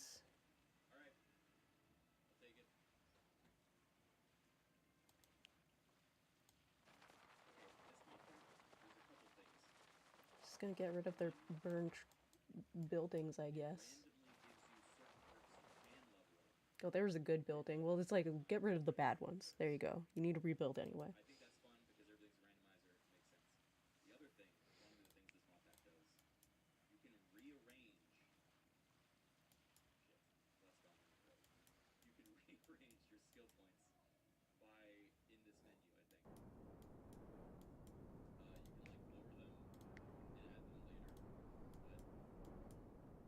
Some new religion? Okay.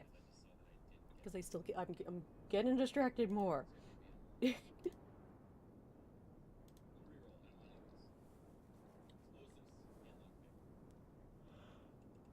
What? Down creatures? I didn't place that the creatures.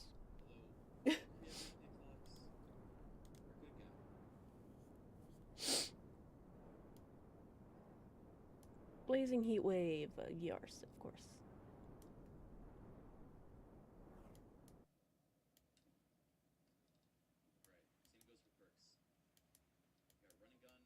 You see, so much better. Man, these Icemen are doing so much better.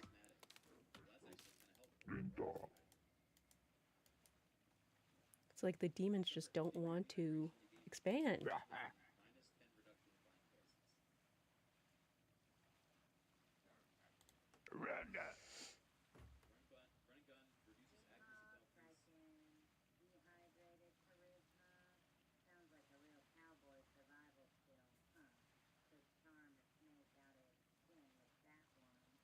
Mm-hmm.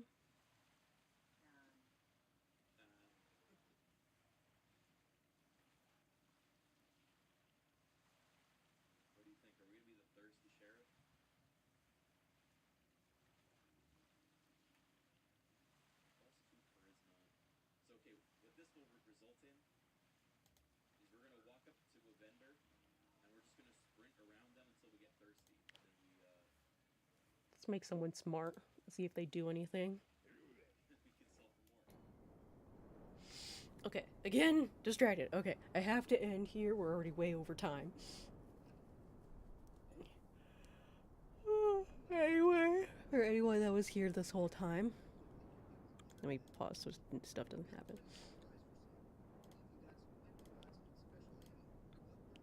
And see. Okay. Thank you all for being. Thank you all for being here. Thank you for lurking. Thank you for chatting. Hopefully, we see you next time. Love you all. Bye. Bye. Bye. Bye. Bye.